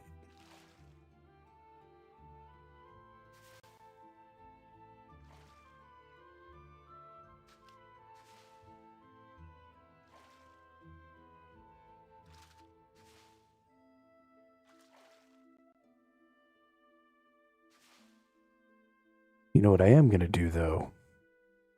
Let's go get myself some food here in a minute. We're going to go put these lobsters away. Once we fill up, then we're going to come back. We're going to get some more lobsters.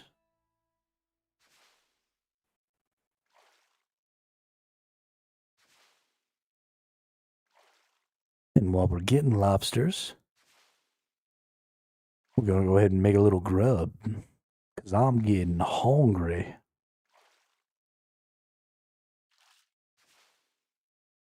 Getting hungry.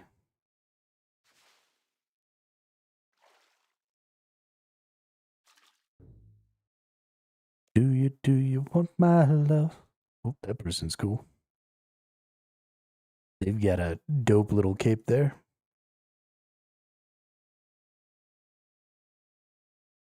Dope-a-lope.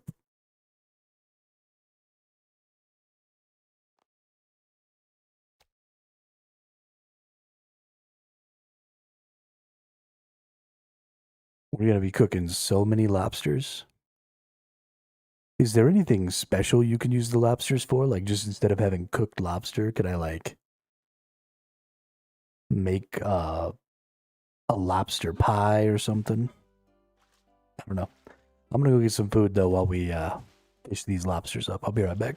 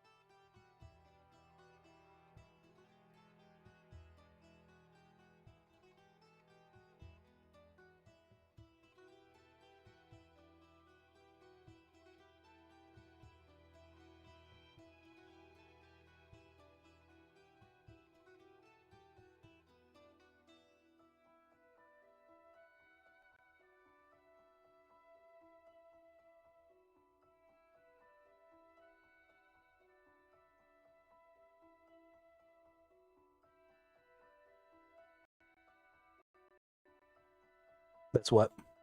What is it? Your face is it. Burn.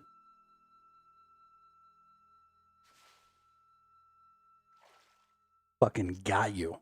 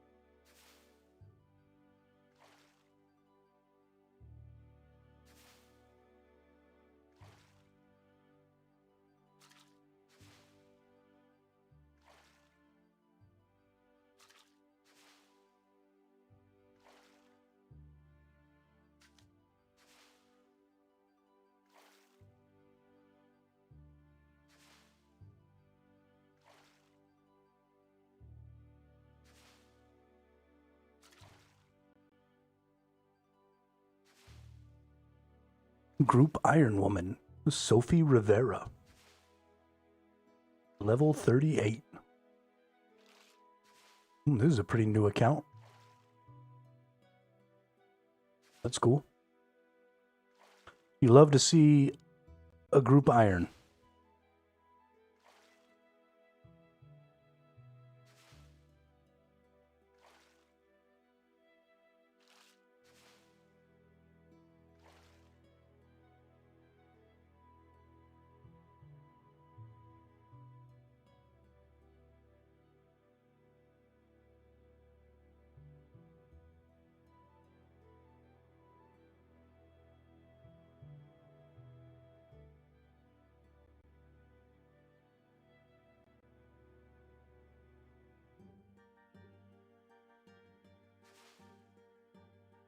I have a question.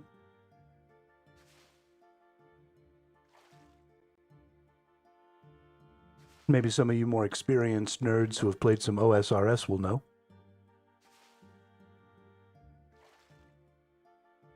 In the leagues, do you have clans? And is there any sort of competition? I know they have a leaderboard with the leagues, and they've got like a whole point system and stuff like that for objective completion and other shit. But is there a similar thing for like clans within the leagues and a cumulative point system for something like that? Or even small groups, right? Like a 2 to 5, like they do with Iron Man and Group Iron Man. Because if they do have that, then next year, I think we should get together and make that happen. And just go hamburgers on a fucking league.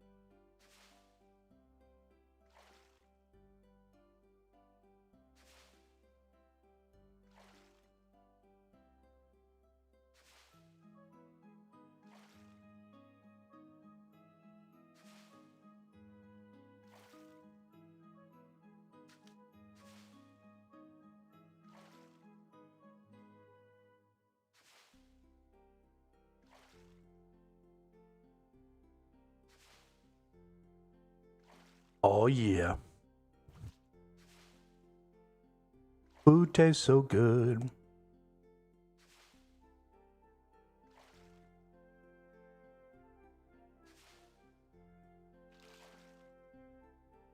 Sugar Brown 19.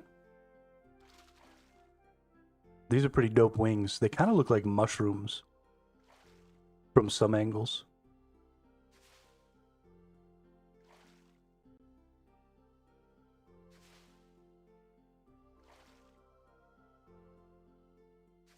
Can't look at stuff because of privacy settings. You bum. Just want to check out your stuff. The real rack talent.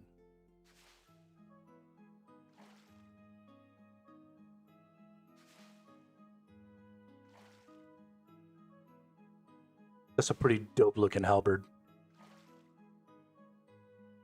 if I'm being honest.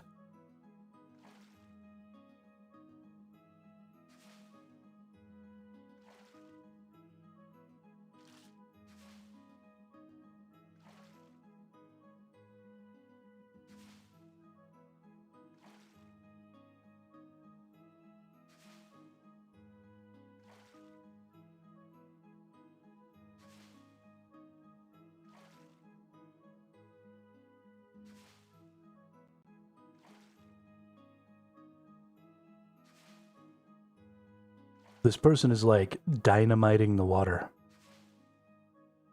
Catch fish.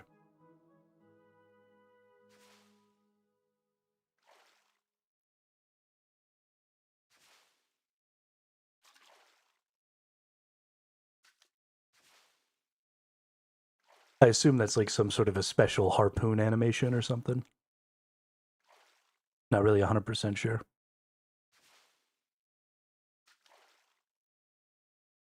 Pretty cool though. I dig it.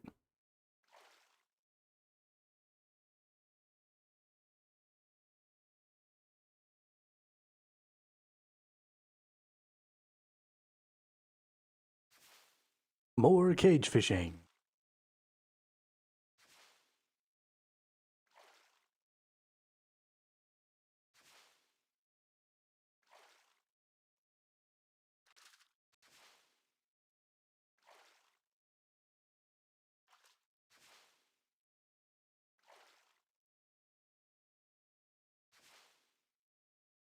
Mhm.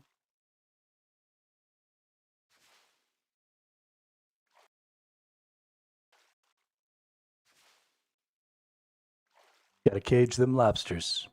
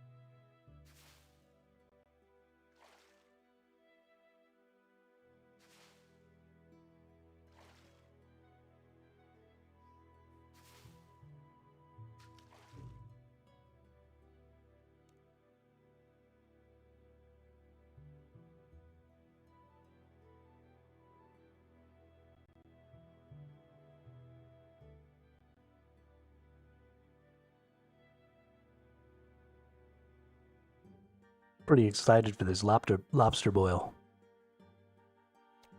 We almost have 500 lobsters.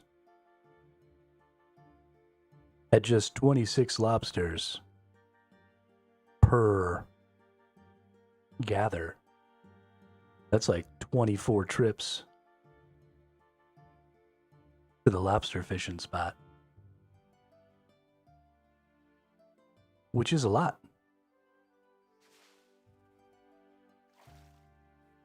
It has in fact taken us hours.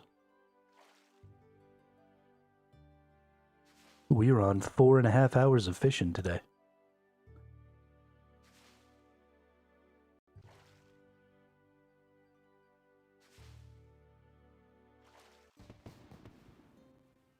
And we're up to level 48. We can now use a barbarian rod. And we have the ability to catch leaping trout. North of Baxtorian Falls. Baxtorian Falls is the place where we did the quest over by the Seers village, right?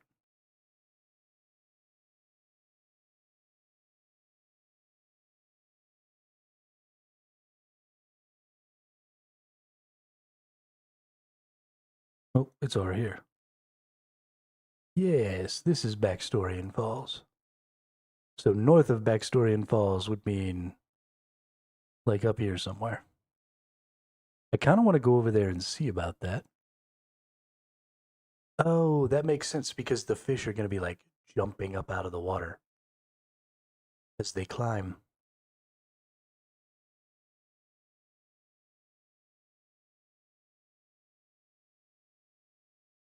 Yeah, I think we go check that out, if I'm being perfectly honest.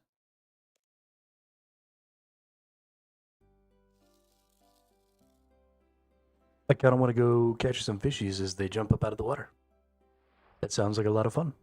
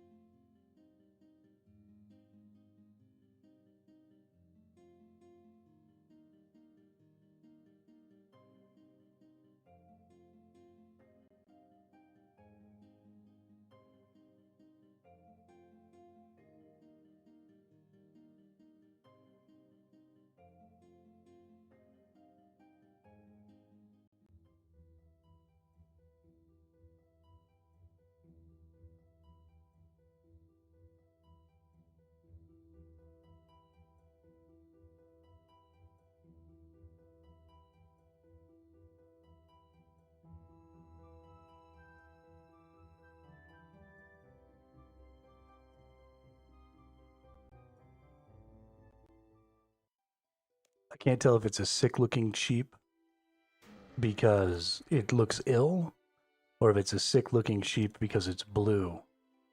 And that's like totally sick, dude.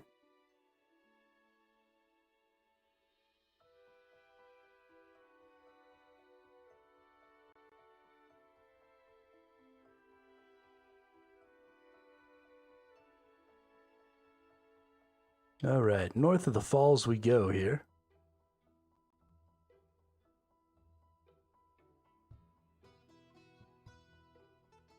Green sheep. They look blue to me. Definitely look blue to me. Could be one of those weird color things, though, where they look different colors to different people. Like that one dress. Maybe it's just a shade of like blue-green that my receptors or my computer even shows as more green.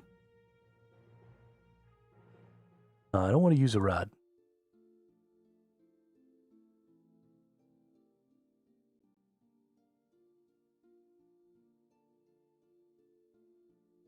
I want to catch the fishies by hand, because it says that I can do that now.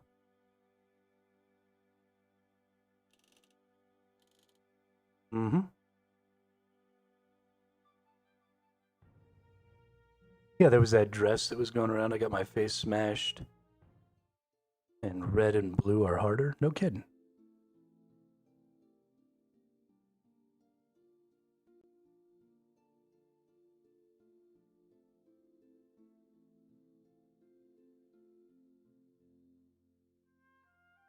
I don't want to use a rod. How do I do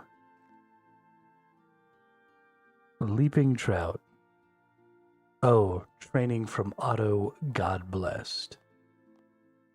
Who is Otto God Blessed?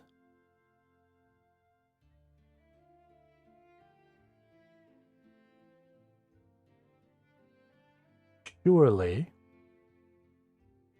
he's down in this little fishing village thing, right? Go dive in the whirlpool. It takes me down to the bottom, doesn't it?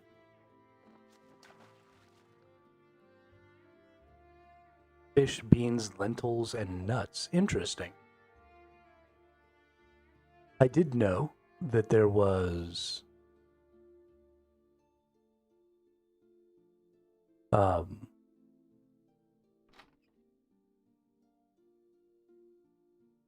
you know, that you had different cones and rods and stuff like that for different colors. And I do know that there are some people who have like extra ones, right? So they see extra like shades because they have like an additional color or something. And then I knew that some people have, you know, a harder time seeing certain colors and stuff because of that makeup. But I didn't realize that you could improve those things with certain foods. It was really weird when you were predominantly red and blue. Light after my face injury, it's all blurry. Huh.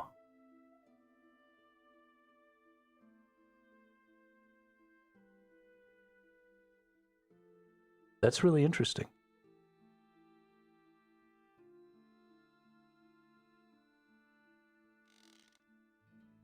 That's really, really interesting.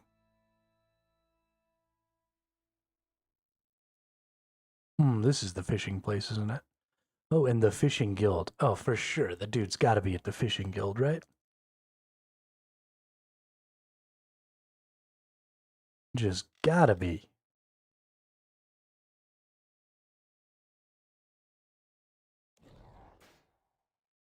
Well, it's probably not. I mean, it doesn't have a lot to do with your brain,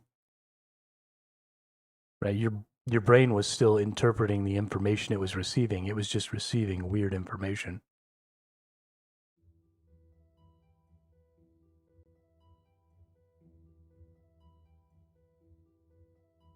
Tough fish is allowed in here. You need to be level 68. Okay, well, that's not where Otto is then.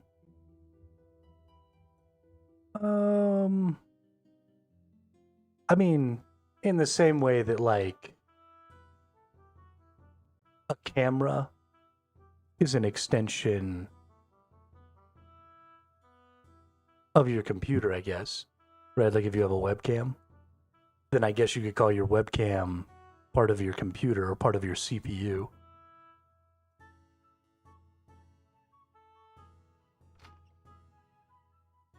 But your eyes aren't doing any of the computing, right? They're just taking in the information and converting it to data that can be used by your brain. So close in proximity, it's almost the brain.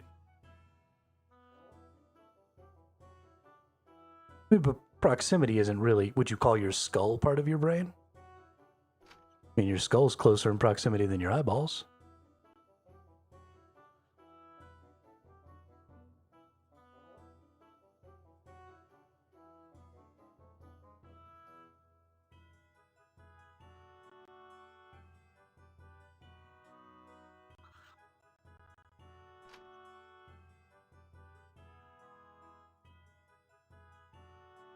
I would think it was more a question of function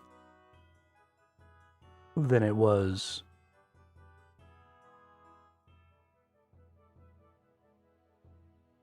Sure, it's got nerves and stuff like that, but that's, I mean, that's just like the fiber optic cables that connect computers around the world, right? Because two computers are connected through fiber optic cables, doesn't mean that they're the same computer.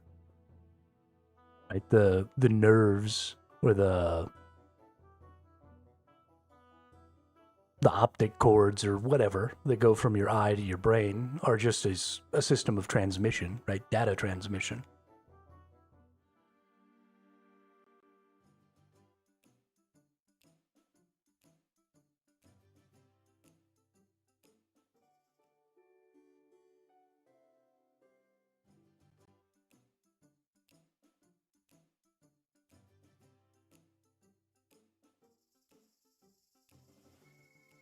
My brother and I actually talk about that a lot.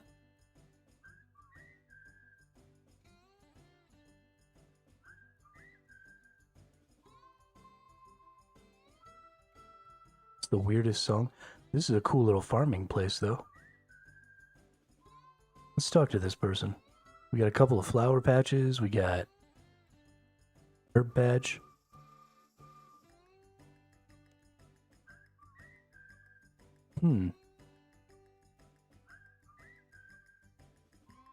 What can I put in these?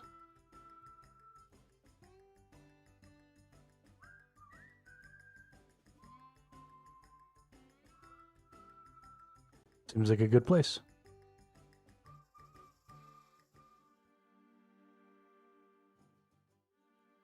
Alright, well, I'm going to go look up on the wiki real quick where this auto nerd is. /wiki auto God blessed.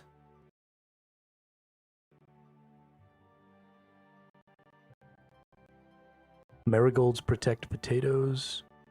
Remember, they protect something. Oh, you mean from getting, like, diseased or whatever? Barbarian warrior interested in the cultural history of his people. Southwest of the ancient cavern entrance, he will offer a to teach eligible players about barbarian training. We give them books, barbarian skills, and my notes for keeping ancient pages. To reach him, players can teleport to Barbarian Outpost using a games necklace, and then run south until they reach his house.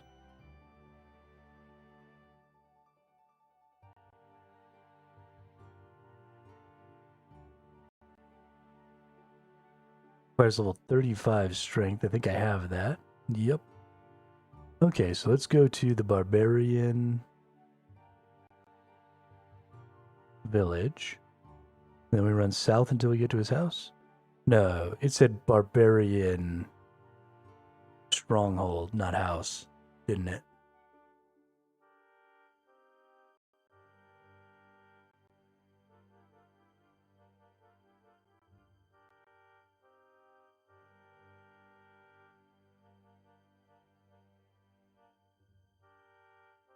Barbarian Outpost.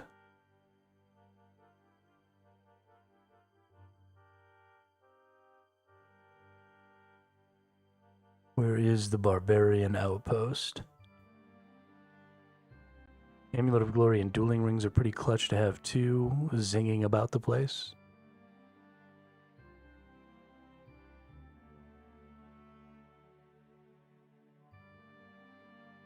And the ferry network. Yeah, I would love to have access to the ferry network for sure.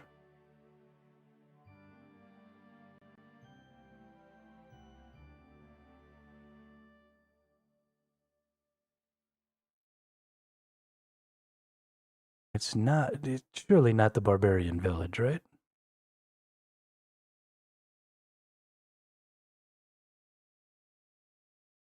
Because there's nothing really south of here. Unless it's like one of these. Let's go back. Let's go to...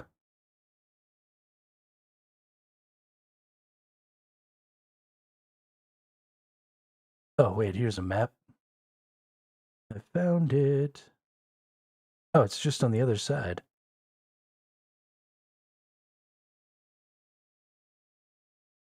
Just on the other side of this here. There we go. Otto's Grotto. I was literally right there earlier. I'm so dumb.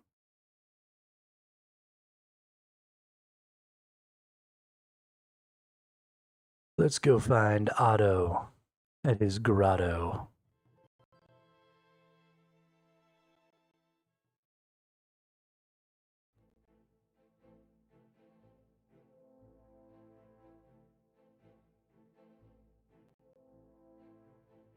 So he can teach me the ways of capturing fish with my bare hands.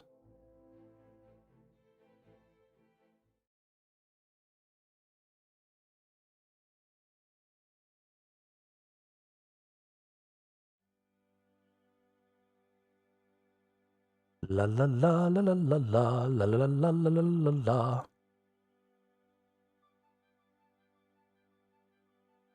I think Otto's grotto is up around over here.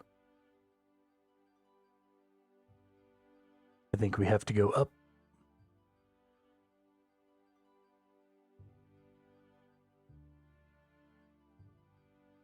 Oh yeah, I mean, I was literally standing right next to Otto's grotto earlier.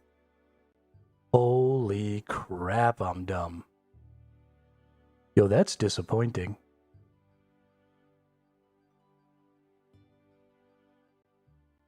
That is so disappointing. He's got a barbarian forge. Is that a different kind of forge? Kind of like the dwarf or the burial forges? Can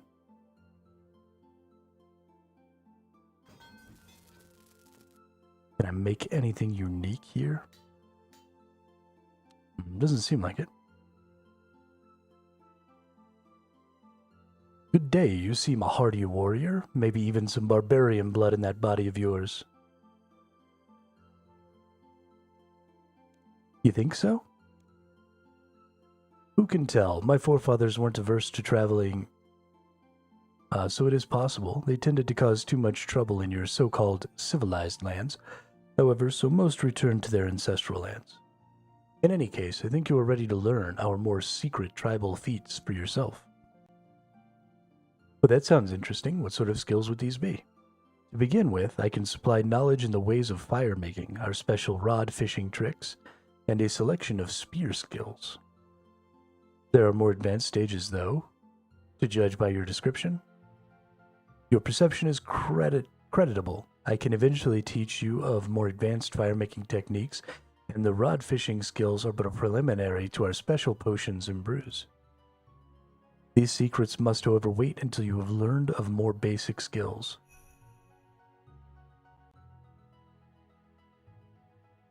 Please supply me details. Are there ways? I don't want to fish with a rod, though. Are there any ways to use a fishing rod which I might learn? While you civilized folk use small, weak fishing rods, we barbarians are skilled with heavier tackle. We fish in the lake nearby. So can you teach me this fishing method? Certainly. Take the rod from under the bed in my dwelling and fish in the lake. When you have caught a few fish, I am sure you'll be ready to talk more with me. You will know when you are ready, since inspiration will fill your mind. So I can obtain new foods with these fishing spots? We do not use these fish quite as you might expect. When you return from fishing, we can speak more about this matter. Alrighty.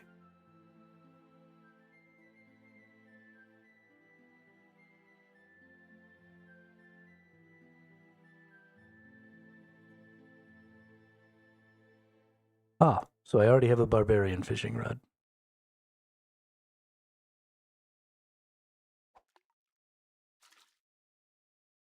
You feel you have learned more of the barbarian ways. Otto might wish to talk to you more.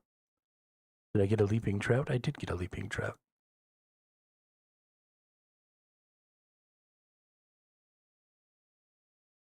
I see you have free space and no record of the tasks I have sent you. Please take this book as a record of your progress. Between the spirits and your diligence, I expect it will always be up to date.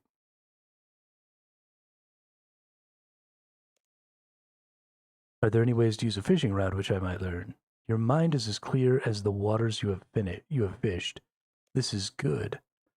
So what do I do with these fish? They're all bloated and so nasty looking that even a starving vulture wouldn't eat one. Patience, young one, these are fish which are fat with eggs rather than fat with flesh.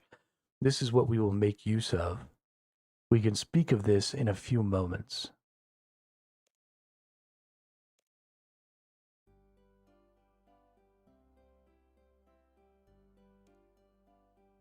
What was the secret knowledge of herb lore we talked of? The secret of our herb lore is linked to the fish in the lake nearby.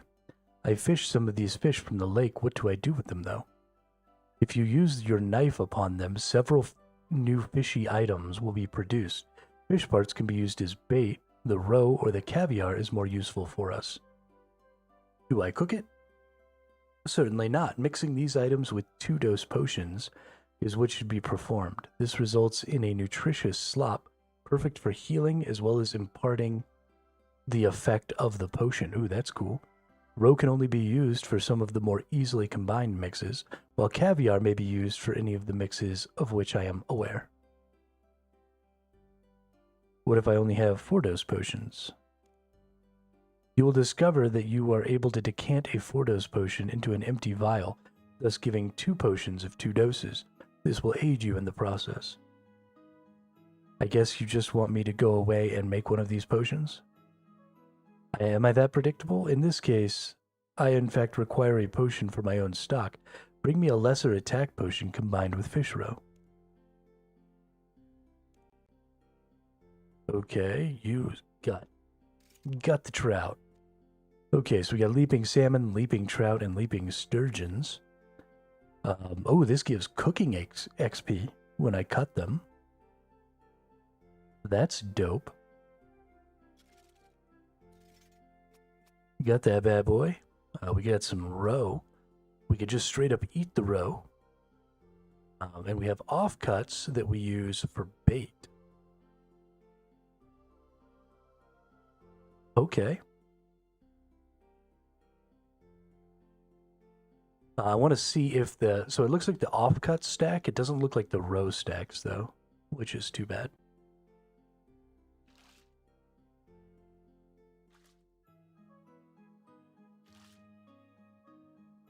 I'm only getting 60 XP a catch here, but look at how fast I'm catching these. This is fantastic.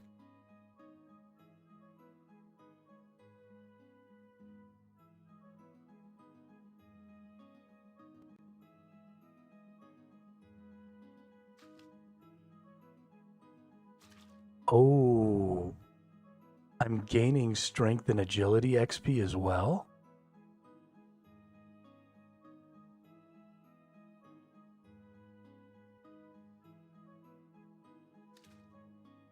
Yeah, I am. It's not very much. It's only 5.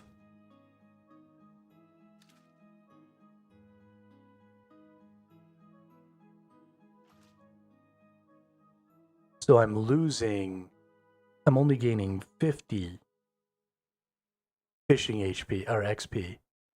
And then I'm gaining 5 for each agility and strength.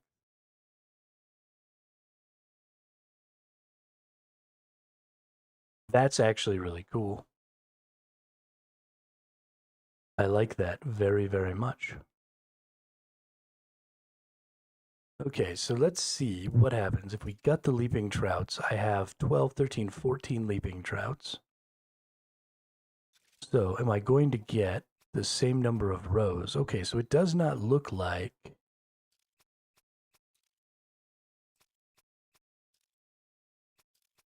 Yeah, it does not look like I always get the stuff. It doesn't even look like I get fish offcuts every time.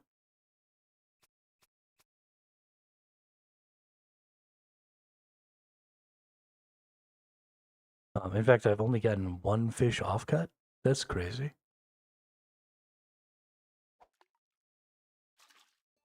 So this is definitely going to be something that I can do for much more time without having to stop and go back and turn stuff in. So this is definitely a good skilling. I wonder if it's possible, like it is with the combat skills. Let's go to gameplay. Let's go to skills and experience. Let's go to fishing. Barehand fishing. Fishing barehanded gains strength XP when not carrying a harpoon. Okay, so there's nothing here when it comes to barbarian fishing. That's too bad.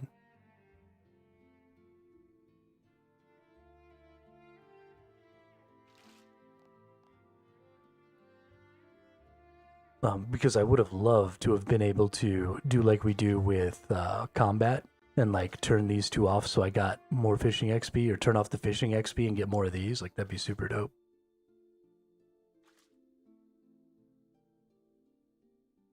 I would just level up all 3 of these skills with fishing. It'd be awesome.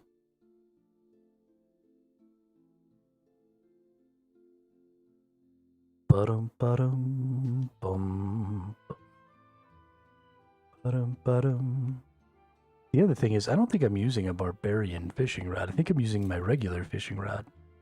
Despite the fact that I have a barbarian fishing rod. I wonder if I need to, like, unequip the barbarian fishing rod? I don't know.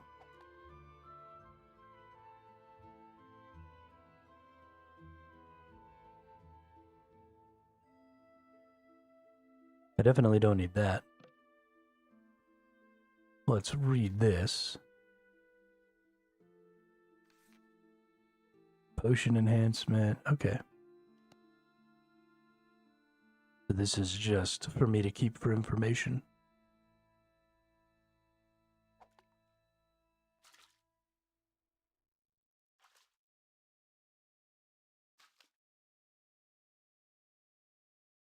I like the idea of these potions also giving HP.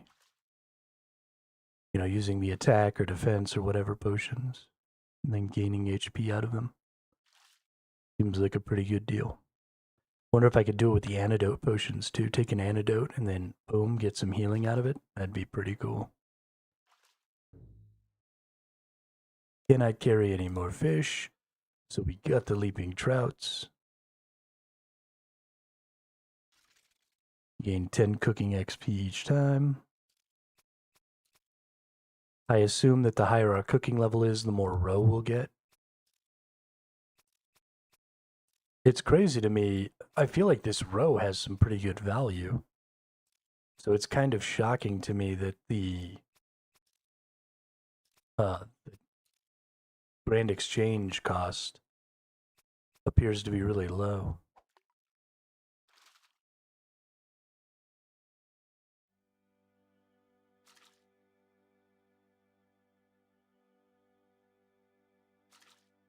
But as an Iron Man, I think these are going to end up being pretty valuable to me. For some potions.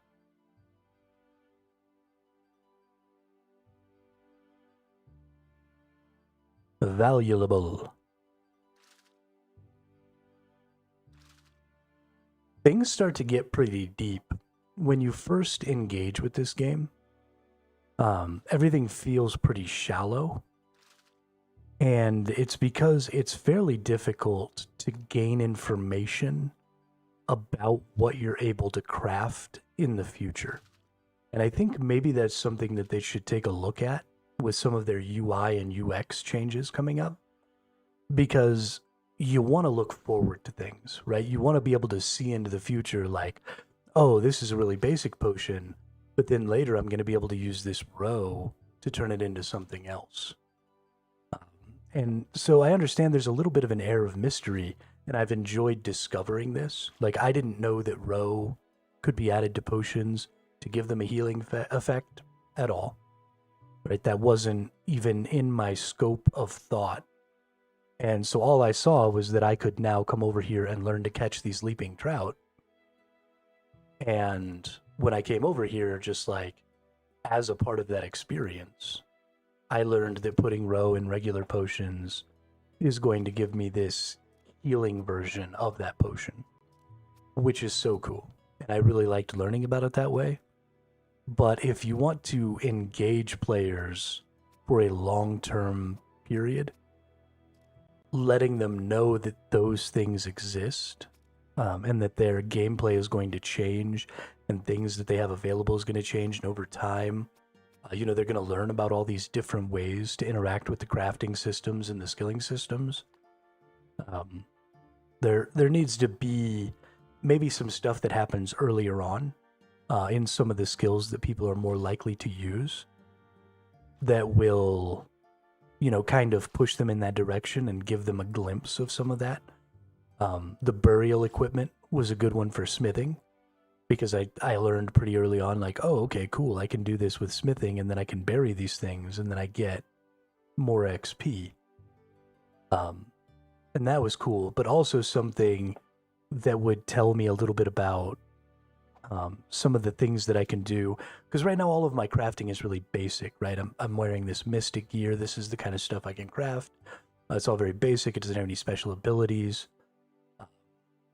And I'm 2.5 weeks into the game, and I don't even really understand how some of those other better, more special items might be achieved. I don't know if there's a crafting thing for them. I don't know if you only can find things like that. I don't really know a lot. And so, there aren't a lot of people, I'm 2.5 weeks in, but I'm also like 200 hours in. And there aren't a lot of people who are going to spend 200 hours in a game that they think only has really, really basic stuff like that. And then finally start discovering, like, oh, okay, there is actually a lot more to this. So maybe introducing some of that, at least the possibility of that earlier in the game, within your first 50 hours maybe, is going to be a big deal, I think. Even as old as RuneScape is, right, there's still lots of people who've never played it. And I'm a good example of that. And so there are lots of new players who have no knowledge of the game, who you're still considering bringing into the game.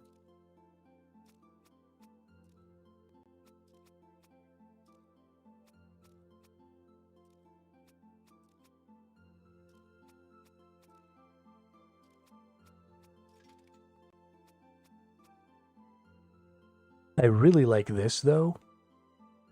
So this fishing for these leaping fish, these leaping trout, is making me really happy. Not because the fishing is going faster,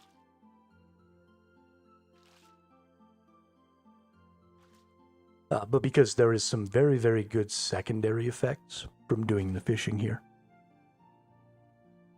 I'm only getting 50 XP on my fishing every one of these trout I catch. And ultimately, that's inferior XP to what I could be getting if I was still just getting lobsters. And I would like to maybe see them increase that value a little bit. Maybe to like 70 or 80. Even still keeping just the 5 and 5 here. But I think these values are a little off. But it is nice to see secondary value out of these, right? Getting 10 of that XP, 5 on agility, 5 on strength. Even though that's not a massive thing, if you were really focused on fishing, right? If I was trying to 99 this or 120 this or whatever, being able to also be benefiting these other two skills while I did it is pretty cool in my opinion. And then being able to get my cooking XP, not having to make a fire or anything, and just bammo, get a little cooking XP by gutting these real quick. And then, this rolls right into herb lore. I'm going to use these rows to go make cool potions. So just coming up here and fishing these fishes as an Iron Man seems to have some pretty significant value. In some of the extra stuff that it leads to. I'm pretty happy about that. It's kind of cool. Especially, I don't know how much XP I'm going to get from these rows.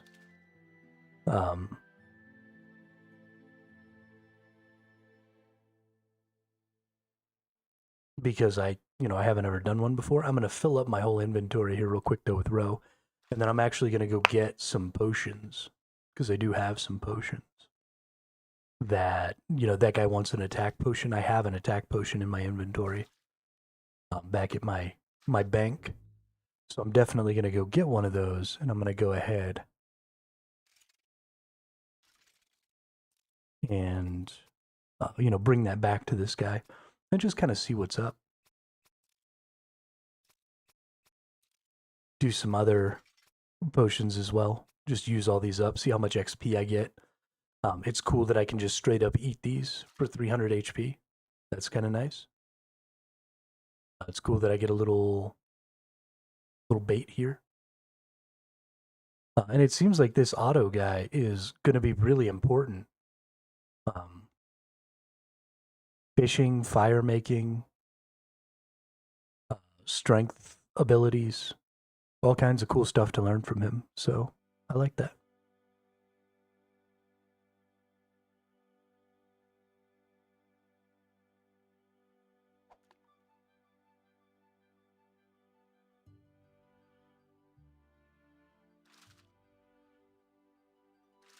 Otto the Barbarian.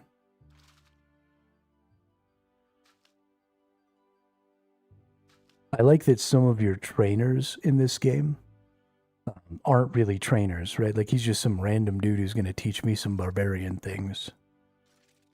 And so instead of being like the fishing trainer or, the hero trainer or the attack trainer or whatever, super generic, boring shit, there's just this fucking guy in a cabin next to this mountain lake who's like, oh, by the way, let me teach you all this cool barbarian shit.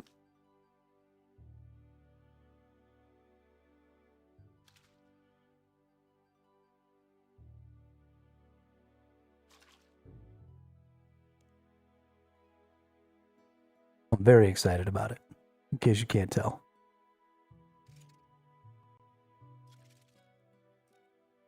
Who's that dude? No, I lost him.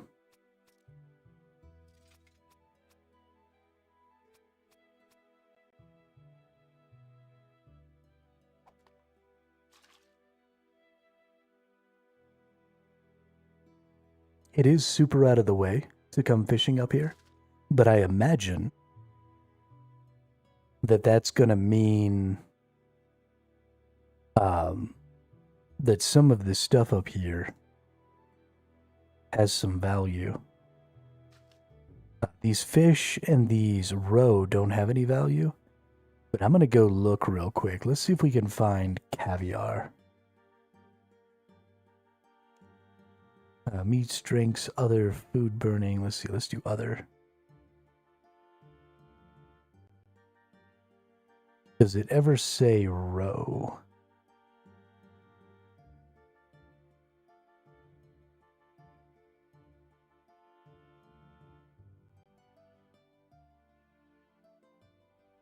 I know I'm getting XP for making the roe, but I don't know if roe is actually on the cooking list.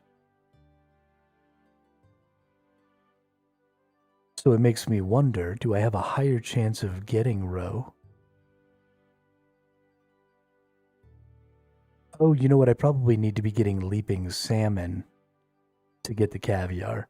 So the roe is just for the leaping trout. And I bet leaping salmon are for the caviar. Let's see if there's a leaping salmon. Barbarian leaping salmon. Requires 30 agility and 30 strength, which I have. And training from Auto God Blessed, so happens at 58, so 10 more levels.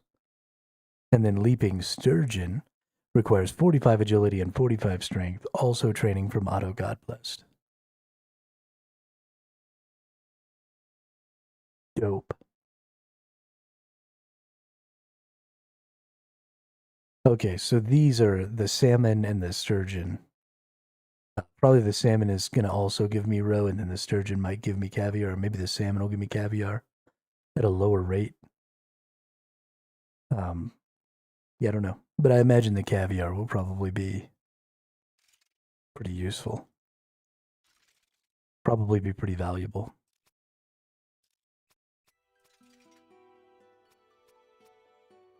Yeah, I'm liking this a lot. I like how it all kind of comes together and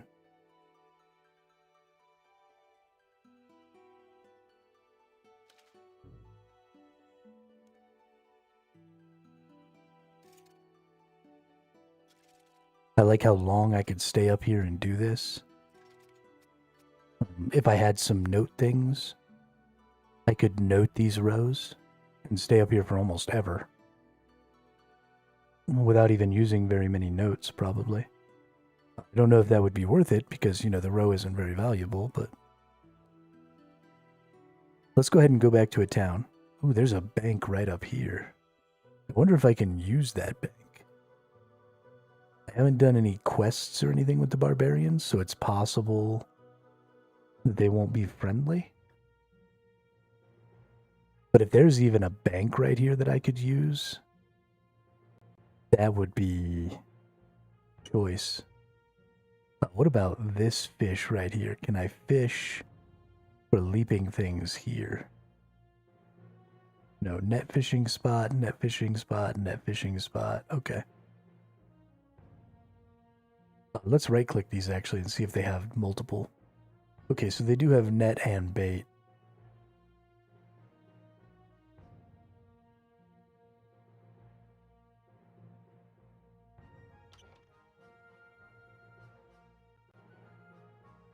We got a bank chest.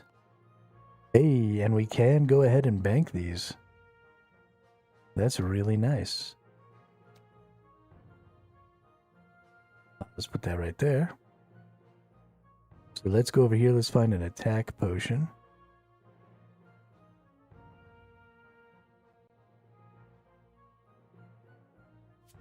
And then let's go get a row out. Let's go ahead and use that on the potion. Oh, it's got to be a 2 potion. That's right.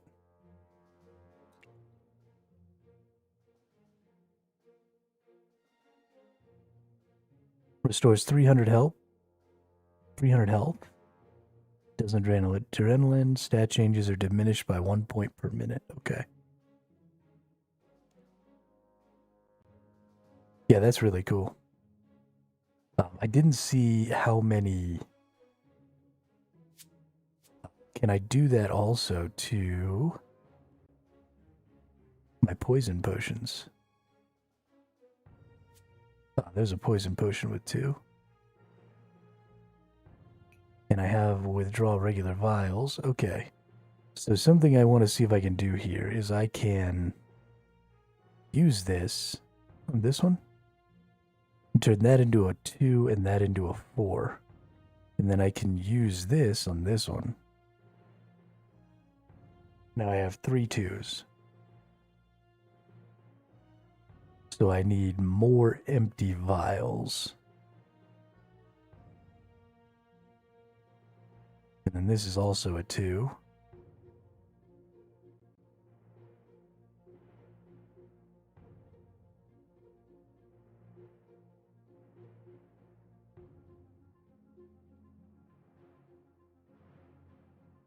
Do I not have any more empty vials? Or all my vials are probably full of water, aren't they?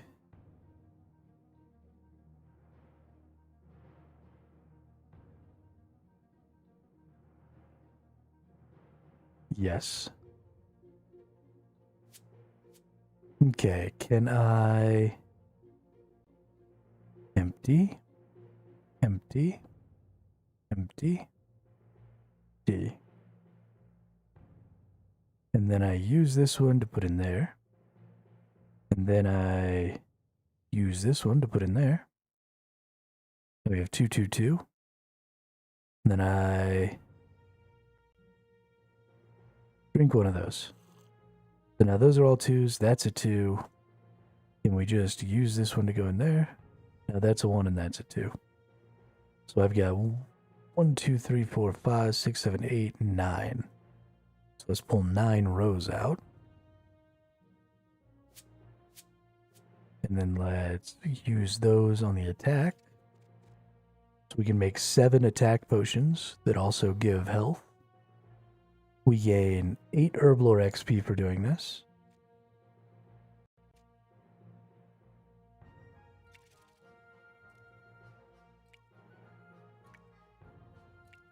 which isn't great, but you know, whatever. It's fun. And then can I do the same thing with the poisons? Ooh, I don't have a high enough herb lore. Okay.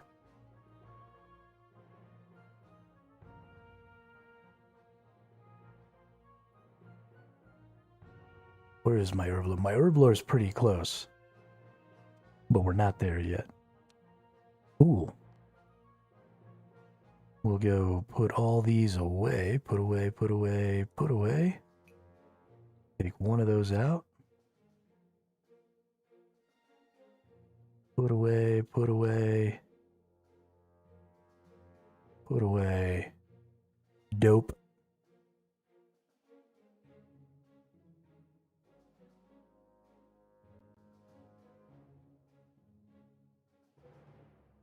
I'm really, really, really starting to have fun with some of this stuff.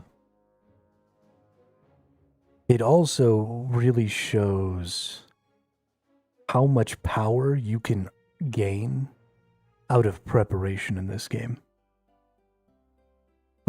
You know, being able to increase my strength and get health back is a pretty massive boon to my melee combat, even in the early game. In the late game, I imagine it's going to be even more. Let's see, can I just use this and give it to this nerd?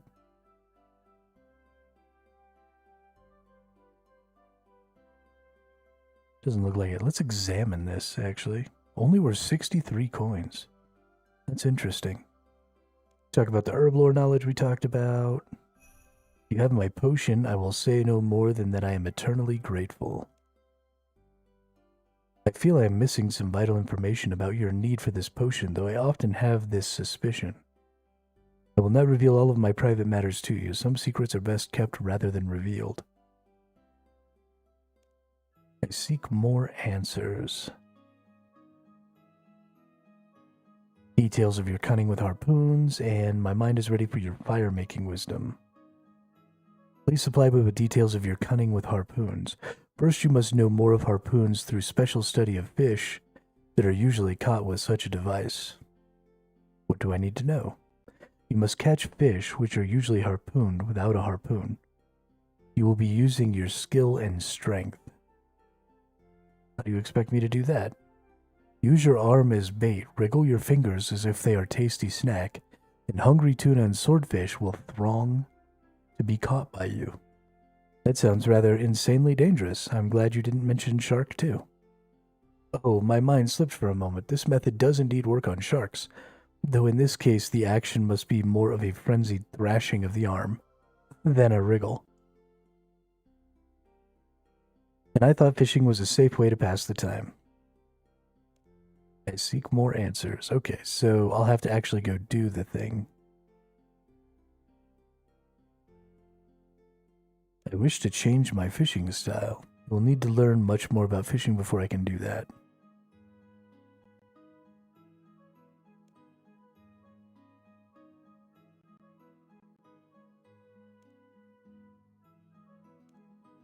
Oh.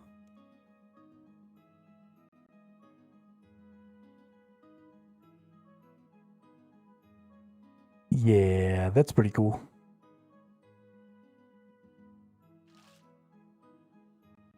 Pretty freaking cool.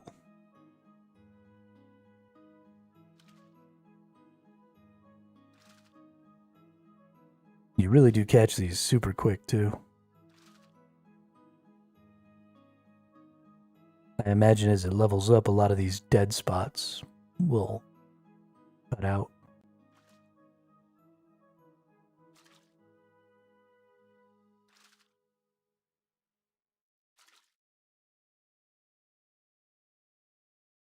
Even at only 50 HP or 50 XP per grab.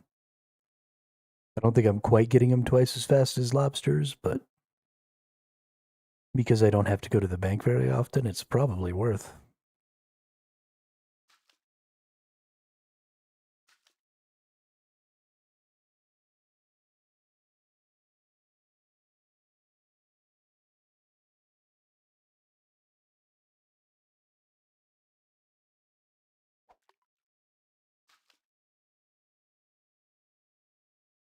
you want it? Do you need it? Let me hear it, ladies and gentlemen. And I'm gaining an extra 20 XP per one of these fish that I catch through, gaining the 5 on each of these plus the cooking. If I was maxed out in some of these other skills, it might not actually have a whole lot of value. But because I'm not maxed out, I'm actually pretty low in my agility and in my cooking. So that 10 XP that I'm getting, or that 5 XP on the agility and 10 XP I'm getting on the cooking, actually has some pretty good value at the levels that I'm at.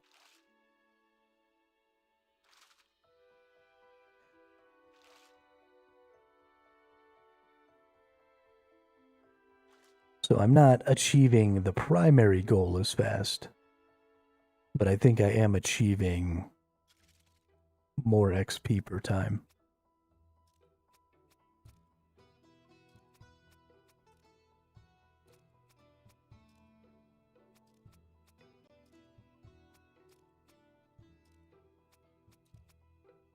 And then, I mean, this goes into herblore. Yeah, I can't get over how well all of this just kind of rolls together. They did a really good job of integrating a lot of skills all sort of into one thing here.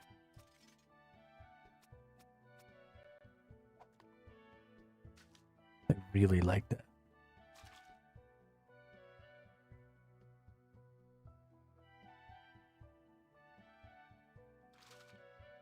So fucking cool.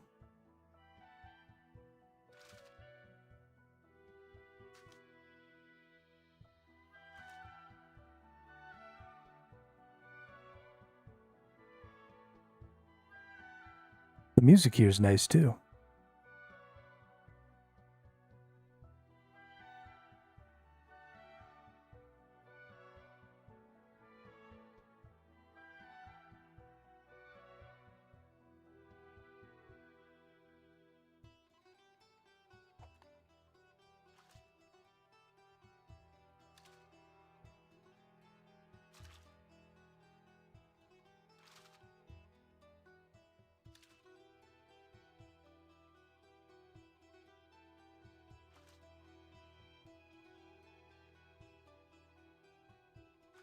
It seems to me like you have like a chance to get a fish every tick, or maybe every 2 to 3 ticks.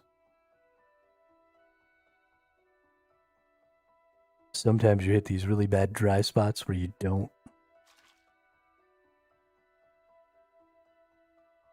get a fish, and then sometimes you just get them boom, boom, boom, back to back to back.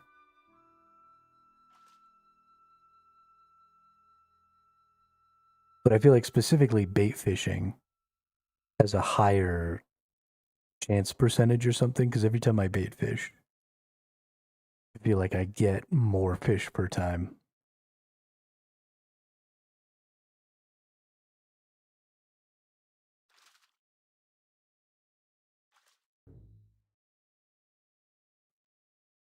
Can't carry any more fishes. Let's go ahead and gut them bad boys.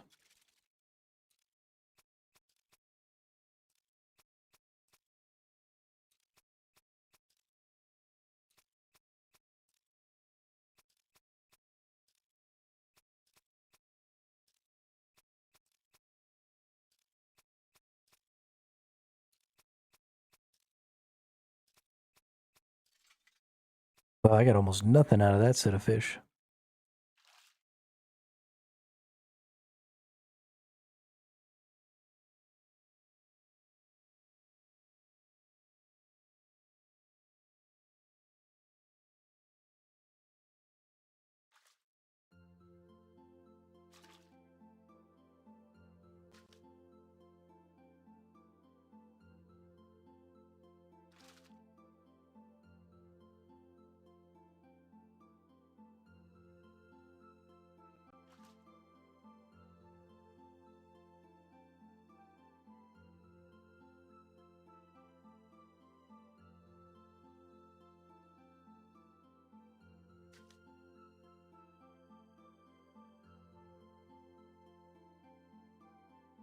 Hey, somebody's doing this quest.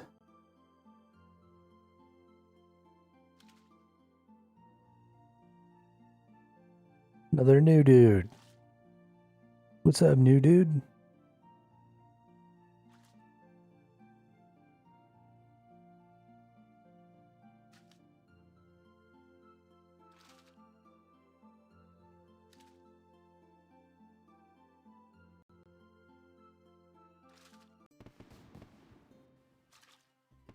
Hey, level 49 fishing.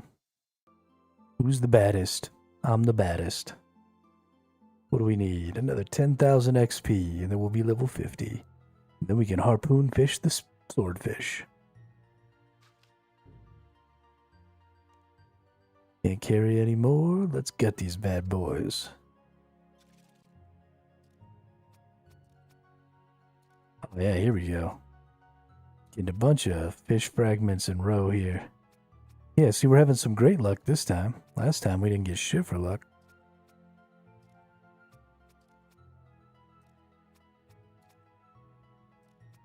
Six row? I think this is a new player. Because they obviously are like me and didn't know how exactly this quest worked.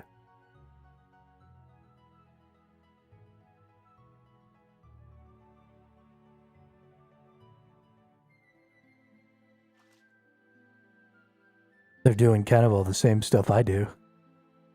Trying to figure it out. Yep, fall in the water. Boop, all the way back down to the beginning.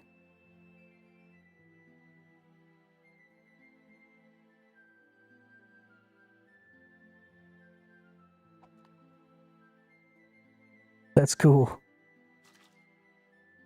I like already knowing things and being able to like see what people are doing. We were just talking about this yesterday or the day before yesterday.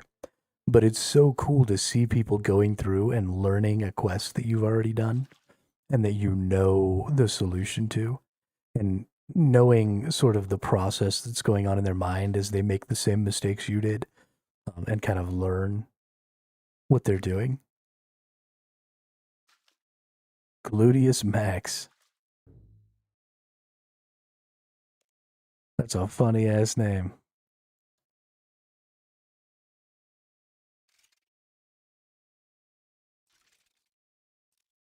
I kind of want to help this dude. Oh, there they go. They got it.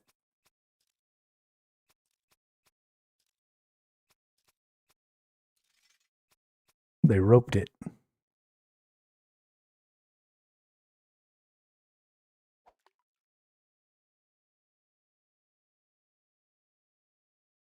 Got the next one? Yeah, rope that too.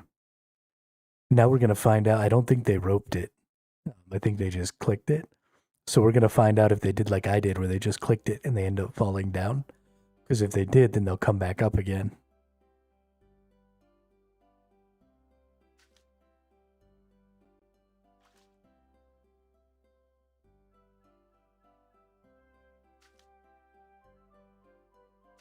We'll see if they're smarter than I am.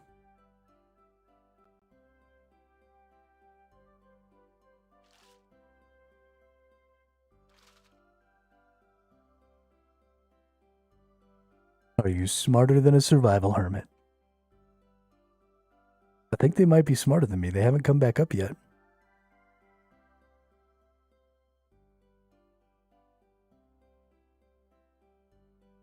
Hey, good for you, dude. You're smarter than a survival hermit.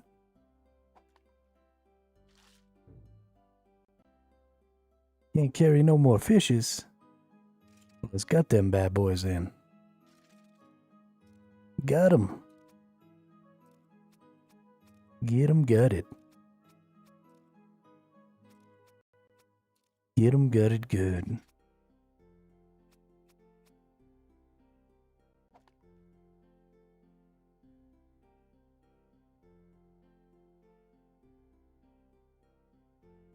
Do do do do do do do do do do do do do do do.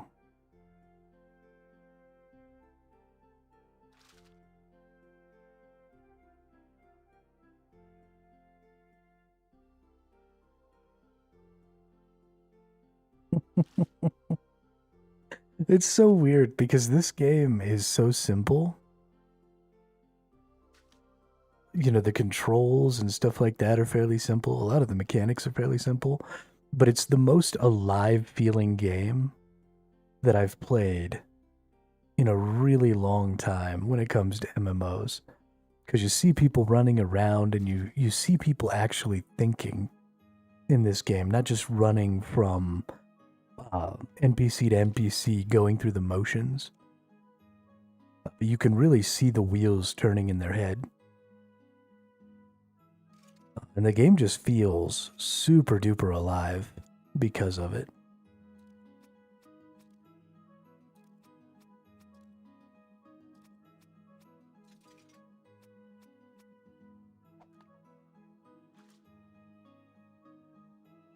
I don't know. I'm having a hard time putting my finger on why this game is so much better than all the other MMOs I've played. At least modern MMOs. I don't know if I would say this game is better than, like, Dark Age of... Well, it might be better than Dark Age of Camelot. I don't know if I would say it's better than Guild Wars 1. But that's just because the combat and deck building in Guild Wars 1 was so good. But as far as, like, skilling is concerned, there was no skilling, really, in Guild Wars 1. And so this definitely has a beat in that department. I don't know. There's just something about it. And I don't quite know what it is. But it's that X factor that just makes the game feel welcoming. It makes the time that I spend in the game feel good. Even though there's a lot of stuff that I'm really hopeful to get to in the future, right? I want to get my skills up. I want to do the bossing. I want to do all that other stuff. The time that I'm spending here leveling up my account, building up my character doesn't feel bad because I'm not there yet. In a game like Throne and Liberty, the 20 or 30 hours that you spend leveling up your character so that you can start doing the end game grind for your end game gear feels really shitty. But the grind that I'm doing here, I've already been grinding for a couple 100 hours, and I'm not even in the mid game yet. Right, I'm still super early days. I've still got to get tons of these skills up. So many of my skills are still just bare bones. Right, I have no hunting. I have almost no summoning. I have no archaeology. I have no necromancy. I have no ranged. I have very little herb lore. Right, I've got no fucking fire making. So many of my skills are super, super low. And so, I've got tons of time. I would say personally that I think you achieve mid-game in a skill at about 50, I think. And so I'm not going to call myself mid-game until I've got 50 in every skill, I think. Right at about 1,400 skill points. So obviously, I've got way more mining and smithing. I'm very securely in the mid-game in mining and smithing. But I'm not really in the mid-game in a lot of other stuff. But I am starting to approach. I'm getting close to the mid-game here on Slayer. I've hit the mid-game, or almost hit the mid-game on a couple of my attack types. My dungeoneering is getting pretty close. That's actually kind of exciting. My rune crafting. I'm finally actually getting to do some cool stuff in Runespan, which is nice, and I imagine there will be even more cool stuff to do in Runespan as I get, deeper into the mid and late game over there. So, I'm not even there yet. Not even in the mid game. A couple 100 hours of gameplay down. And if you don't like the grind, if you can't sit here and fish for... We've been doing this for almost 6 hours today. Then, sure, this game isn't for you. Right? Because this is a huge part of the game. A huge, huge part of RuneScape is stand at the spot, do the skilling. And that's just the way it is. But I guess you could kind of skip out on some of that. You can just level up your attack stuff. And there are some things that you have to get some levels in order to do some quests to open up things so that you can do bosses and stuff. But, I mean, when half of the required XP to max a skill is level 92, that means that, if you're not planning on maxing the skills and you're just planning on doing what you need to do in order to get to the places, to do the quests, to be able to access the content you want to access, then a lot of these skills you're not going to be getting to max, right? You're just going to be getting them up somewhere into the 90s, like early 90, maybe. Maybe some of them you're only going to even get to, like, say, 70. And at 70, you're only getting like a quarter of the overall XP you need to get up to 99 max. So,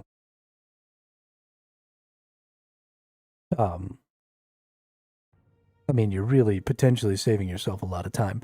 And so, you've still got a couple hundred hours of grinding to do in order to get those things, but it's not going to be thousands of hours of grinding. Okay, it might be thousands, but it's not going to be tens of thousands.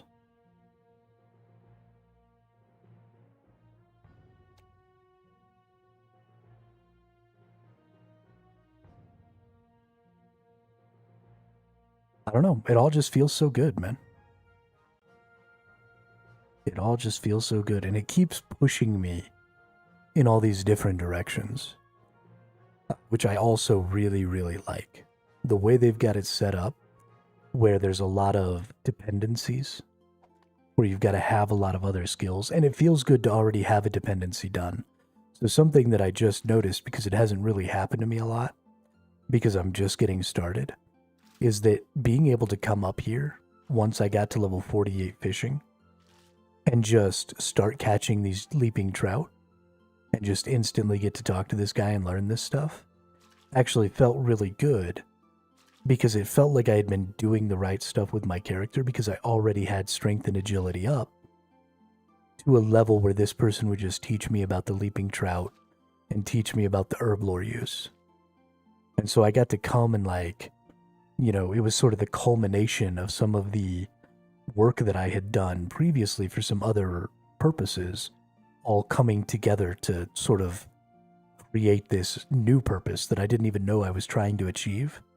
And so it's like a little bonus reward, right? Like, oh, you did your agility so that you could do this other thing, and then you did your fishing because you were doing your fishing, and now because you did all those things, here's this thing you didn't even know you were going to get, just bonus.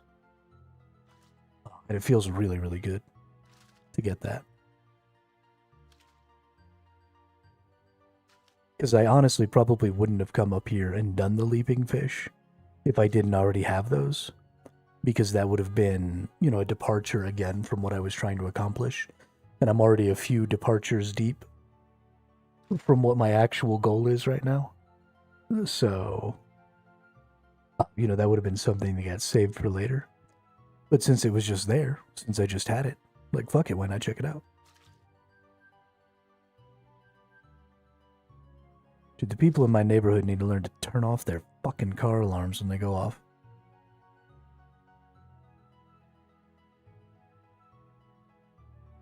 Jeez,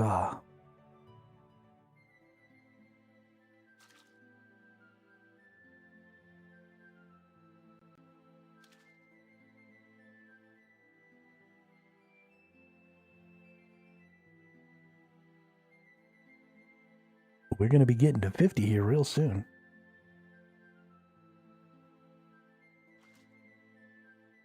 And that's going to be exciting. We're going to go harpoon us some swordfish for sure. I definitely want to try that out.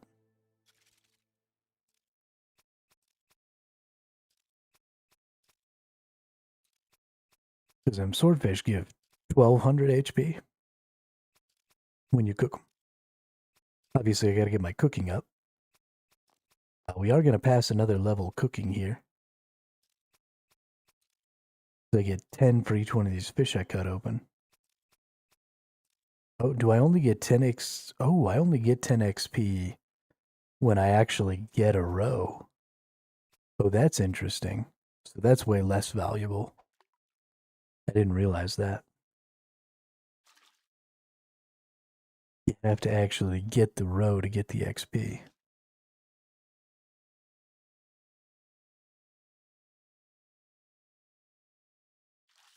Interesting.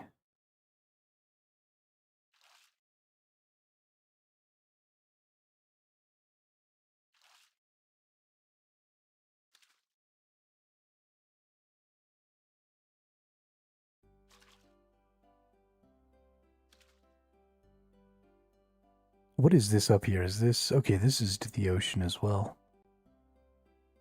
Can I go across here to the lighthouse? Is this an agility thing, maybe? Oh, yeah. Surely this is an agility shortcut to get up here. I wonder what's up there. Water birth. There's so many islands.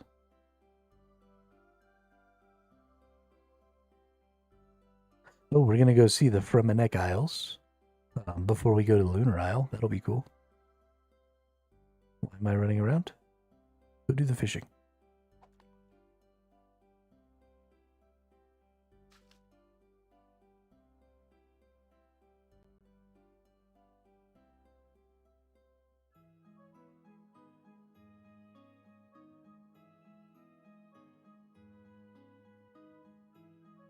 Oh. Our fishing spot ran out.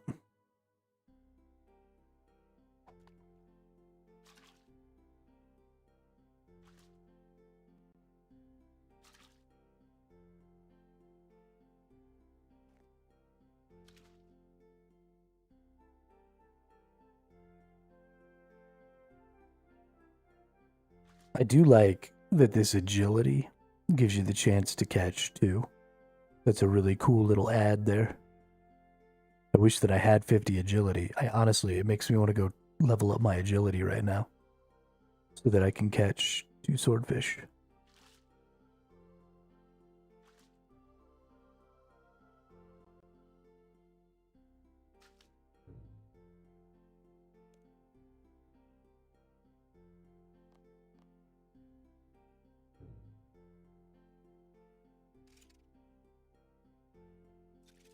Who that is there? Vax Gaming. The Pious. What you got going on, Vax? Hey, you pretty up there, dude. Look at you. With your necromancy and stuff.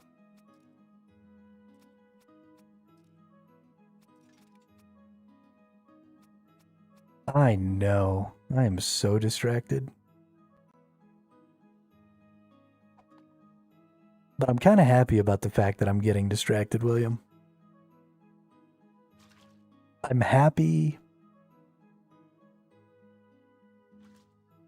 I'm happy that the reason I'm not doing all the stuff that's leading to crafting isn't because I got bored of going towards that direction.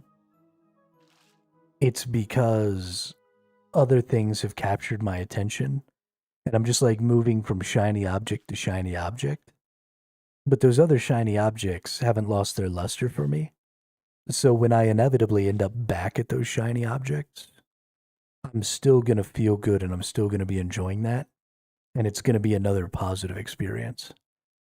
What would be really bad is if I was getting distracted from the grind I was on because I was like, fuck, I don't want to do this anymore. This sucks. And then I knew that I was going to have to come back to it eventually. And that was just going to really piss me off. But I'm not getting bored and then moving on. I'm moving on because there's just so many things to do that, you know, I'm getting distracted. And that's good. That's positive distraction.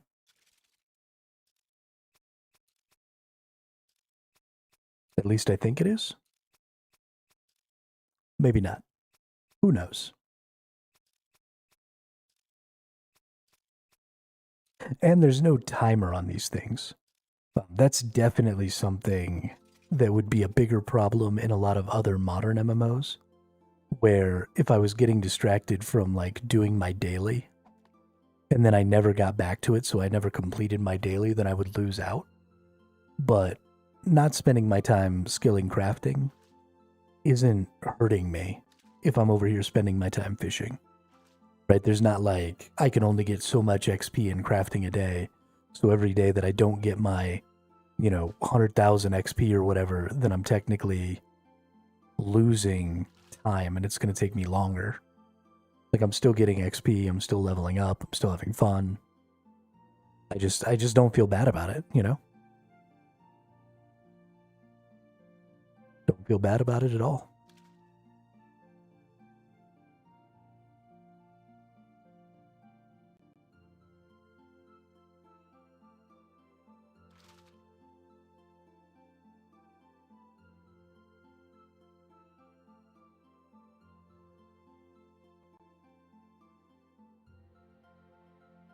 And I have played, especially lately, a lot of games where I do feel bad if I get distracted and do something suboptimal. Like I feel really bad. And I just don't with this game. I think it's probably because I know that everything's going to take a really long time. And so you would think that knowing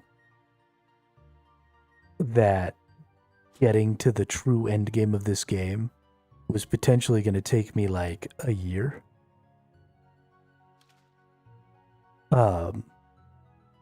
would give me a sense of urgency, would make me think like, oh my gosh, I gotta go, I gotta get there, otherwise it's going to take forever.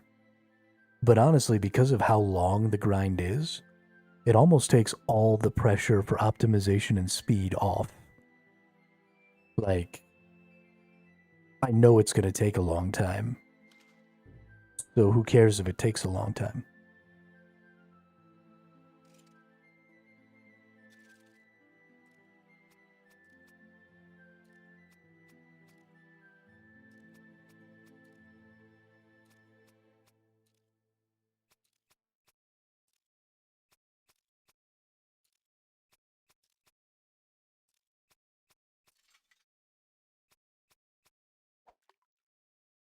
And that might come back to bite me in the ass in the future.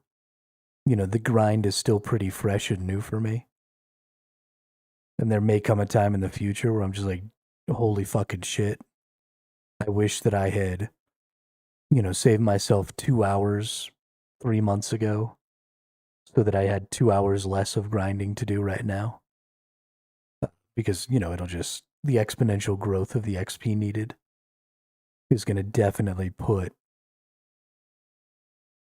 the screws to you with the grind. But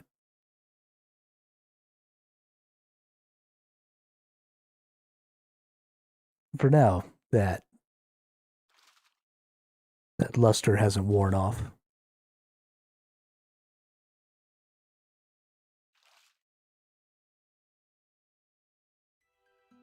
I also think that playing Iron Man is helping me with that. If I was engaging with the market, I would probably feel much more pressure to be doing things that are going to make me more currency.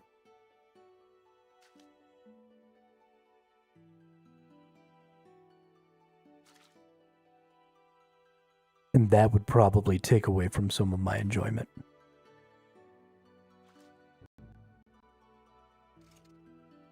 But since I'm Iron Man,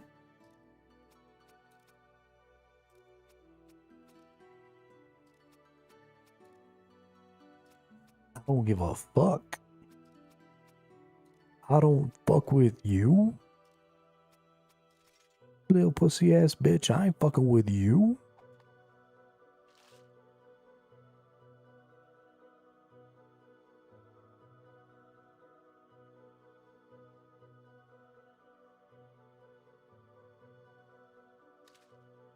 I really hope that a lot of the stuff that I'm noticing makes this game feel so good is incorporated into Dragon Wilds, though. Having a really nice, slow, grindy, interesting survival game, like survival version, an updated, graphically updated version of this game, would be so cool. I'm really excited. Is it way more Ark style? I mean, so I'm kind of okay with that if it has more RPG elements. So one of the things that's always bothered me about Ark isn't the fact that it's like super grindy and stuff, because I like the grindiness. I'm okay with, having to go out there and grind a bajillion metal and all that stuff, because that's very much in the same vein of what this game has here, right? I'm out here just grinding fish. Very much the same. The thing that I hope it doesn't lose is I hope it doesn't lose this stuff, right? My skill levels, my advancement and progression systems, some of the gear stuff. Gear in Ark is so fucking boring because there's no specialness to it, right? It's just flak with higher stats. And that sucks. So I don't mind changing some of the layout to how I do things. I don't mind changing the numbers, right? Giving them multipliers. Right now I'm catching a fish at a time. And I'm only ever going to fill up 28 inventory slots here. But if in the future, if RuneScape Dragon Wilds, if RuneScape Dragon Wilds was to blow those numbers out of proportion, and I would gather thousands of fish or something, that doesn't bother me. But there's a lot of really good RPG elements in RuneScape, right? There's a lot of good progression elements in RuneScape, and that progression takes a long, long time. In Ark, one of the things that I actually hate the most about Ark is how quickly you can go from being a bob on the beach to, oh my goodness, I'm so powerful, I can kill everything.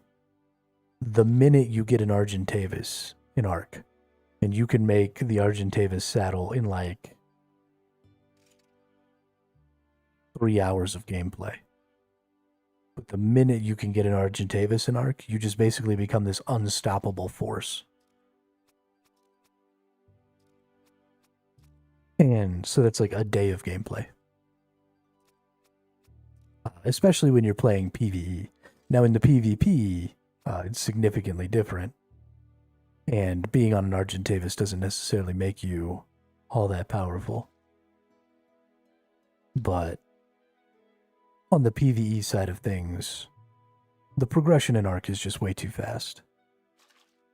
I think if they slowed it down, give it a little more of this action, gave it some more RPG stylings, I think it would be good. But we'll see. We'll look into it. I hope that they'll have a private server thing, depending on how well the channel's doing. That could be something that we could definitely do. If they have a private server thing where we could have, 30 or 40 viewers or something like that who could all access the private server, we would totally do that for sure. Look at that. Leveled up in agility by fishing. That's fucking baller.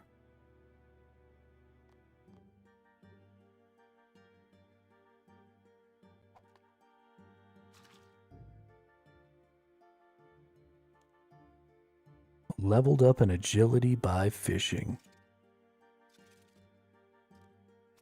Alright, we gotta get 3 more rows. 4 more rows. And then we'll get our cooking level, which will be nice. We're getting pretty close here. We only need 9 or 10 more fishies to go ahead and level up to level 50 so we can start harpooning. So we're going to make sure we get our cooking level. We're going to make sure that we get our fishing level. And then we're going to go harpoon some shiznit. Because why the fuck not, right?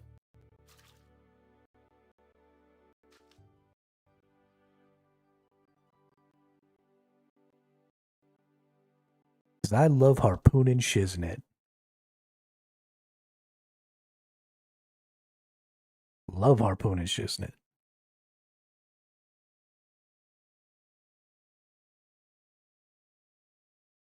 Da da da da da da da da dum da da dum da da dum da da da da da da da da dum.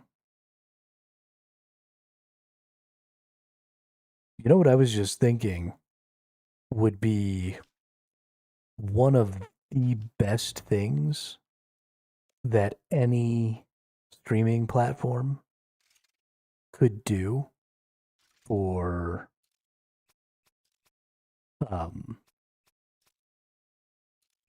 their streamers would be if you incorporated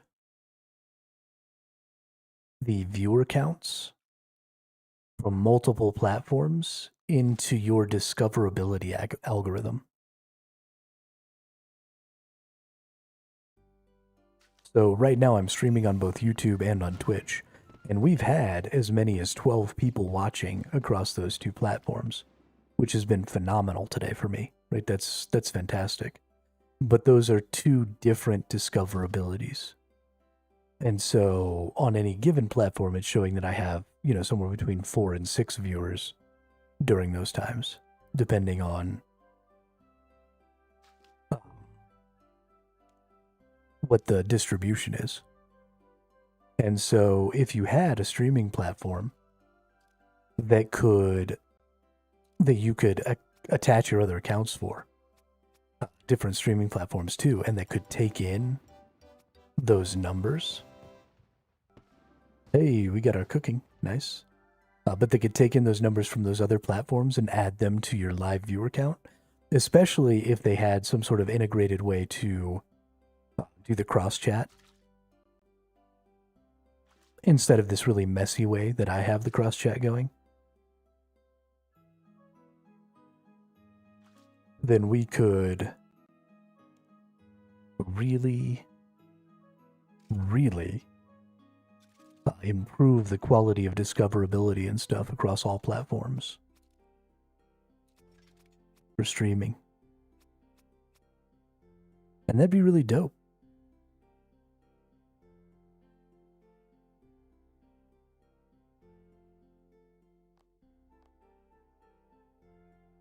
That'd be really dope. I don't think it's out of the question as far as things that could be possible.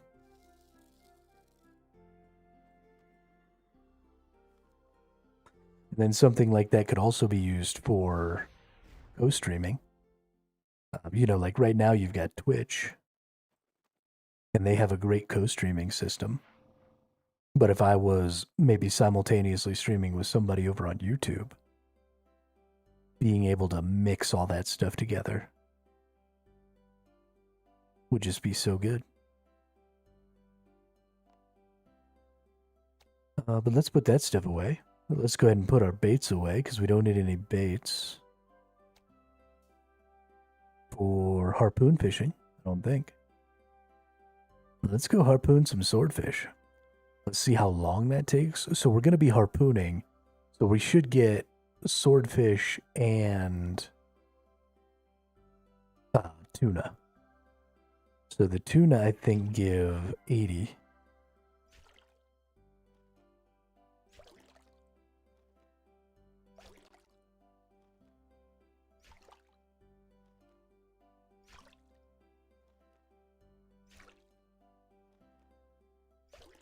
Man, this is awful.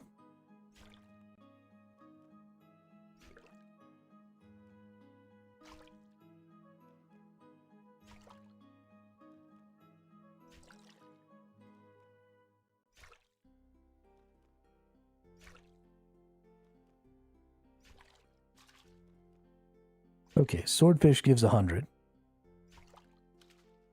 And tuna gives 80.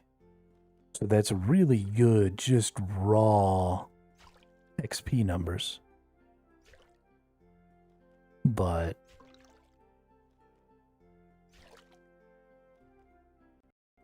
due to how difficult it is to get those,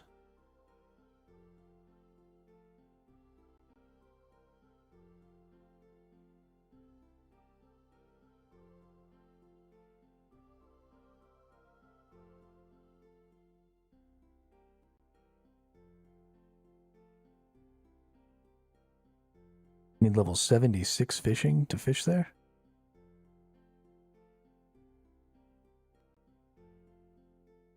What?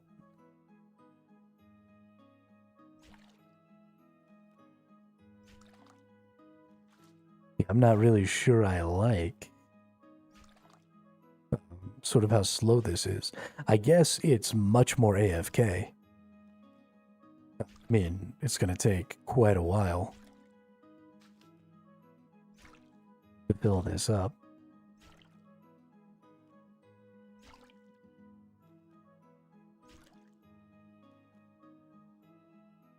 I don't know. Well, except that these things seem to disappear way faster.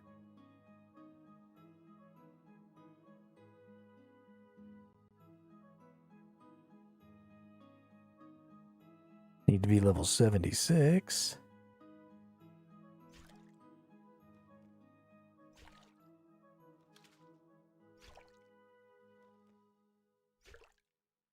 Yeah, I don't know if I like this.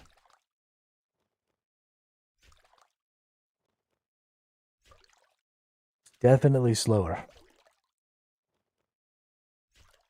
Even than the trout fishing, I think. And in the trout fishing, I was getting half as much XP. Or maybe I'm just paying more attention, so it seems a lot slower. I don't know. I don't flippin' know. I guess tuna and swordfish are significantly more valuable as foods. So there is significant value there. They'll probably also give me more cooking XP once I get to a point where I can cook them.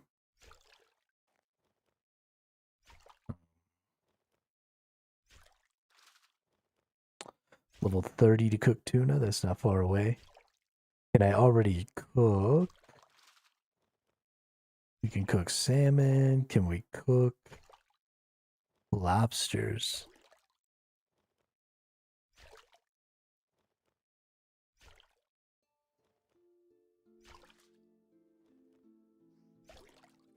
Surely it'll be up here past salmon. Giant crab meats.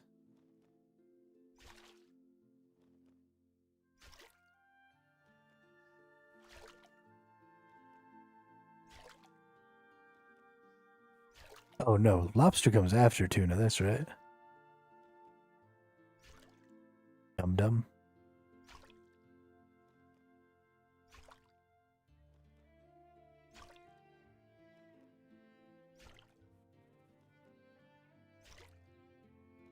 What was it, 38? Cave eels at 38, lobsters at 40, okay. Okay, I'm way down there. I might have enough of some other stuff, though, to go ahead and catch up a little.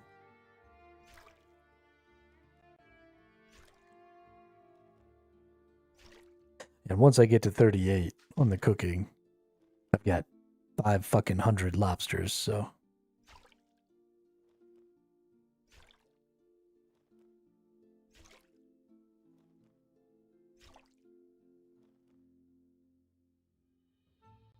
I don't really like the value on these. Like 300 coins for a swordfish feels cheap.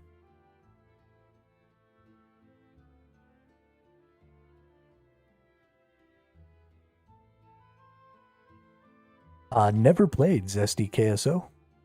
Welcome to the chat, welcome to the channel. Yeah, I got started about 17, 18 days ago.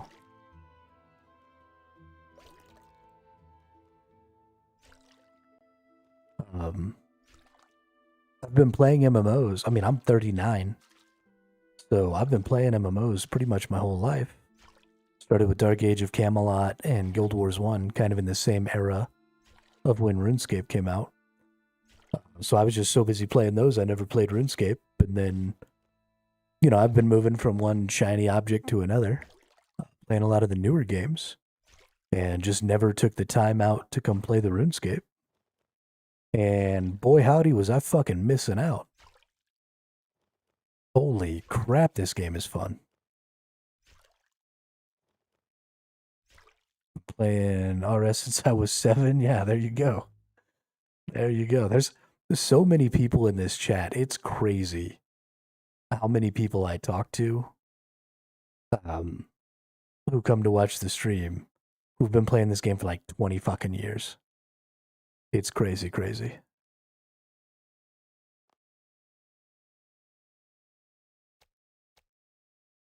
But it's cool to see so many of the experienced players are really excited to see new players joining the game.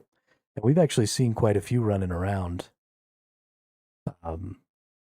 doing some quests and stuff just while we've been fishing today. Been pretty neato. Neato burrito. Although I have like 5 or 6 accounts spread between RS3 and OSRS. Yeah, I've got a couple of free-to-play accounts that I'm just doing skilling and currency earning on that I'm hopefully going to use just to pay for this dude's membership. Hopefully I can get on them like 4 or 5 hours a night after streams are over. And, you know, just gather up some resources and sell them to maintain this dude's membership. And then I'll probably just mostly stick on this player. It's an Iron Man character. I started as hardcore Iron Man, but I already died because I suck. If it wasn't for the fact that this is an Iron Man character, then I would just do the money-making stuff on this character, and I'd probably only have the one account. Since I need the grand exchange to try and do that, we're going to do it the other way. But that means that I have a good reason to not play this character when I'm not streaming. Go do that other stuff. And so this character, basically all of this character's all this character's advancement is in the VODs on the streams. So trying all the content, fun to get your gear, upgrade yourself. Yeah, so I'm really enjoying I went really hard on smithing and mining super early because I knew I wanted to play melee. And so I've been really enjoying the fact that every time I get to a new tier of my attack, I've already made a full set of that gear, and it's already all maxed like +3 or whatever, and it's just chilling in my storage waiting for me. And so I hit that break point, and then I just boom, throw on all my new shit, and it's been super cool. I can't wait to start, you know, doing some bossing and stuff like that, and get some boss gear, and, you know, save up some magic or ranged gear, so that when I eventually go and do, you know, my magic and my ranged and stuff like that, have access to some boss gear that maybe I've saved up, and it's really fun to play that way.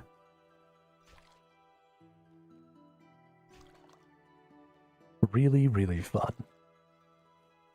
Ridgeway. Salty Ridgeway. Dang, this person has some stats. And a shark on their head. Their whole body is a shark. 7% chance to catch a fish. Option to eat codfish.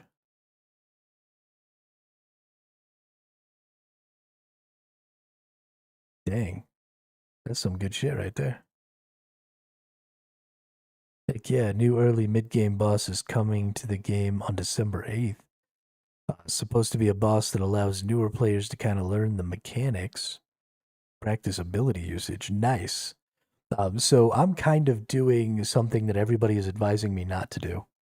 And that is that my like ultimate goal for this game right now is to use the Revo bar to kill the bosses without any manual inputs outside of movement skills and actually moving my character around. And eating food because you can't eat food automatically. but I don't want to put like any extra spells or anything like that on my regular cast bar, at least not during the bosses. I want to try and do the whole thing with the 14 skills in the Revo bar. Hey, thanks for the sub over there on YouTube, Zesty. I appreciate it. So I know that there are going to be some bosses that's going to be impossible on, but that's like, I want to see if I can get something really cool built in my Revo bar. I do think that the combat system in RS3 is super nice. I really am liking it too. And I really like the idea of the Revo bar. Even when adding the Revo bar to other casts, right, to manual casts, it's nice to be able to put like your primary rotation in here and then put a bunch of your reactionary skills on your manual cast bar. I think will be really, really fun. Game becomes a lot of fun once you know the system. Yeah, so something I didn't know about until like 2 days ago. I had been sort of misinformed or misunderstood some information that some people gave me about needing to have a wand and some sort of magic second hand in order to use a lot of these magic spells. I didn't know that that was really only for the bolt type spells. And so I also didn't know that the necromancer, so I started doing the necromancer and I realized that I couldn't summon my skeleton warrior unless I actually had a necromancer weapon on. But I didn't realize that a lot of these skills did not have that same stipulation. And so I didn't keep leveling up my necromancy. So I'm actually really excited for some of the multi-class possibilities that are going to come with some of those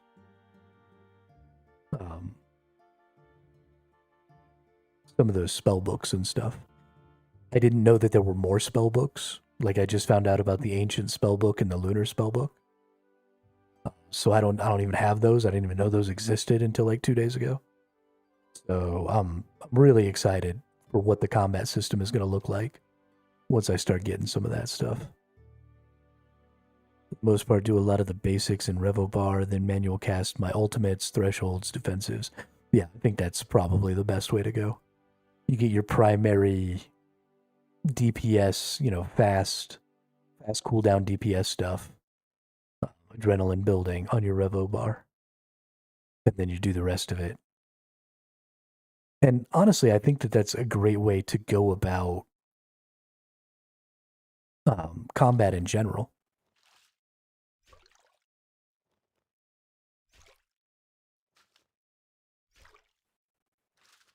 So I am going to be... Most sane people do it that way. So I am going to be breaking that. I am going to be avoiding that meta Zesty because I like the shield. I think it's really good. And I don't want to be swapping in the middle of combat. That's too many button clicks for me. I don't want to do it. So I will be using a shield on my second hand. And everybody who's come into the chat has told me that you get significantly more damage out of an offhand than you get defense out of a defensive item. But I'm going to be using the defensive item anyway. Because I've always been a tank. In every MMO I've ever played, starting from my very, very first character in Dark Age of Camelot, I played hero. So I just don't know if I could even enjoy a game where I didn't have a shield. Like I don't even know if it would be fun.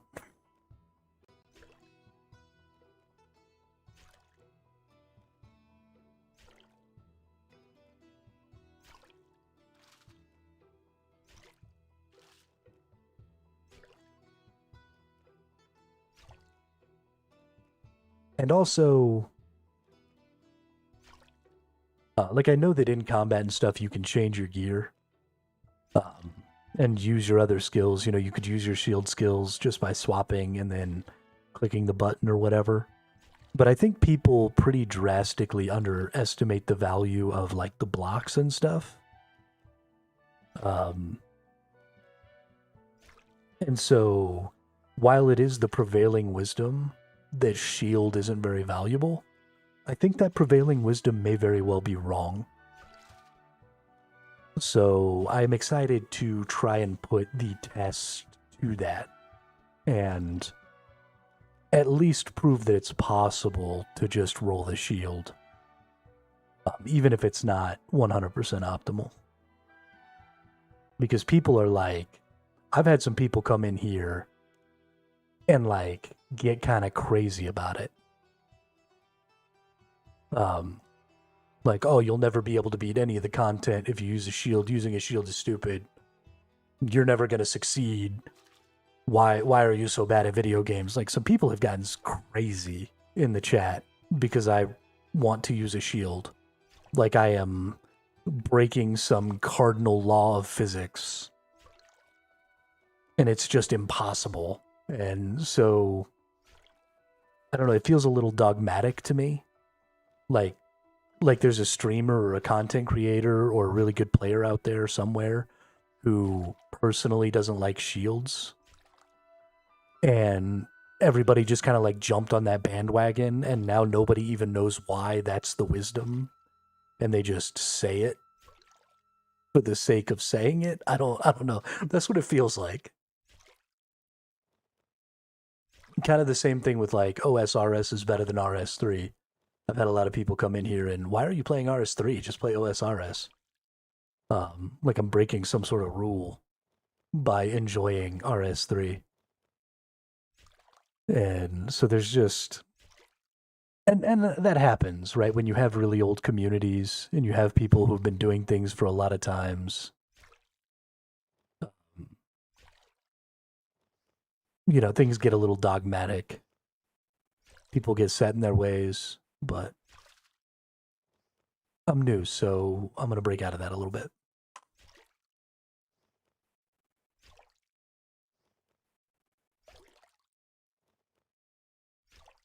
I think also a lot of people, you know, there's a cost to dealing more damage and taking more damage. And that cost is your food costs and stuff like that.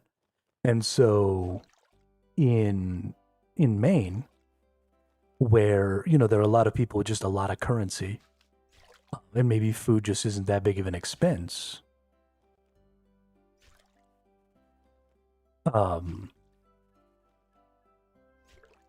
you know, I think they optimize speed of kills over resource efficiency of kills.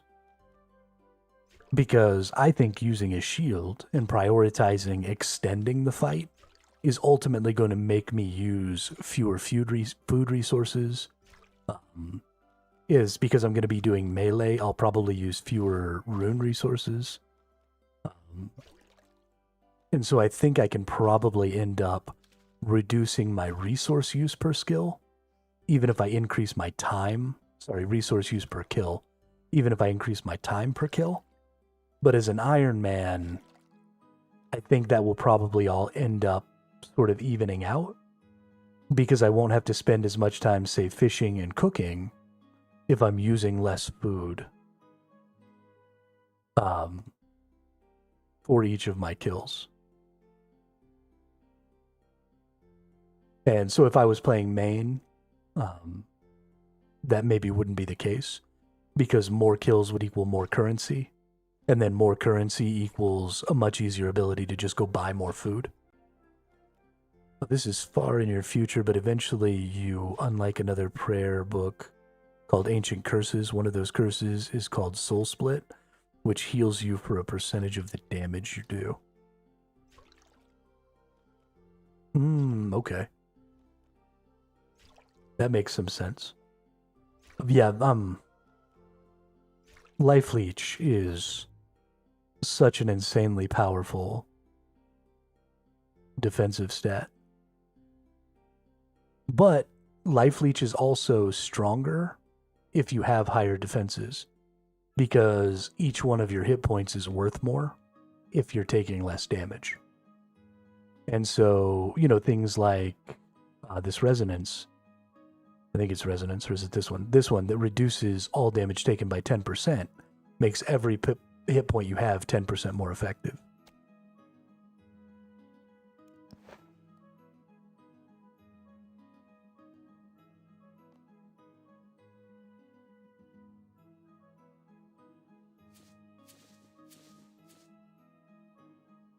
I didn't even know that button existed.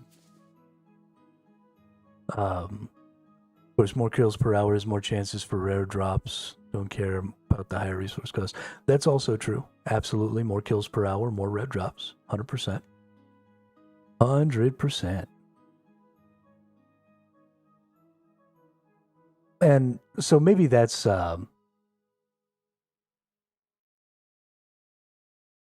just a carryover from the fact that I've always been a tank. Is the efficiency I've always cared about has been resources per fight and not necessarily fights per hour. Because of, when you're a tank, that's your job, is to be taking all the hits all the time. And so you're not the one who's primarily focused on kills per hour because you're not outputting enough damage no matter what.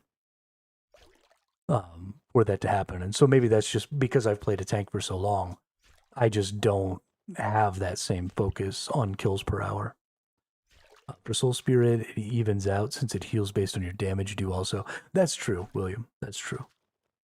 Really depends on what you want resource usage versus fastness for drops. I hope that that's the case. I hope that playing more tanky doesn't result in ultimately the same resource use because you extend the fight. And so that means you end up using more resources over that, or the same amount of resources over that same time. And then also not getting as many drops per hour would feel really bad.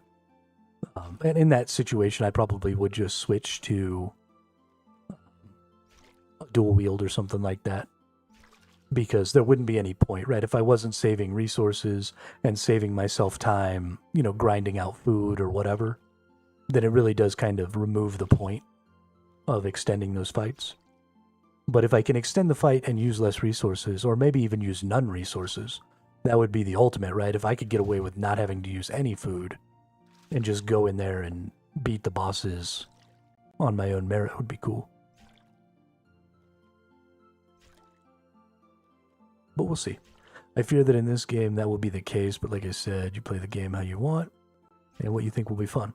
And if I'm wrong, I'm wrong, right? I'm happy to adjust, but I'm going to find out for myself that I'm wrong before deciding that I'm wrong.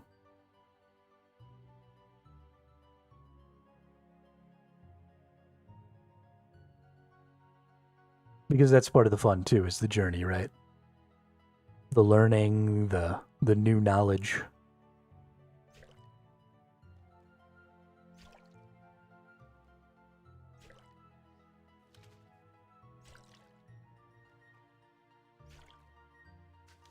But there's a lot of, in my experience, things like bleeds and damage over times do a lot to help tankier characters maintain really good uptimes on damage. And so there are a lot of bleeds and stuff in this game.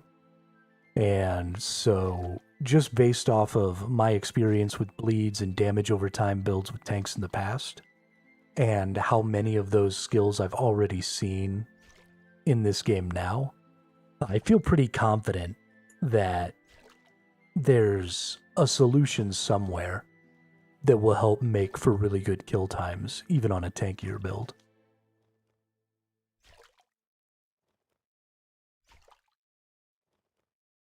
I know that the dual wielders still have access to those, but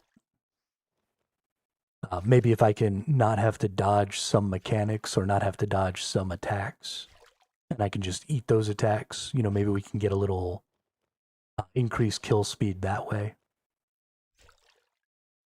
I don't know. I don't know how punishing or one-shotty the mechanics in this game are. I think a lot of the fun of RuneScape is discovering things for yourself. I agree. I absolutely agree. One of the things that I've been having the most fun with is not necessarily discovering them by myself, though, but discovering them in tandem with chat. And so I think I probably get more fun out of this game than basically anybody else because, you know, I'm getting all these old heads in my chat who know everything. And so they're getting the enjoyment of watching me fuck it all up. And I'm getting the enjoyment of, you know, having people give me little hints and stuff like that, and then getting to find everything out for myself. And, you know, they help me avoid some of the frustrations and stuff. So it is super fun. Been a great time. But if you ever have any questions, feel free to add me. My account is Colby Zach. Yeah, I'll absolutely add you. I mostly don't play this character unless I'm streaming. And in that case, I just kind of ask chat to help me. So it's unlikely I'll hit you up in the game about that, but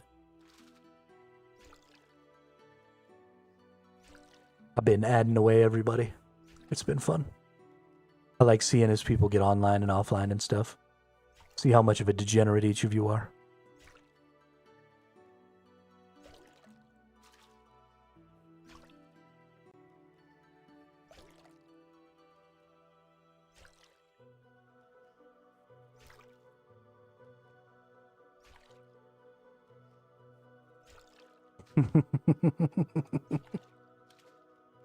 Unfortunately, I don't think I can. Oh, I can.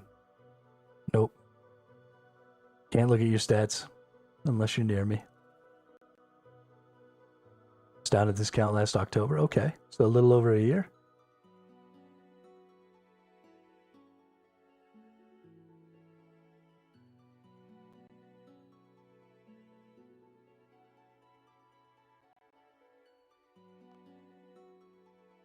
Let's see. It's the person in Lumbridge that tells you how many hours you've played, right? Let's go find out.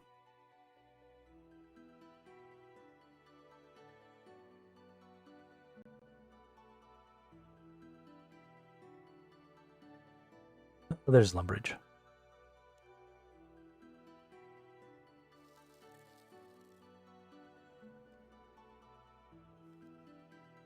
Hans.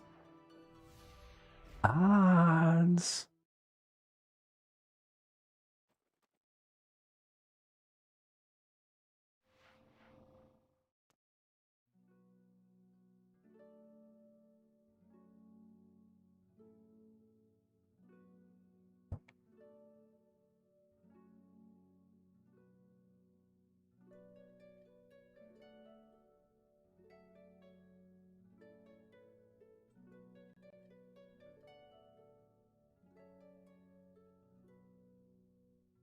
Hello, what are you doing here? Have you been here as long as me? I've been patrolling this castle for years. I remember you. You've spent 6 days, 7 hours, 3 minutes in the world since you arrived 18 days ago. So, since I started this character, I have spent slightly more than 33% of my time playing this game. On this character.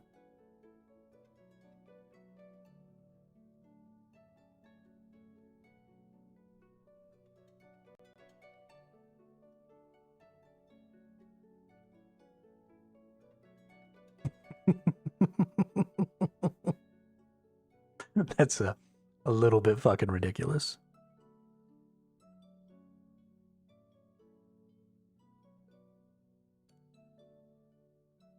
And that includes, I mean, I spend 33% of my time sleeping.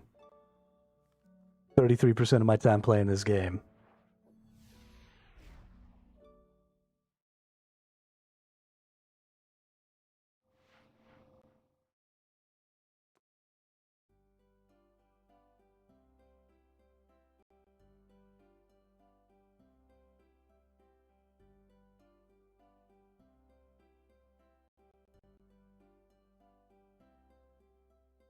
Almost all of that has been on stream.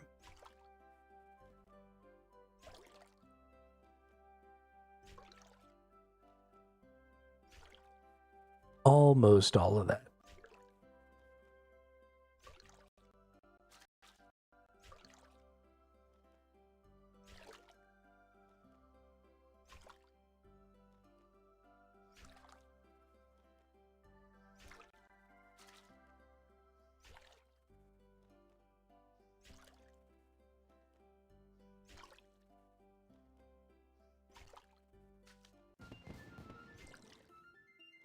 Well, you'll be at about 400 days.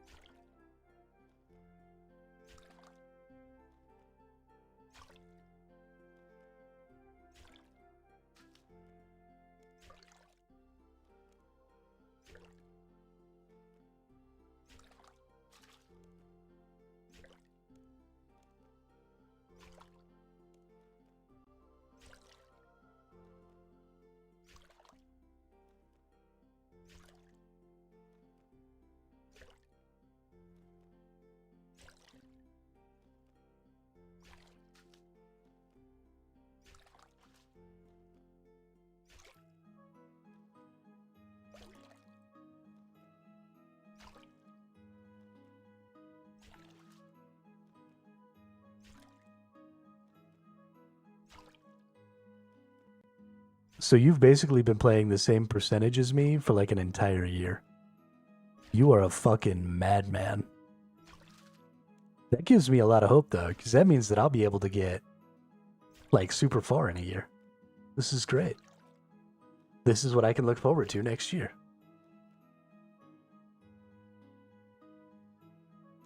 Fan-fucking-tastic.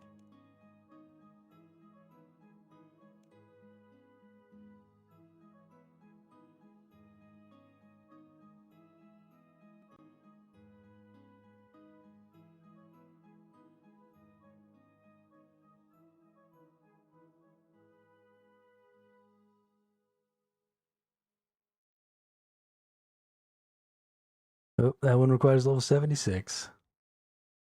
That one also requires level 76. Why do these harpoon spots require level... Oh, I'm gonna murder someone. What is this porthole?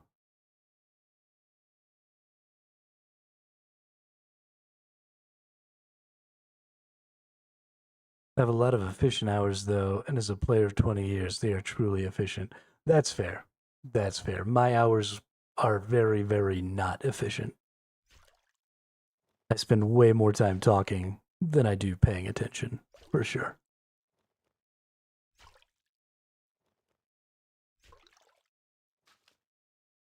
Maybe it'll take me 2 years then.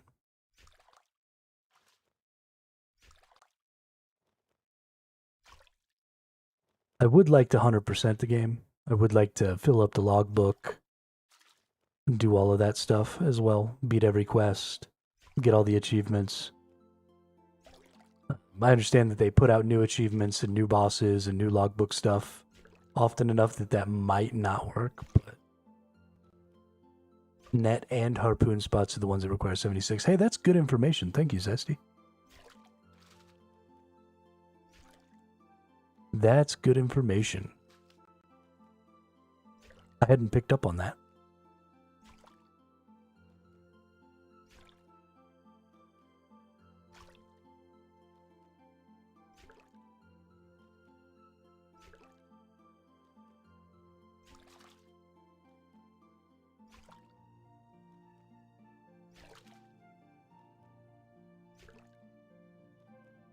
%100% collection log and everything I don't think anyone has actually done. Well, it's going to get done for the first time on Iron Man then.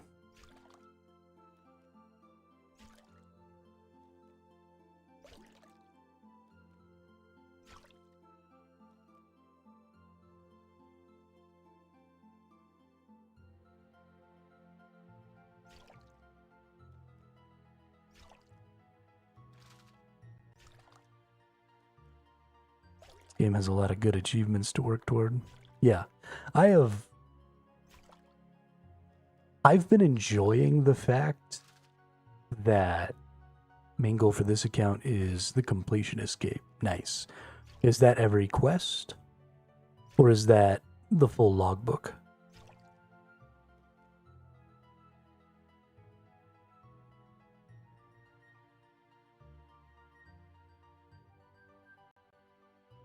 There's a tab you can go to that tells you all the big goal completions. That is in... Nope. Here it is. Or is it the summary one? No. Max stats and every major piece of content completed. Okay.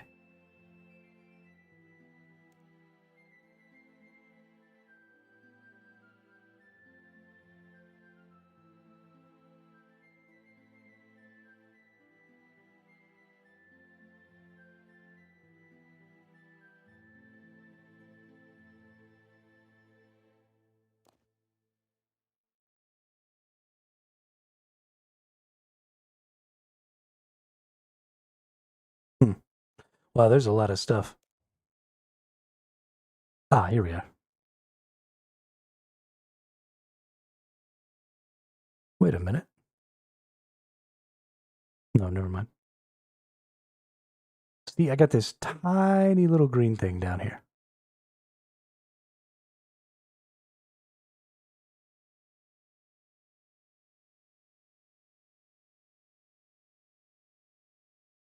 Do I have anything completed? Well, I guess all the gray ones are the ones that I have completed. Nope.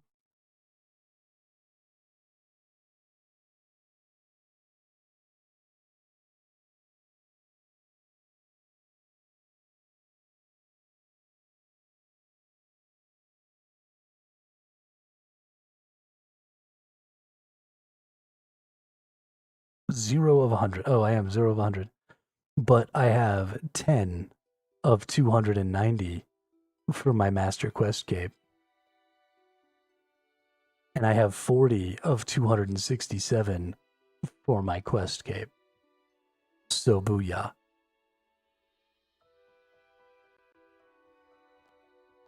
$32 of 100. Oh my god. All those hours and you're 32 of 100? Oh, just shoot me now.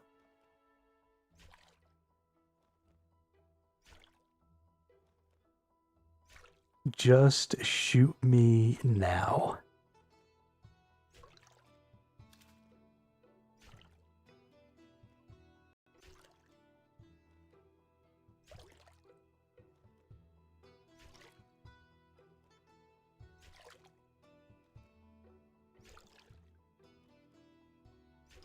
$126 times 24 equals plus 12 equals... I mean, I guess that's only 3,036 hours. That's not so bad. I have played multiple games where I have, as much as 10,000 hours. I've got 6,000 hours on Ark. I've got more hours than I've probably put into any other game on Guild Wars 1. So, who knows? I've got 2,000 or 3,000 hours on New World. I've got... We'll get there. We'll get there.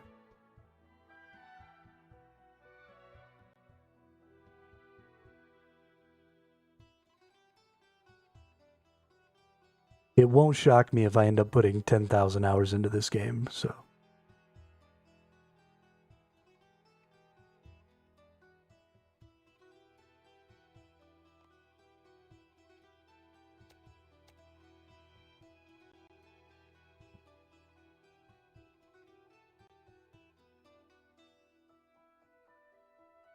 If I went through and targeted all the stuff I could complete soon, I could probably get to 80 out of 100 in a couple of weeks.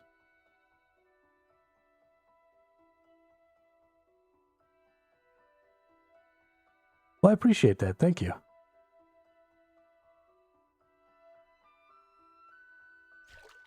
it's easy. I can definitely tell that whether or not I'm enjoying a game has a significant impact on the vibe of my channel. If something just isn't really feeling all that much fun, then I can go dark side real fast. But I'm having a really good time with this game, so that doesn't really happen all that often. Every now and then I get a little frustrated, but it is definitely the quality of the game that improves the quality of the stream. And the quality of the people who come and chat. The community around RuneScape is way more chatty and way more positive, which I really wasn't expecting.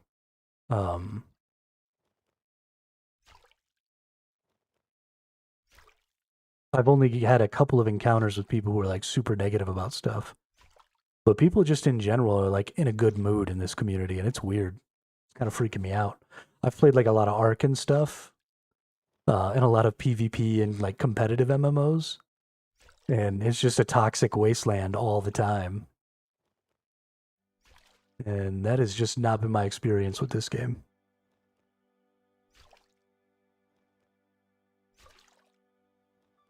I'm interested in the shield journey too. It would make me happy to shake up the meta a little bit.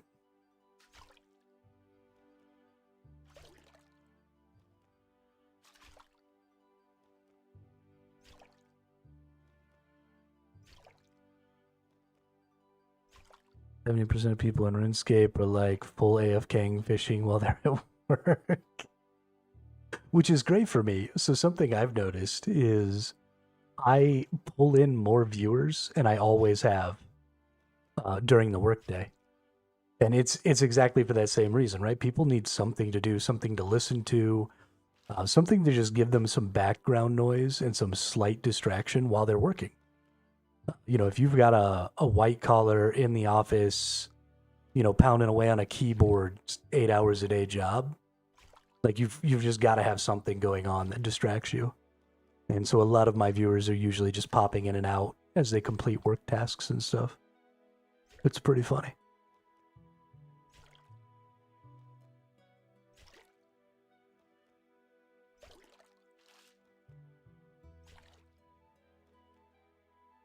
I honestly should probably try and wake up a little earlier and start my streams earlier.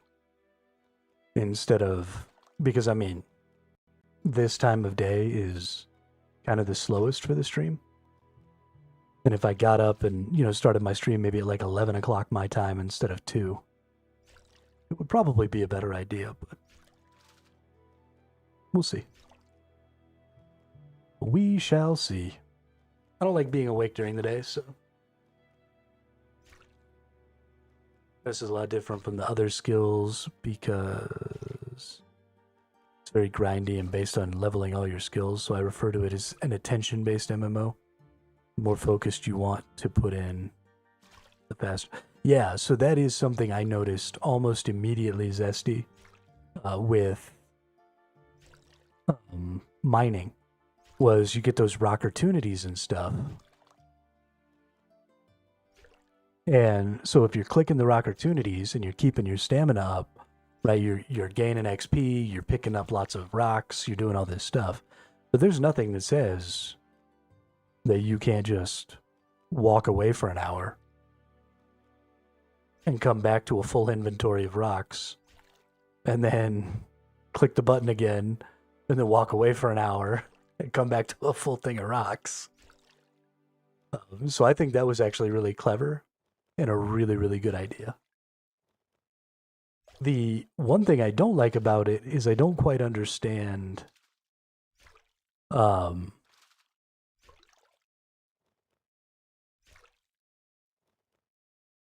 yeah, that's fair. You can only walk away for 15 minutes, you're right.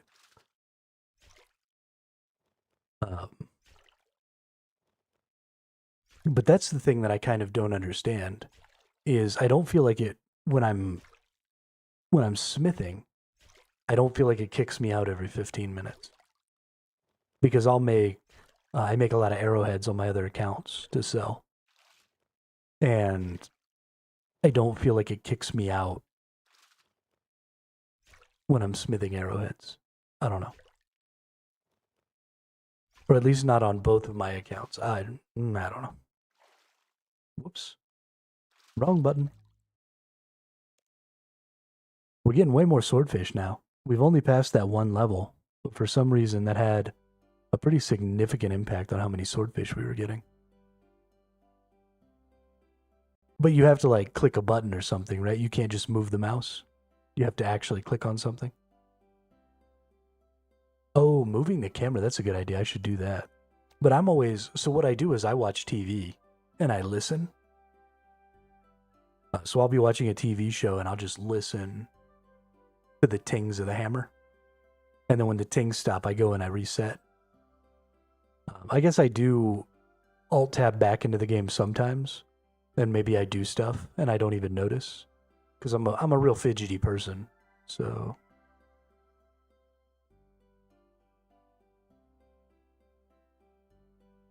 maybe there's something in there that I'm doing that's causing it.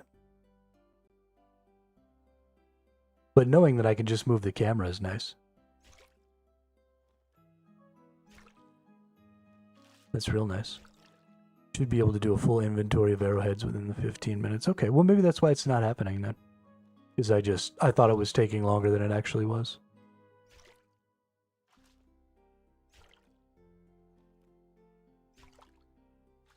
Of course, I also guess I only get 10 minutes because I don't have a membership.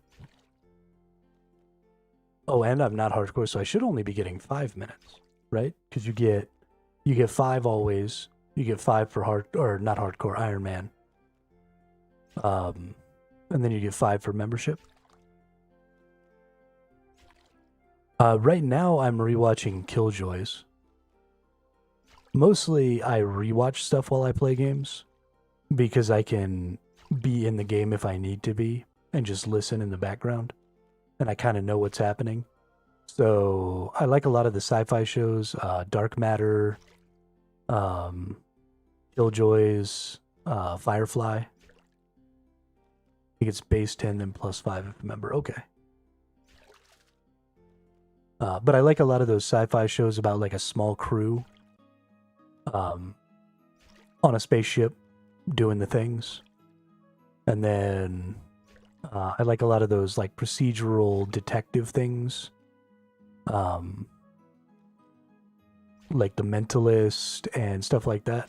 So I'll just go back and rewatch those so that I can listen to them and I know, what's going on because I've seen them before. So I don't have to necessarily be watching them. It just gives me something in the background.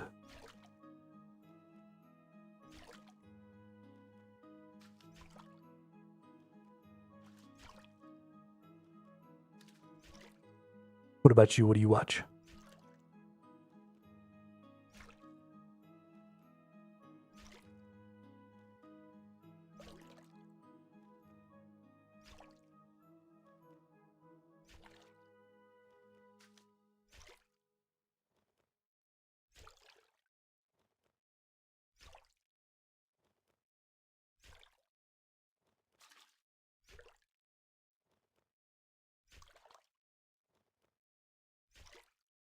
Now finishing For All Mankind. I feel like I watched a little bit of that.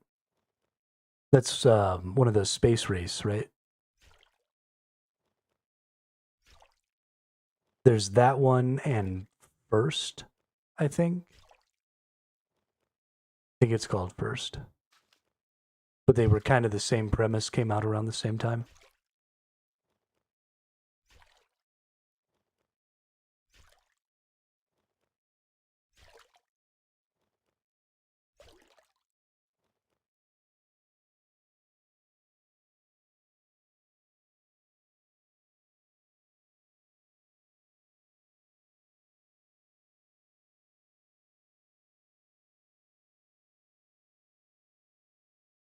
Yeah, the premise is the Russians landed a man on the moon before the US, so it's like an alternate timeline thing. Okay. Yeah, I've definitely seen a little bit of that. Mm-hmm.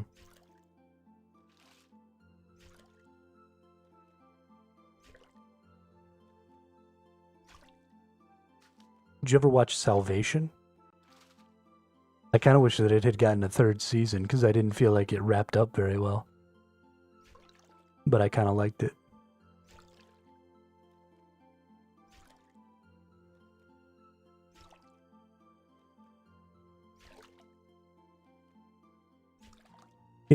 It ends up, I've only ever watched it the one time, so I don't really remember it super, super well because it's been a while. But I do remember enjoying it. And I do remember being annoyed that it ended poorly because it didn't get another season. But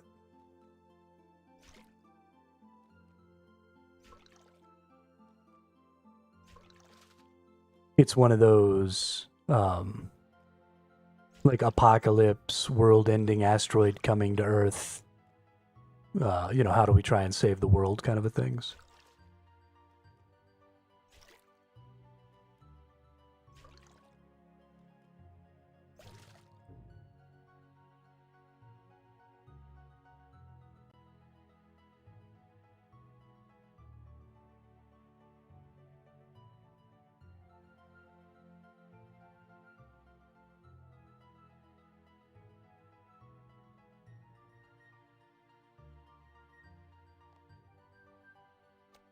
Damn, have we already gotten 100 swordfish? Yo.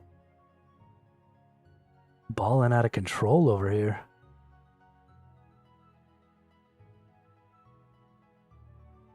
And here's my veteran player mega tip. Quests are a great guide to your account. Training skills to meet quest requirements always keep you motivated to having a task. So that is definitely something that I have realized and have been told, but I do appreciate the tip. We don't have a ton of quest points, but I have been working on quests. And actually the primary thing that we've been working on so far, or recently, has been, I was trying to get my crafting to 70. The archaeology skill. Yeah, I really should be working on archaeology. You're not wrong about that. But I was trying to get my crafting to 70.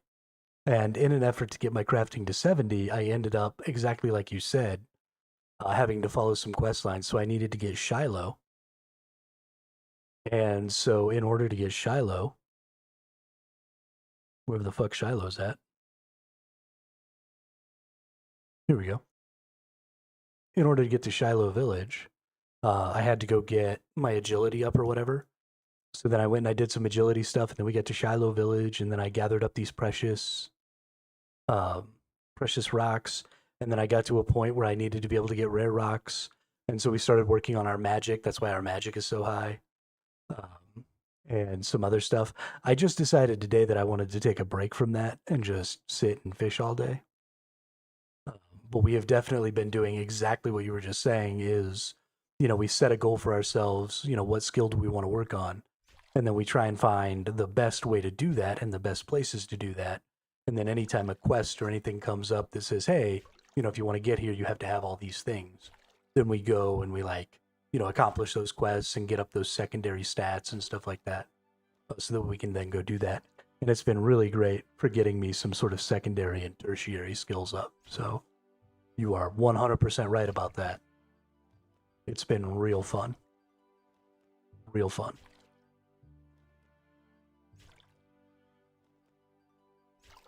But the next thing is we gotta get to Lunar Isle so we can get our rare rocks.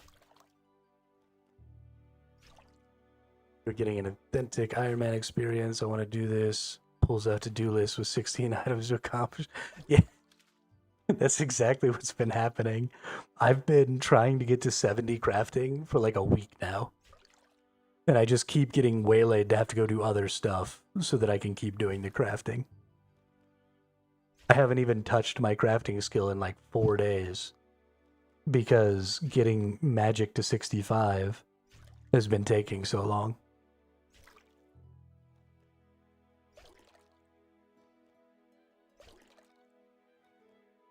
And then I got distracted yesterday because I wanted a cape because I realized I was wearing my fucking melee cape.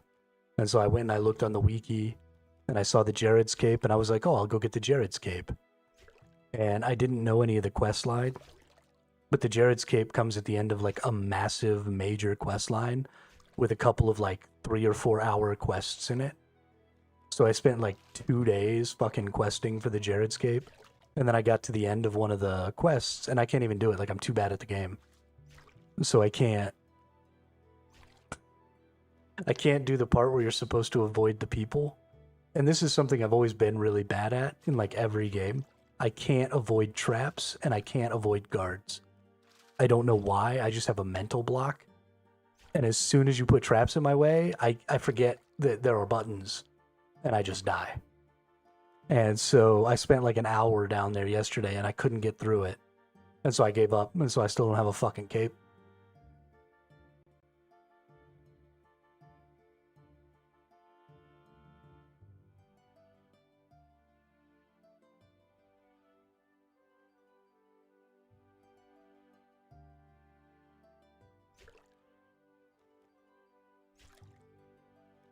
It's been interesting. It's been interesting.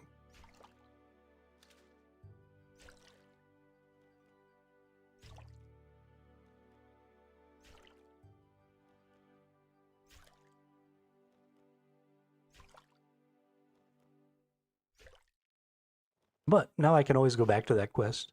I mean, thankfully I don't have to beat it right now. Doesn't matter. Do whatever the fuck I want.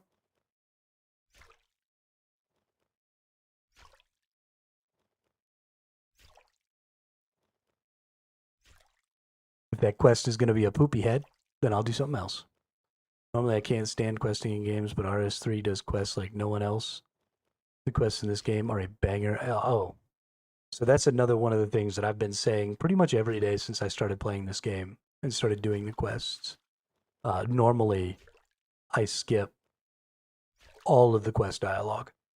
I have never once, even playing like single player RPGs, I am way more interested in the mechanics and the underlying systems than I ever am in the storylines. I just don't care.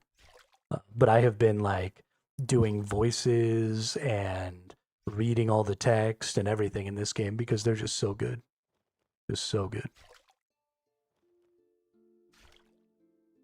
I actually prefer the non-voice acted ones more than the voice acted ones because the non-voice acted ones I get to voice act and it entertains me.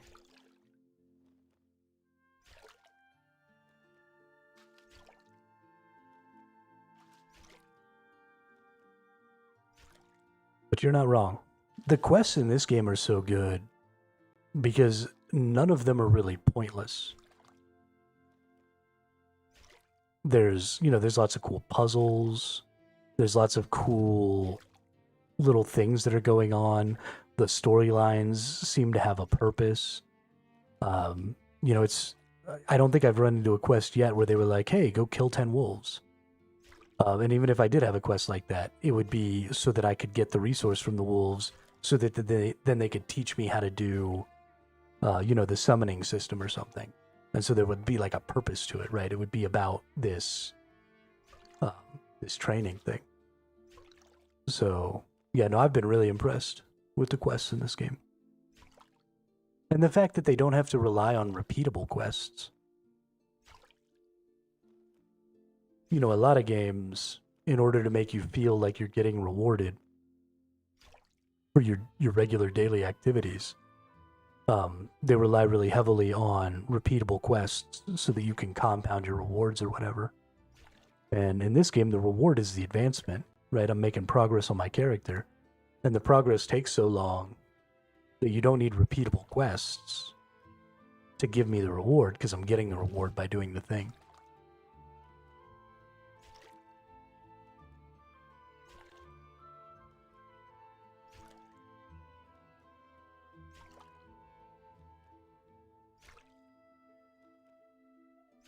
I don't know. It all really just works very well.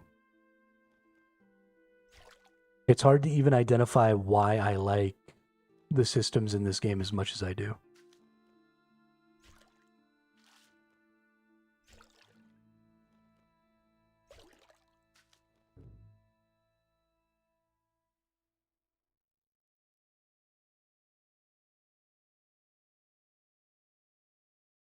All right, I think I got one more inventory worth in me here. That'll take me to level 62 or 52, so. Yeah, exactly. Level go up, dopamine go burr. Or discover a new way to get just a little bit more XP an hour, dopamine go burr. Or find a way to get XP in multiple different skills at the same time, dopamine go burr.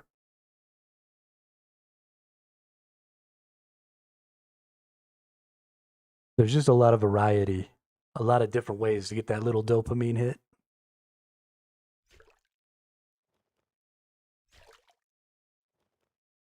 Get a unique drop, dopamine go burr.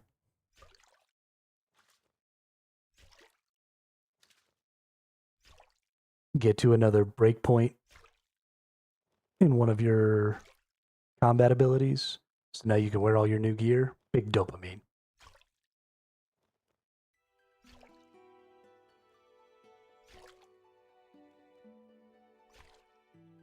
Yeah, I do too. I do too.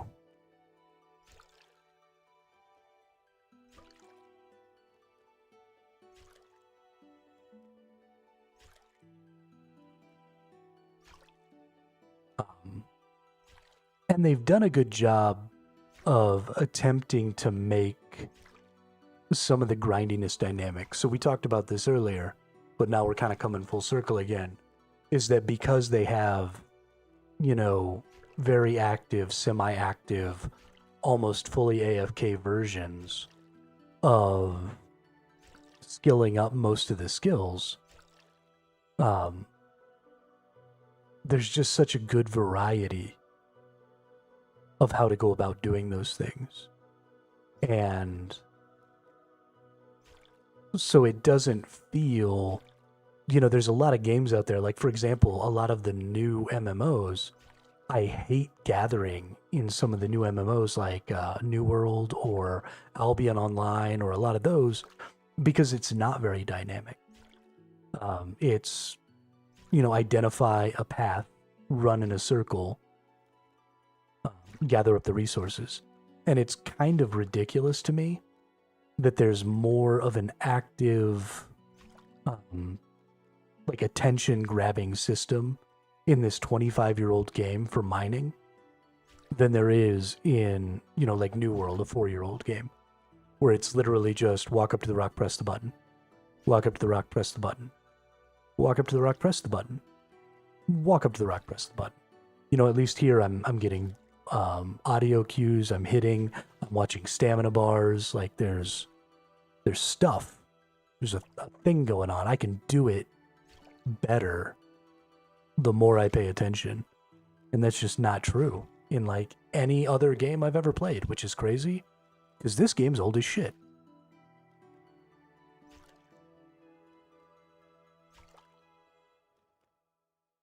It's weird to me that nobody else has adopted anything like that.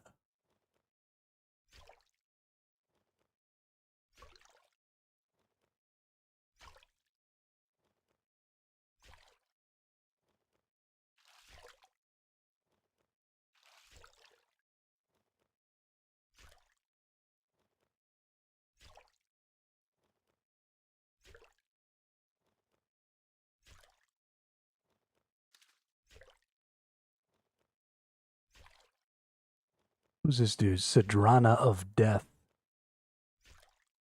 That is a fucking... Is that a staff or a scythe? Ooh. In the Timeline's defense, there was a mining and smithing rework like 5 years ago. And before that, it was just go to rock, hit rock, rock depleted, go to new rock. Well, that's fair though, because 20 years ago when the game was made, go to rock, hit rock, rock depleted was like fucking legendary level implementation. So, like, I guess I give this game a lot more leeway because when the systems of this game were made, there was nothing, right? You weren't building on anything. Nothing existed. And so you were just making shit up. So you can be excused for having a minimum viable product version of a system if you're the first person who ever made that system before. But if you're just now making an MMO and you're standing on the back of 25 years of MMO research and development and knowledge, and the best thing you can come up with is walk up to rock, hit rock, rock depleted, then you're a fucking clown, dude.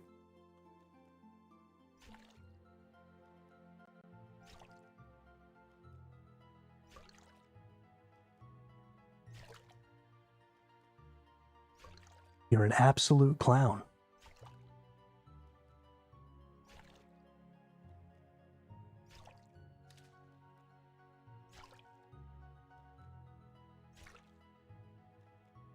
And what's really crazy is like New World put a mess ton of effort into the audio of their gathering system.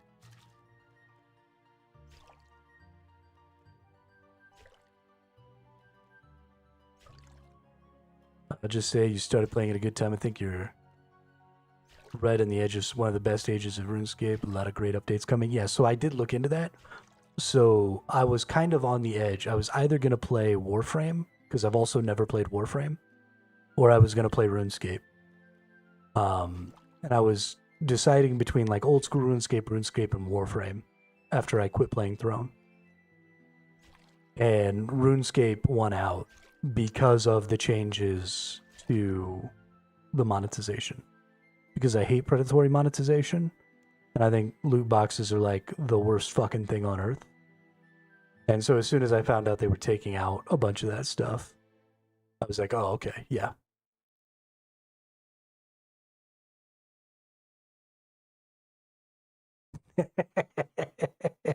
That's awesome, dude. That's so awesome. I wish that was still in the game. Is that still in the game? I want to cook something now.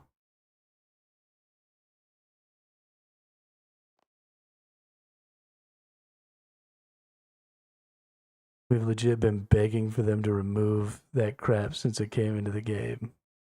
Aww. Frying bacon. I believe the audio files have been changed. Oh, that's too bad.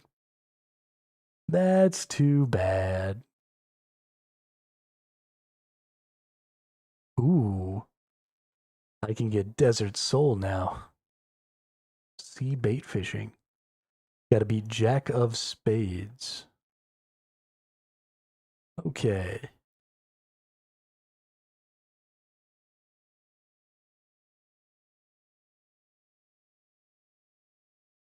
What am I missing? Nope, I beat Diamond in the Rough. So I could just totally go do this quest right now.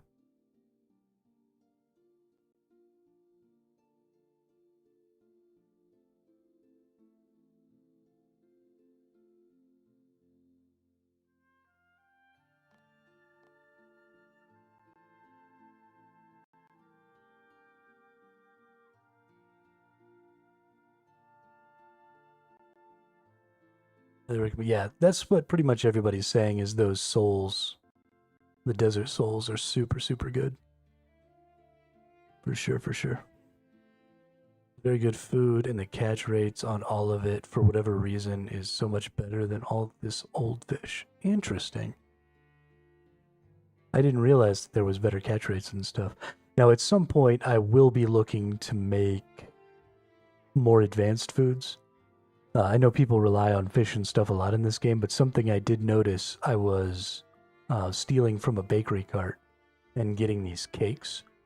And so one of the things about this game is you have such limited resource space, and those cakes were giving you 3 bites at 300 HP apiece, and they were something I could get at level 5 thieving.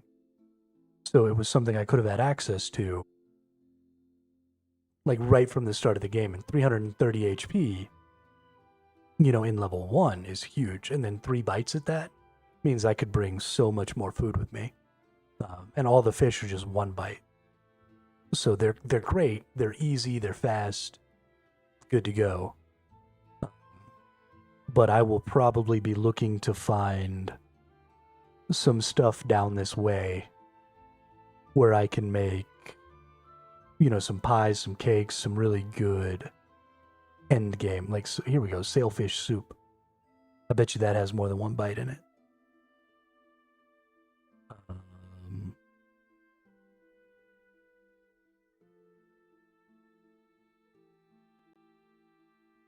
Humor me and go do the archaeology tutorial real quick. There's a nice little reward from it. Okay. Promise it's faster than a broken home.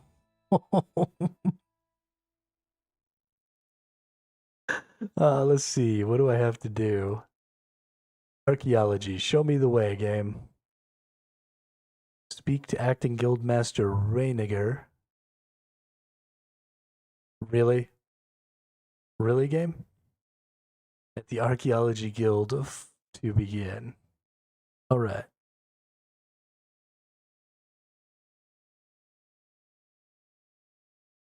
Only slightly? Where's the flippin' Archaeology Guild?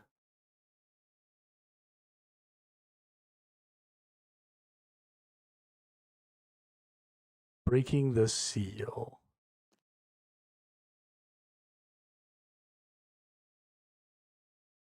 Nah, yeah, William, like the second day I was playing the game, William sent me to go do a broken home, which was great because now I've had this ring like the whole time I've been playing, which has been fantastic.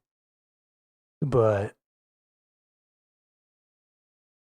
yeah, I still didn't really totally even understand like how to do the buttons. I didn't understand like all kinds of stuff. Is it this building right here? Well, like I was still totally confused and new to the game, didn't really get how things were going. And William's like, "Oh yeah, no, just go talk to this person and do this quest real quick. It's like the best quest in the game. You'll have so much fun." Fucking 4 hours later, my eyes are bleeding.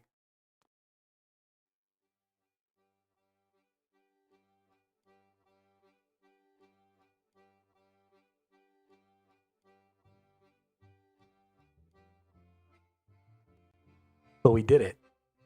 We did it in one sit down. We got our ring.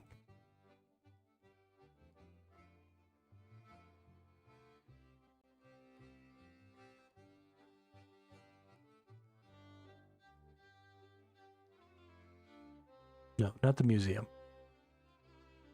Along the river. Oh. I have an objective with a big blinking sign that says, "Hey dipshit, go over here."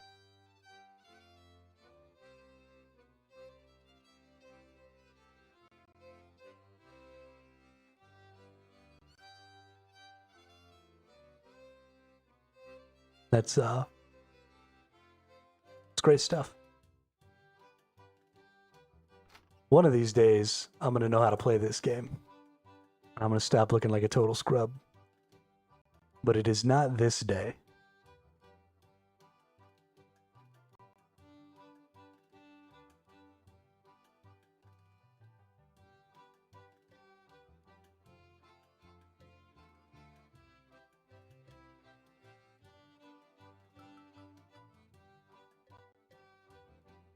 Broken home speed run for the better ring. Not today.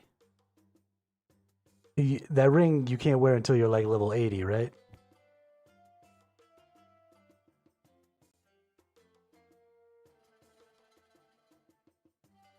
We're gonna let ourselves forget the trauma. Level 85 defense. There you go. So I still got 33 levels to go. We're gonna give ourselves time to forget before we go back. Are you here to sign up with the Archaeology Guild? We've just recently received some serious funding, and we're in need of as much help as we can get. Maybe. Why would I want to become an archaeologist, though? I'm an adventurer, dude. You want the sales pitch, right? Need a reason to get down in the dirt with the rest of us working schmoes? Well, I'm sure one of these 4 core aspects of archaeology will at least get you to give it a shot. Wealth, power, fame, and stories. Wealth is the easy one. Not only will you find artifacts with their own inherent value, we also have a healthy trade going on between guild members. Any materials you excavate, you can sell to other archaeologists. Power comes in the form of any magical relics you discover in your career. I have no doubt an adventurous sort such as you could gain great value out of increasing your power. You didn't get wealthy or famous from it? Well, at least you got powerful, right? Fame comes in the form of being the first to discover something of note or importance. There's more than one way to become a world-renowned archaeologist, and it isn't all just about being the most experienced of us. And finally, the stories. As an archaeologist, you will uncover long-forgotten tales of people and places from the past, events lost to time, and rediscover things both mysterious and wonderful. Well, I'm sure at least one of those motivates me. Do I need any qualifications? Those can come later. I'm sure we can start you off on the basics and you can learn on the job. Great, so what are the basics? First off, you're going to need some tools. Tutor hands you a set of archaeologist tools and you place them on your tool belt. Yeah. Those tools I just handed you will cover most of your needs, uncovering excavations and restoring damaged artifacts mostly. However, we've been developing a new tool to do the actual excavation, strong enough to dig out materials quickly but delicate for when you need to be careful around an artifact. Take this bronze mattock to start with, but I already have one of those. Oh, it looks like you've already got your bronze mattock. Good stuff. Now, excavation is one of the two main aspects of archaeology. You'll find a number of excavation hotspots across the various dig sites. Excavation hotspots have many names, but the first step is always to uncover them, like that Sentistan soil over there. Your main goal will be to slowly dig up an artifact from them, but while doing so, you will obtain a number of other useful finds. We'll discuss the value of these as we go. The blue bar above your head while you excavate shows your progress towards discovering your next damaged artifact. While excavating, you will also find materials which are used to restore these damaged artifacts. To start with, you will need to uncover each new excavation spot you find. Try it on that pile of Sentistan soil just north of me.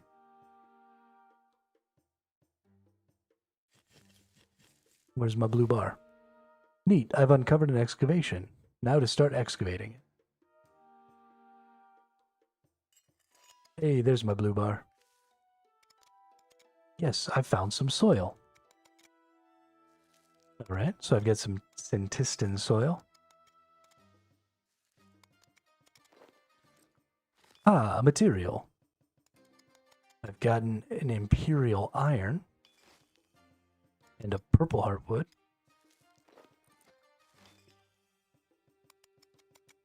Old rare type of wood primarily used for ceremonial artifacts. Okay.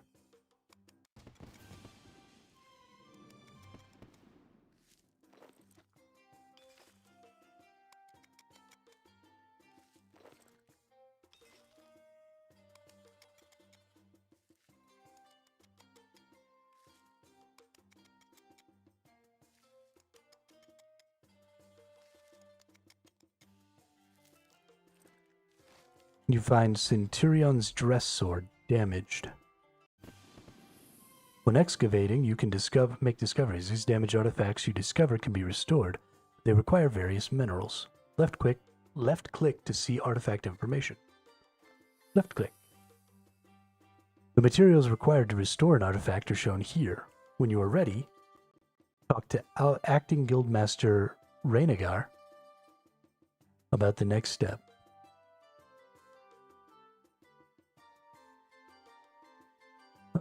Okay, so I'm going to need more of each of these.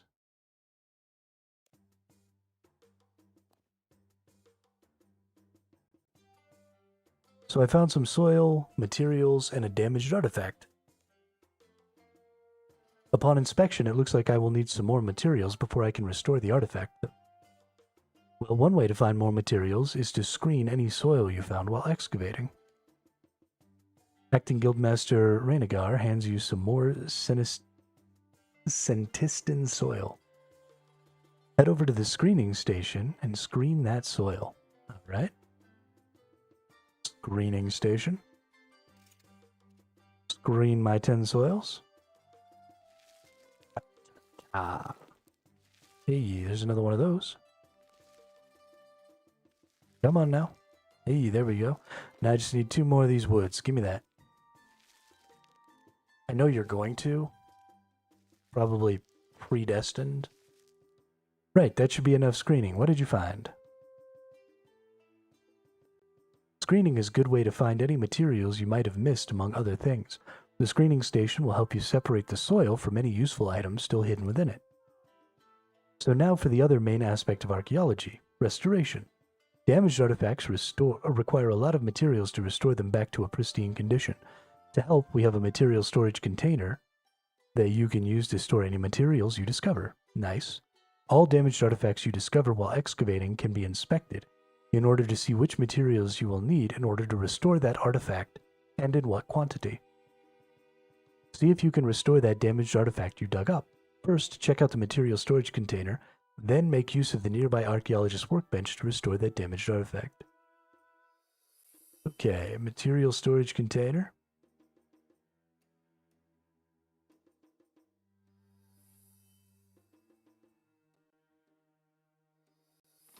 Let's deposit all. Oh, very nice. And archaeologist's workbench. And Centurion's dress sword. Boop.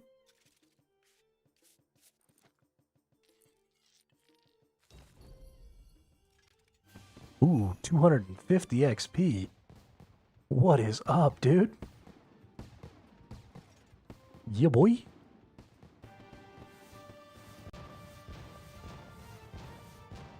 On closer inspection, this is clearly just a replica of a Centurion's dress sword used for training prospective guild members. It makes sense to not entrust fragile, age-old artifacts to inexperienced hands. Still, it's a very good replica. Aww.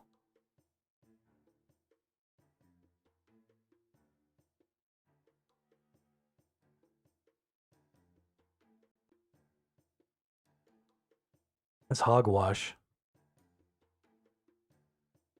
Ooh, I'm total level 900 now. Only 100 more before we hit a K. Congratulations, you restored your first artifact. There are collectors out in the world who would love to get their hands on these artifacts. Velusia is a collector who can be found out front of the main building. She might be interested in adding that to her collection. You should go talk to her.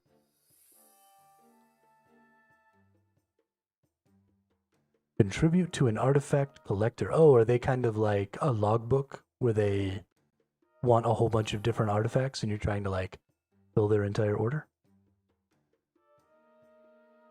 Wait, is that a Centurion's dress sword? I'd love that for my collection. I'll trade you something valuable for it. Ooh. Collectors have interest in artifacts that you restore and will reward you for contributing artifacts to their collections. Velusia hands you a relic in return for completing her collection. Thanks for helping me with my collection. There are many collectors in the world who are interested in artifacts. You can see a list of those that we're aware of on the notice board here. The museum is also interested in our discoveries and will reward you for your contribution. You best report back to Acting Guildmaster Raynagar. Hold up, I want to see this. Okay, fuck you.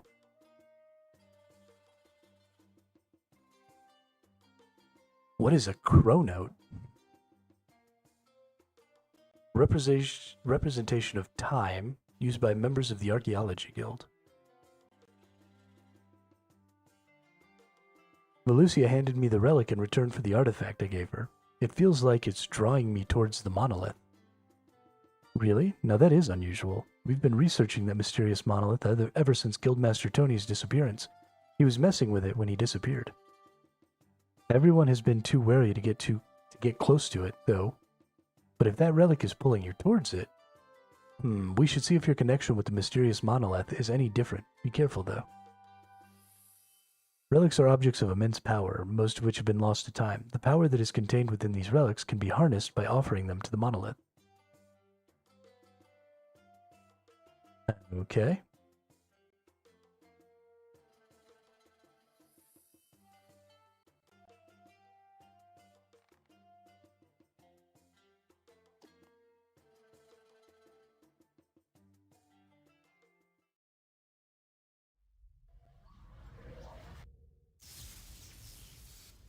Oh, I got the power. Oh, you're good, Zesty. Don't worry about it.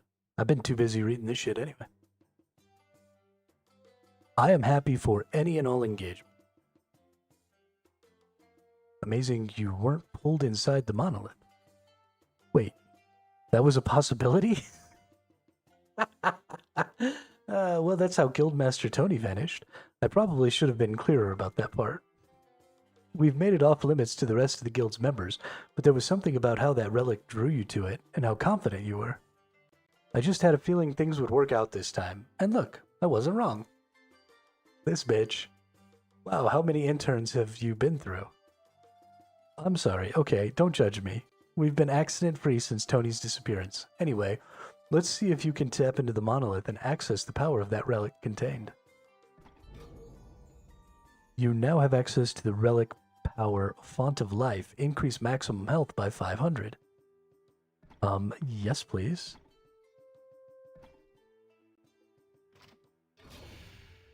You managed to access the power that relic contained. I'm impressed, Hermito.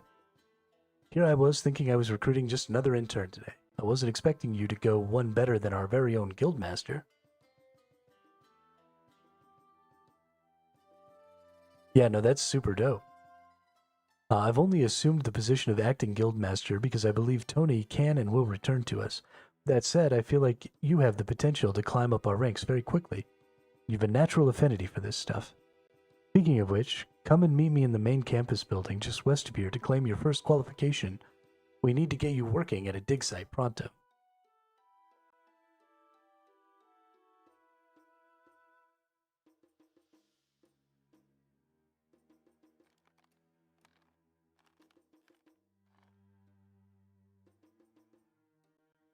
Yeah, no, I'm really going to be excited about archaeology because I love deck building, and archaeology is just another layer to that now.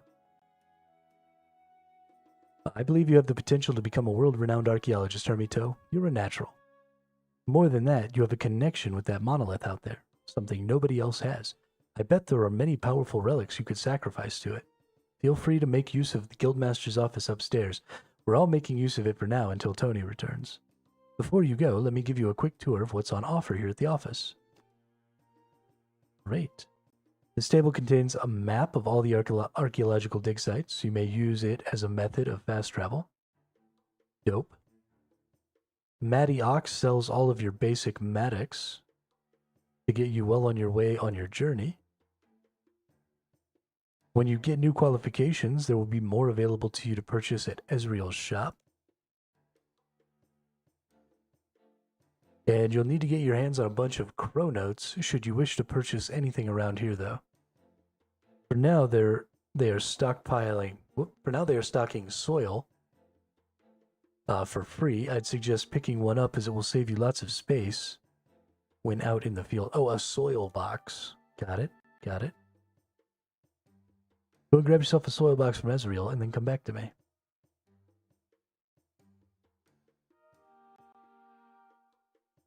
Everything belongs in a museum. It also happens that contributing to Velusia's collections is a good way to earn chronotes, which you can spend in my shop. Want to look? We have a range of consumables and unlocks to assist your archaeological progress, whatever level of qualification you've received. Alright, first we're going to get our soil box. Booyah! Oh, thank you.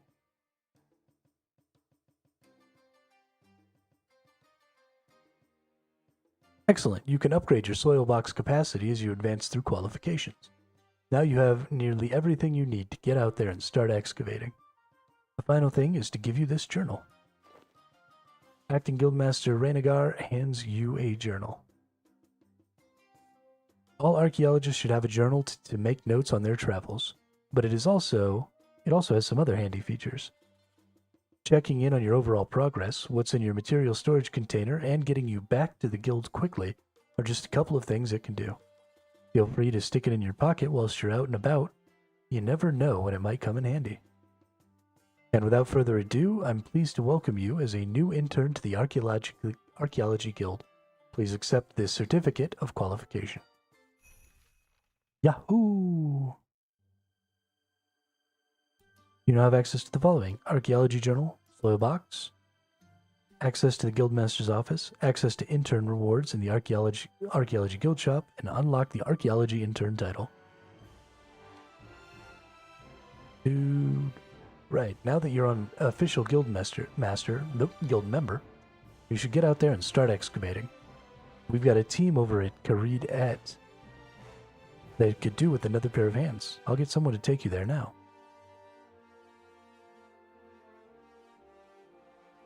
Sure, just teleport me across the map. That's fine. No big deal, dude.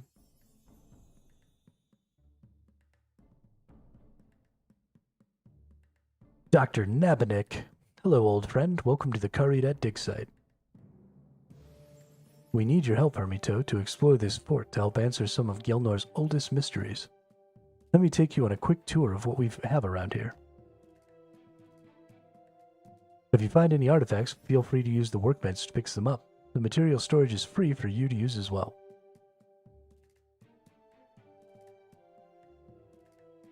We found this area to be rich in Samite silk. There's no artifacts as far as we can tell, but it is rich in material. Artifacts do seem to be abundant out here, though.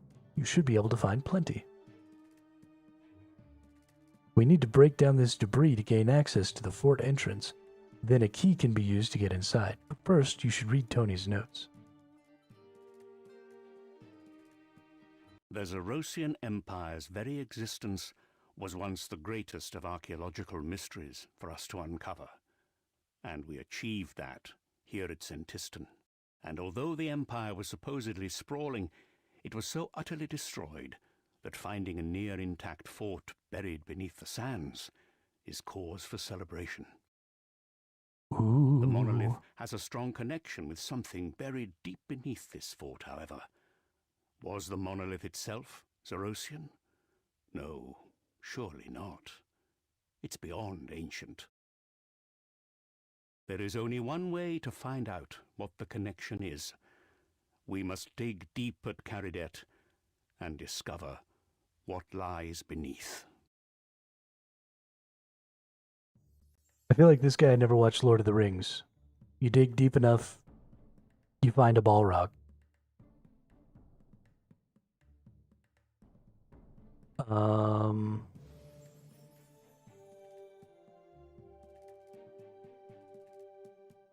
Clear the fort debris at Karid-et. Is that what I'm supposed to do?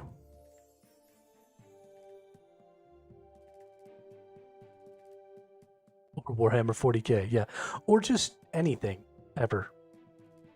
Like, there's a point at which you just don't go any further. Okay, so how do I open this? Maybe Dr. Nabnik can help me. He already did help me. He told me to clear the fucking debris. This freaking nerd.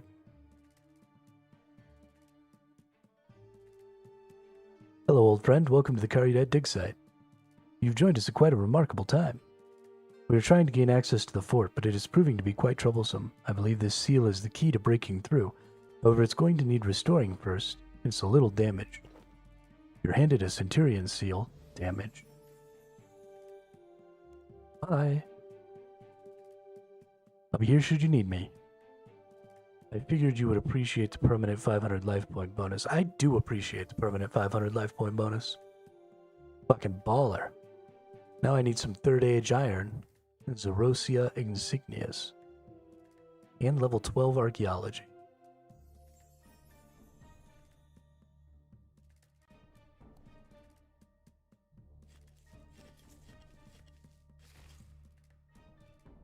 Alright. Let's do the things. When excavating at a location that contains damaged artifacts, a time sprite will position itself over one of the excavations in the area. By following the sprite, you can increase your focus, which will award excavation benefits. Okay.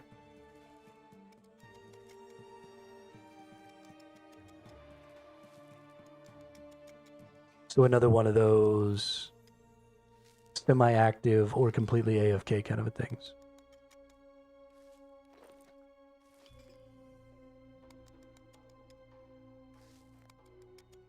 Alright, now we just need 38 iron.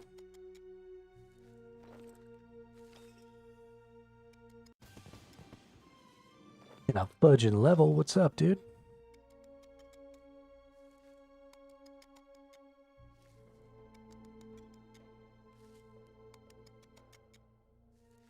Wow, you could really just leave this going for a long time, too. Holy cow.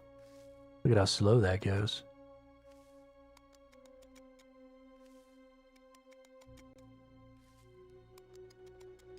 This little thing is the time sprite, yeah?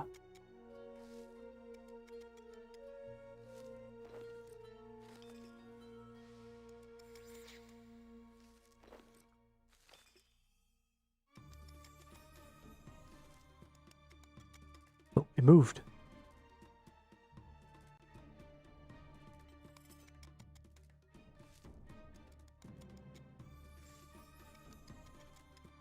Sprite focus, a 10% increase to archaeology XP, bonus 40%, a further 10% increase to archaeology XP, and 10% increase to the Maddox precision. Bonus at 100%, guaranteed material and 2x Maddox precision for a single action. Your focus is then reduced to 60. Okay. So we'll go up to 100 focus, bounce back down to 60, but we'll guaranteed get an item.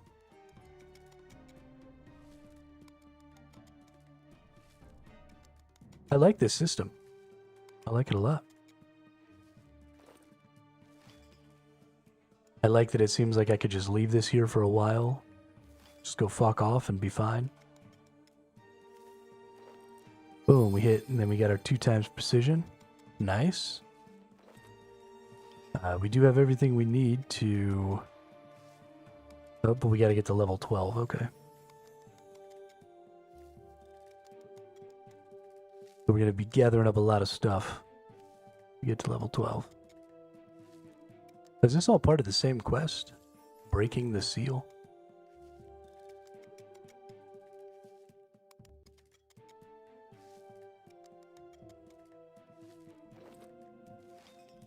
Nope, there is no quest called Breaking the Seal. Okay, so this is just the path thing.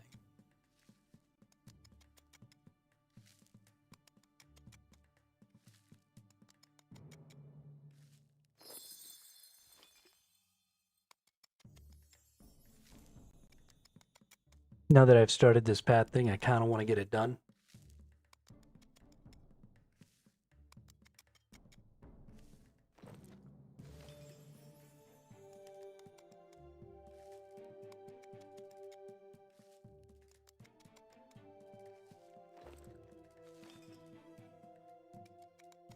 Also, I have a feeling that if I get this path thing done, I will get another relic. And then I'll be even more powerful. Because I'm a badass like that.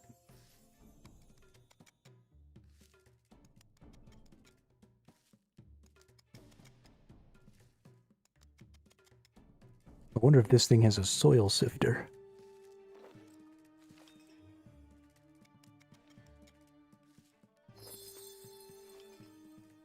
I like that 2 times focus thing. I like that I'm building up to it. Instead of... I actually want to see if I stay here after this thing moves. I wonder if I'll stay at my amount of focus. Or will my focus go down? So, okay, yeah, it does go down if you don't immediately. Yeah.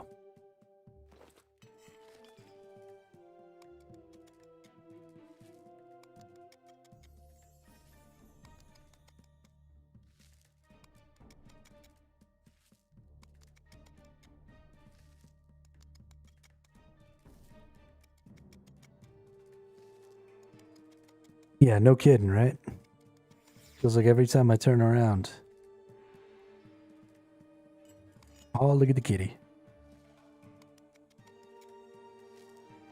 Just down the rabbit hole after rabbit hole after rabbit hole. Wasn't I doing crafting or something?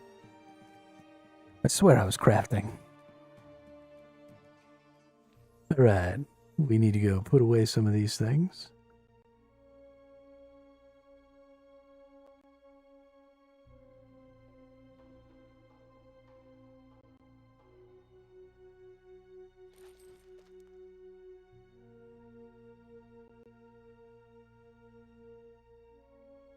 But it doesn't look like we have a sand sifter here, do we?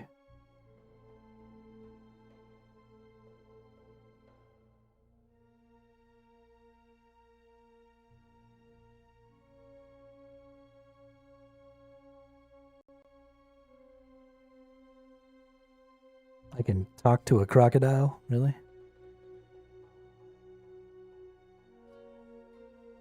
Or we can do these. Let's do one of these. Oh. Need archaeology level 12. Cool. Kiss my ass. I didn't want to go there anyway.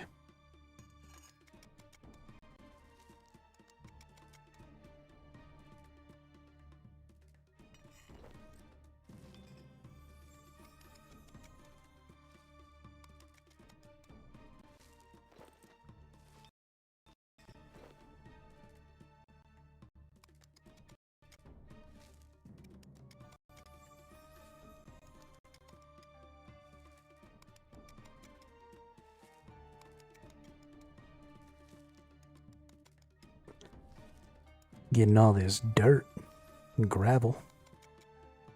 It's very exciting.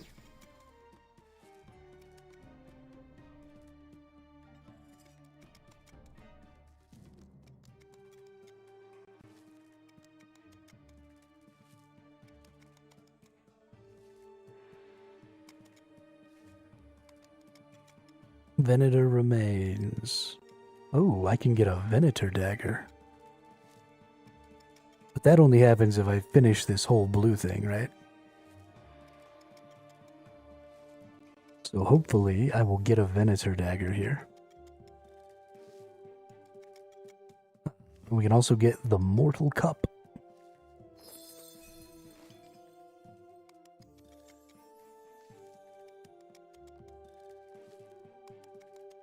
We're almost done with our little blue here.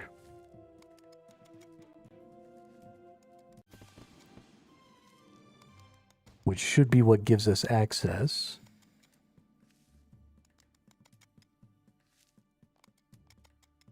to another dope item.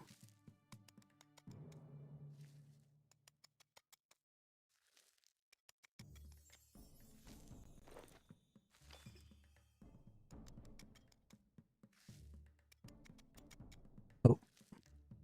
I let the little time wisp get away from me.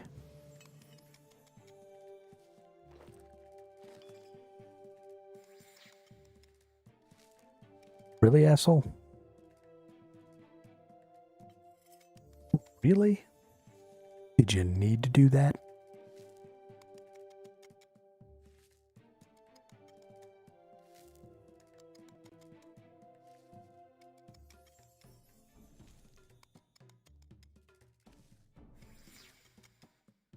Okay, dude. Let's maybe not. How about that?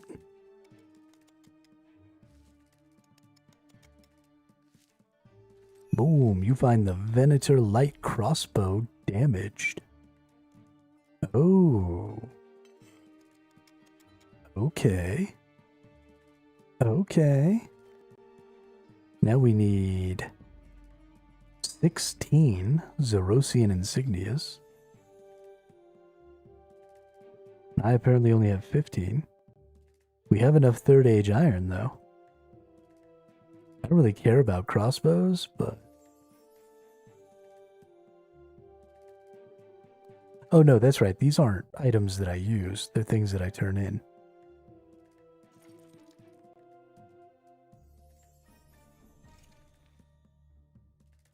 Since I have this crossbow...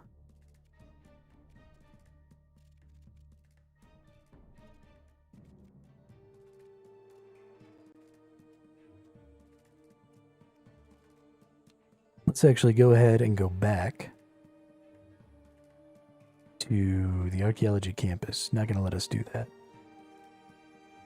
Is there an easy way to just teleport back to the campus? Yes.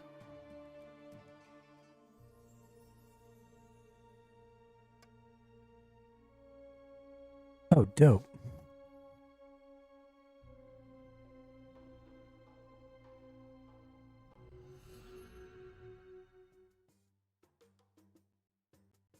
that teleport is super fast.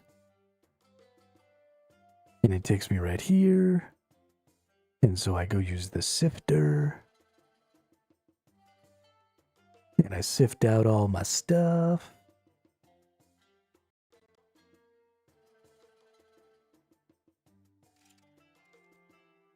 Boom.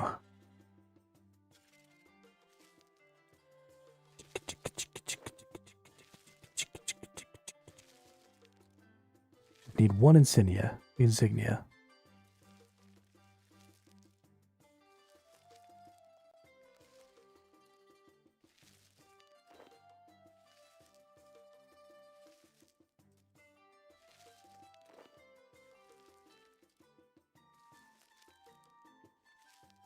So help me, if all of this sand doesn't give me an insignia, I'm gonna lose my shit, dude. I just need one. Okay, somebody's about to get fought.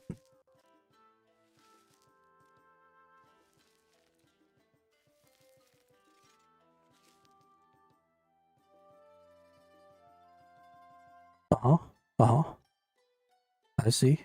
That's fine.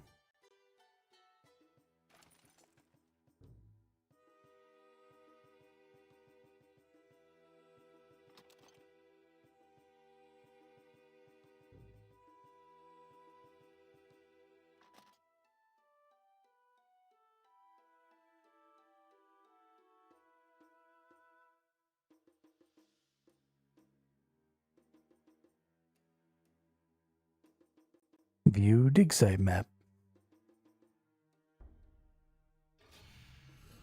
Dope. Oh man, that's gonna be so nice. Now I've got so many more teleports. I think it's probably these over here. The Samite silks. But I can't use those yet because I gotta be level 12.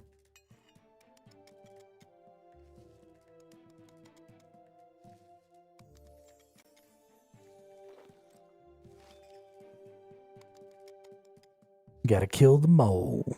Oh, there we go. We got my insignia.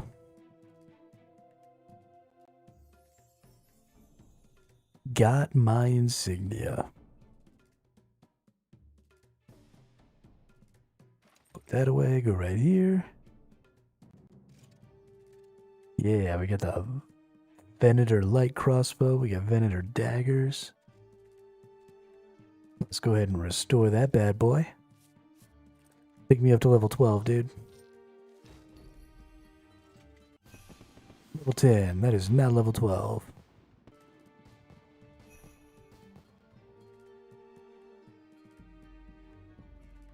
Okay, so we've got the Zerosian collection and then the Museum Zerosian collection. The Venator light crossbow was built for fast reloading to couple with the hit and run tactics that Zerosian scouts seemingly employed. Okay. So where is the Zerosian collector? Soren Embassy of Zaros. Location Varric. Location Archaeology Guild. Okay, so we teleport.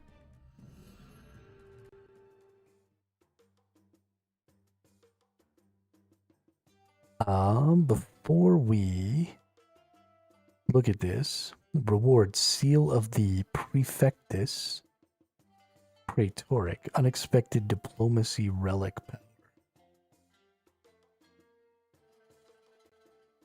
Okay, reward 2,635 chronotes. Okay, so if we want unexpected diplomacy, so I can probably go over here.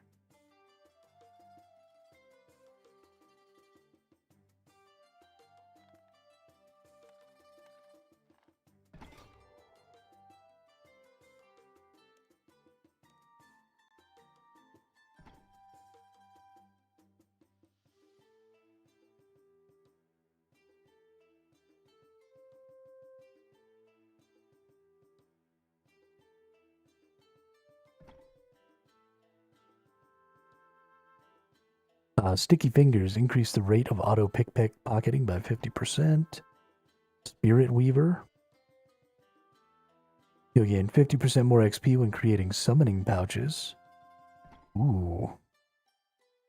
When requesting a new Slayer assignment, you will have a choice between the minimum and maximum assignment amounts.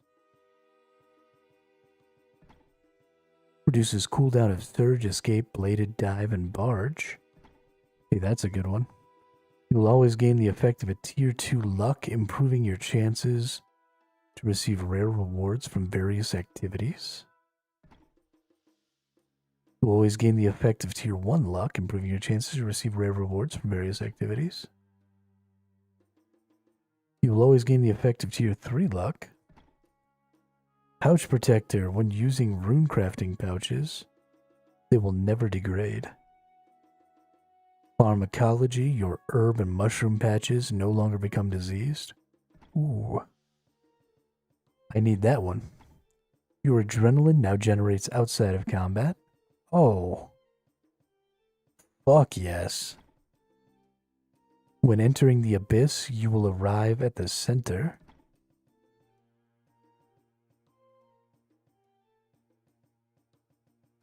Saves you of using the ring so you can wear another better ring.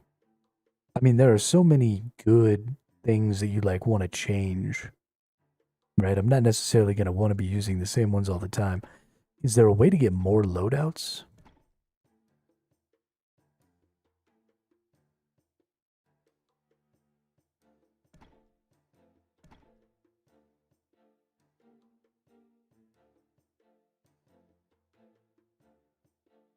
Because I'm going to be wanting to switch a bunch of these around.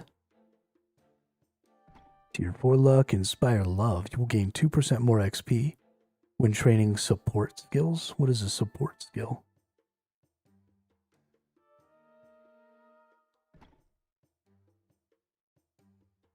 When training artisan skills, when training gathering skills, when training combat skills. Increases maximum adrenaline by 10%. All adrenaline generating basic abilities generate 1% adrenaline more. Nice. 20% increased archaeology excavation precision at the expense of receiving no soil. I like that one. When running, you will no longer drain your run energy. Oh. Infinite running? Are you kidding me? When converting memories at a rift, you will convert your entire backpack in one go. Oh. When dungeoneering, you will receive a penalty. You will never receive a penalty for dying. 5% damage reduction when your life points are below 50%. 10% damage reduction when they are below 25%. That's incredible. All guaranteed bone and ash drops are noted. Ooh. After using an ultimate ability, you will regain 10% adrenaline. That's actually really valuable. Food and potions heal 10% more life points. Fuck yes. Deal up to plus 5.5% damage all styles. The lower your current life points are below max, doesn't stack with Darok's set effect. Fishing produce are cooked when caught. Oh yeah. When wood cutting, you will always burn your cut logs for immediate fire making XP. Oh my god, these are so good. Teleport spells from the magic spellbook no longer require runes, but award no magic XP. This is fucking baller, dude.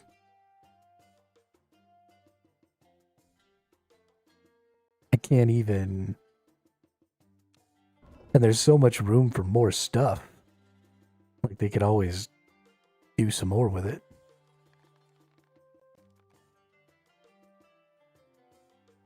That's great. Ooh, I can use my Iron Medic now. Just need to make me one.